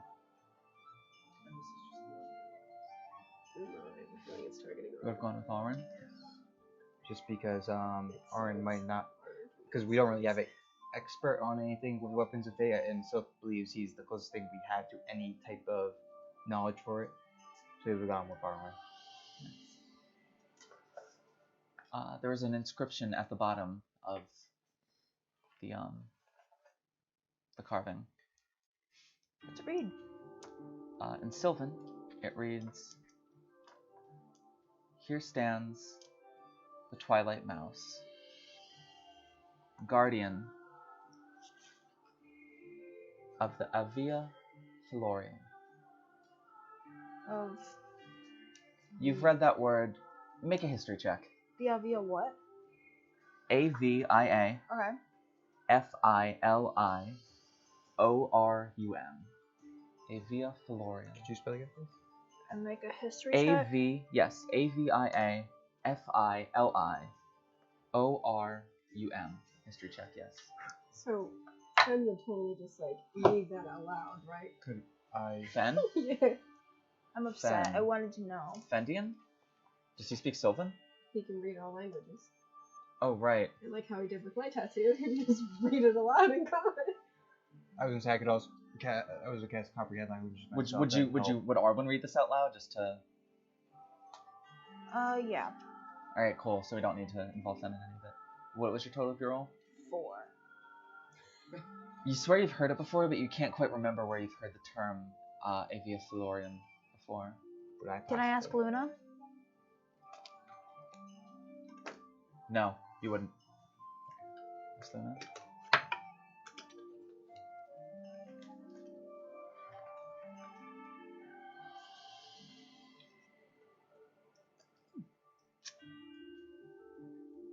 Yeah, that's the proper name for our people.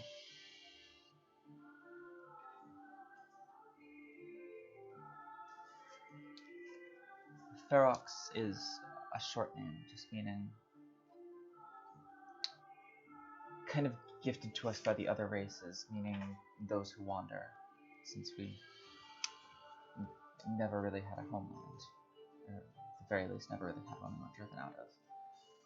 Our actual race title is Avia Florium, which I believe, as best I can, translates to common as children of the wilds.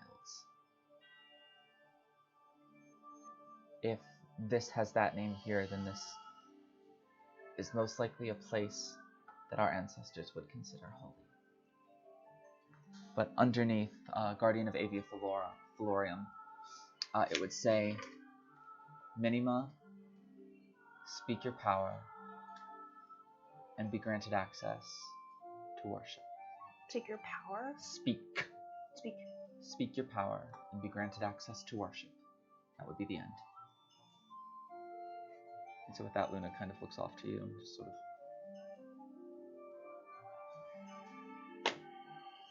Well, alright. Speak your power? Maybe say a spell. Squeak.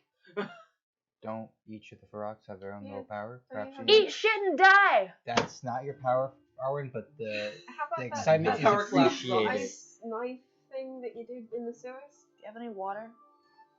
Just Luna say the name? Luna would hand you your her water skin. Cool. I will pour a little bit on my hand and I'll yeet it at the statue. Ice Oh, knife? God. Ice knife at the statue? Or just eating some water at the statue? I don't know if I should ice knife the statue. You could do it at the ground. Arwen, don't. Ice knife the ground in You just- front of the statue. Like, how close to the ground? Like here. If this were the statue. How many feet away is the statue? Would you say? The ground, how many feet in front of the statue? 2. 2? Alright, so you throw it at the ground, it shatters, the ice knife shatters, and everything within a 5-foot radius is hit by the shards of it. Go ahead and roll me 1d6 cold damage. Oh, I forgot I do damage to it. Oh well. That's 3 3 plus points of 3, damage. right? It's just 3 points of damage. Okay. The eyes and the orb both begin to glow a little bit brighter, and the statue just sort of shifts like an inch forward, but that's it. It glows like a little bit brighter, but it's still only maybe like half lit. Alright, hit it, and she'll like elbow you in the back. Oh no. Please, please, hopefully we don't cause any permanent damage. What do you do? Meanwhile, T hasn't left like the base of the stairs. I'm gonna summon my mage hand and just like feel it. Touch the thing Feel smooth. with my mage hand. Yep. Okay. Like that doesn't. Nope. Okay. I guess Um, you have to possibly keep doing it. But I don't want to destroy. It's. You're hitting the floor, you're not gonna hurt the statue. Because once it was touched by the ice, it started moving forward. You're gonna have to use your powers. Speak your powers. Do you have another spell? I have comprehend languages. Nope. I That's have not your charm first spell. person. Your Nope. Rocks Power power. spell. Arwing. The thing you literally just used to kill an all. Fucking, what did I use? What did I use? I don't remember. Ray of Frost. Ray of Frost. Forgot. I forgot. Because I used to have Chill Touch. Well, wouldn't it? Does it have a recharge? What? Like, Ray is of it- Frost? Yeah. No. It's a cantrip. Use it as much as you want. Ice Knife has a recharge. Can't use that until the next day now. Oh, that's a once a day thing, isn't it? Certainly is. Gotcha. Yeah. You can use Ray of Frost as much as you would like, though. Well, every 6 seconds. Well, try to use your ice again, please, Aaron.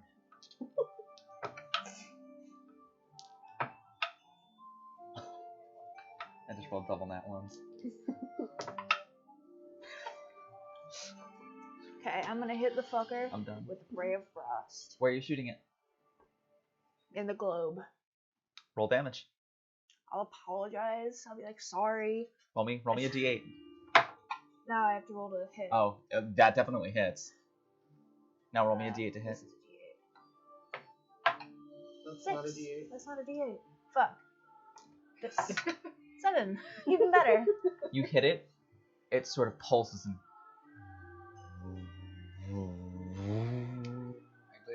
hums, glows bright. The eyes glow as bright as they can before it goes out.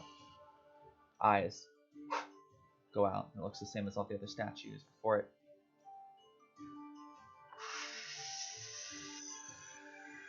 Shifts forward about 5 feet and stops. I believe now we go to the back of it. You head to the back of it. Mhm.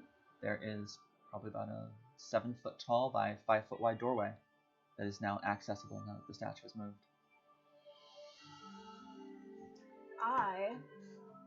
Is it? Can I like jiggle the handle? Is it locked? There's no door. Or is it doorway? It's a doorway.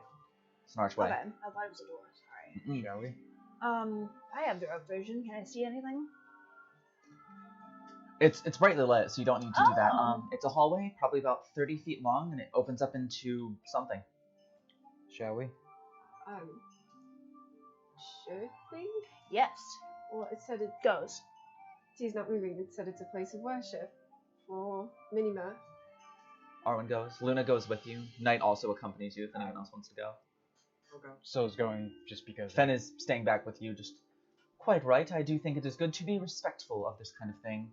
Goes. Fen is just, let's say, sits on the steps. So you enter in. More mosaics on the wall. This one more specifically detailed. This one shows. It's almost a group of pictures, as this room is a semicircle. There's a flat wall, and it kind of curves as a wall like this. And starting on your left-hand side as soon as you come in, as you notice, there are... It's sort of like you walk in, and there were ways to go left and right in the center hallway. And as you just walk straight down the hallway into this room, it looks like they just break off and then come in on the left and right side of this room.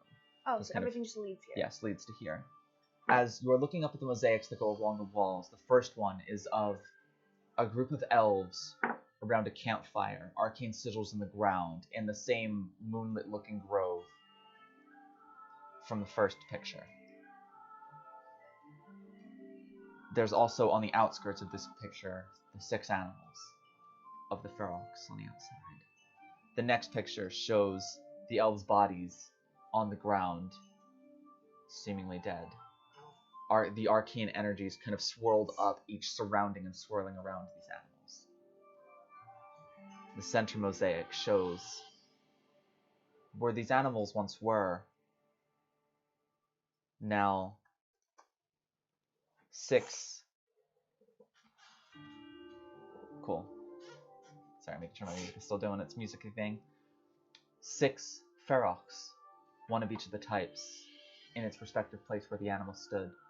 5 or 6 feet above them is a spiritual outline, a faint mist in the shape of the animal that once stood there.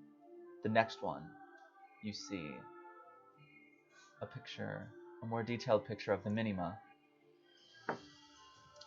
that stood there, except instead of her first picture, in which all of the Ferox there were unclothed, freshly brought into this world. She stands there atop a cliff, looking down, it seems, upon a forest and a river running through a forest. She has on the finest leather armors you have ever seen.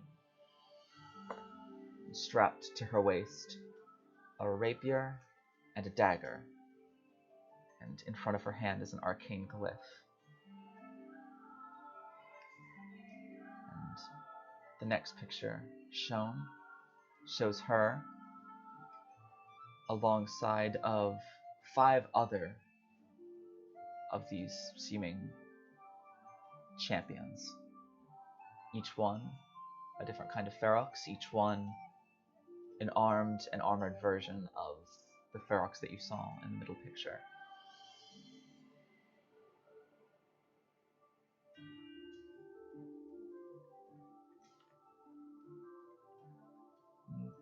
Curious enough, the ferox simia is there's 3 male, 3 female, is also female. Kind of brawny looking, carrying a great axe with kind of shaggy, sandy blonde hair. And lightish, kind of bluish, pinkish eyes. Certainly not an exact match by any means, but a passing resemblance to Luna. She is also kind of standing there staring at it, just wide-eyed.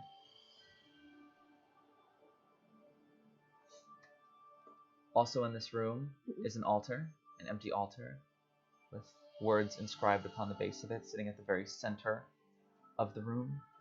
And then against the far wall, underneath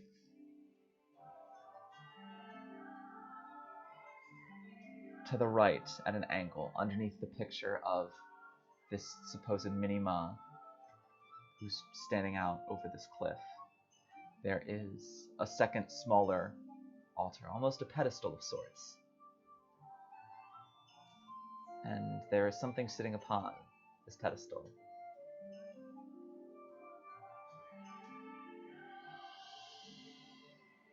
It is a rapier and a dagger.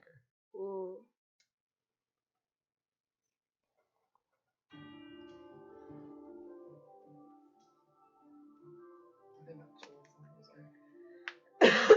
Have to get a little bit closer, but if you'd like to get a little bit closer, you can certainly make an investigation I'm getting check. in front of Kai. I am moving towards it. So Oh. you can go for You it. go for it. Okay. If you would like to look at the same thing as Kai just suggested, You can see the picture of the Minima right above it, right? make an investigation check if you'd like to. Okay.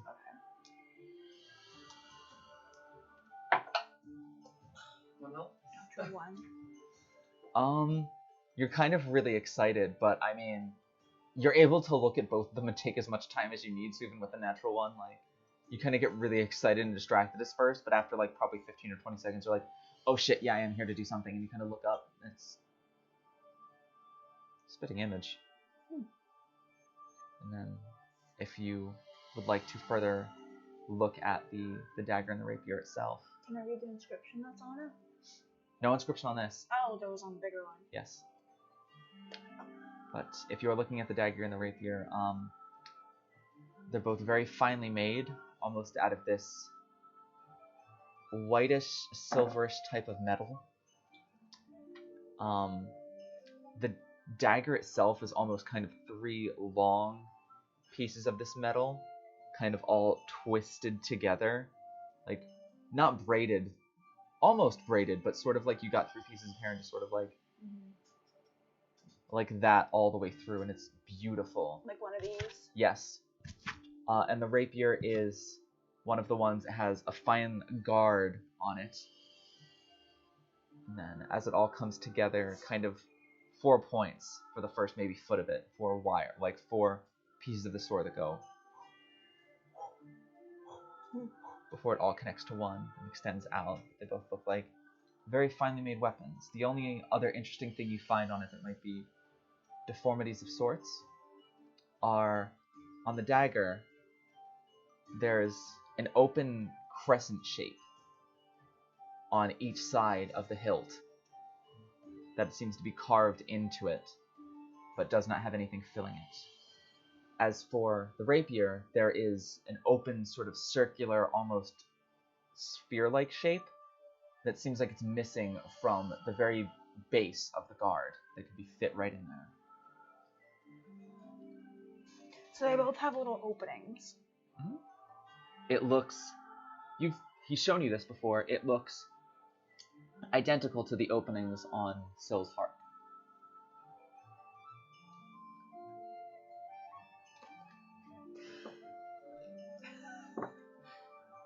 You. Me. He won't even like say your name. Just you. Me. Come here. Something wrong, Arwen? What are these shapes? Owls. Well. Boy. Just imagine T as one of those. Yeah, that was kind of like character was like, wow. So this is what a noble education gets you. Even I could have gotten that. I don't have. If you're gonna be a shit, Well, I can't read. you can go away. I don't gotta show you. So, they are holes made for certain stones to go in, and those stones will evolve the weapon of swords. Are you familiar with anything I've told you, or do you remember anything I told you before about the harp? Vaguely. Okay, so it'll be very certain stones. From what it looks like, it's going to be different types of the moon. Okay. You know, like the crescent moon and such. Does the rapier and dagger have the same openings? What? Does the rapier and dagger have the same openings as like the The moon harp? faces? Yeah. Yeah. There's Okay. a crescent going this way, a crescent going the other way, and then a full circle. Do each one have? No, there's the two crescents are on the dagger, and the open circle is on the rapier. It appears this is meant to be used as a pair. Now, Arwen, when we get back to Baldur's Gate, I can show you something that is a particular room about, at least for my harp. Perhaps it might give you more questions, but it might also give you more answers about it. That is also if it picks you, but judging from more than likely it will. So I'll ask questions and I'll also get more answers. And more questions. Yes. Sounds like trading a half dozen for 12. Or a half dozen for 6. Yes. So I don't see how it could hurt. While a lot of our companions fight with swords, their fists, or magic, you motion to this. My wars often fought with words and knowledge. I can't give you all the answers, but I can possibly give you some. How about this? How about this? What do I do with it? Pick it up. thought Let me see it it from got- behind you. Pick it up. But it's not mine. This is like now. It Well, obviously is. listen, I know this is weird coming from the road, but this is like a thing. Look It's at meant this. for a minima, and you're. But I'm not a special minima. And Wow. I didn't think I would have a dragon talk to me when I picked up the harp, but look where we are. So you just like you want now. She definitely hasn't heard about that one. Just gonna sit on your chair. She wants attention. Bob. Can I like hesitantly pick up the dagger? As soon as you pick up the dagger, there's like it sends like a shock through your system before just a warm, comforting feeling.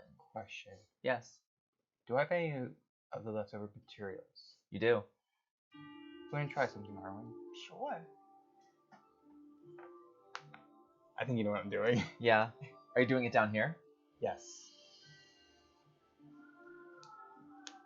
As you begin to set up the materials in the way that you previously had done your identification ritual for this item, for your item, that took you to a snowy topped mountain with a dragon and a cage.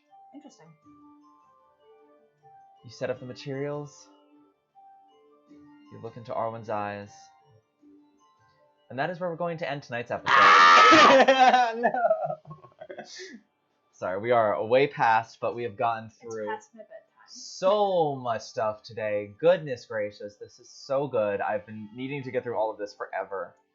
We got through the fight. Get on a journey with me. We got through the We're exploration. going on an adventure. Yeah. We're And we gonna have go a talk to really- dragon and A learn really keys in interesting the Snowy place to Mountain. start next week. So, And it's without all a any- health potion. what did everybody think? Fun fight?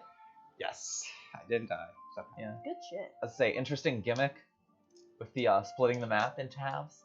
Split the party. Yeah. Could have kicked the shit out of a nightmare. And the Fenuin.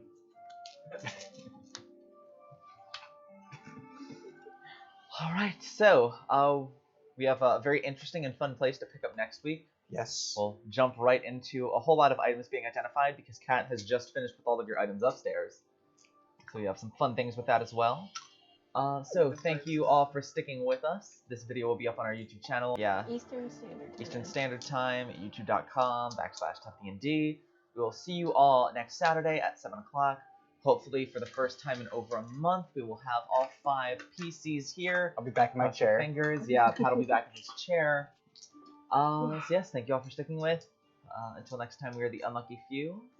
We appreciate and love you all very much. Bye! If you enjoyed this video, please like, comment, and subscribe. We'll be live streaming November 9th at twitch.tv/TUFDND. For more updates and content from us, check out our Facebook, Twitter, Instagram, all at TUFDND, links in the description. From all of us here at the Unlucky Few, thank you for watching. We'll see you next time. See you later.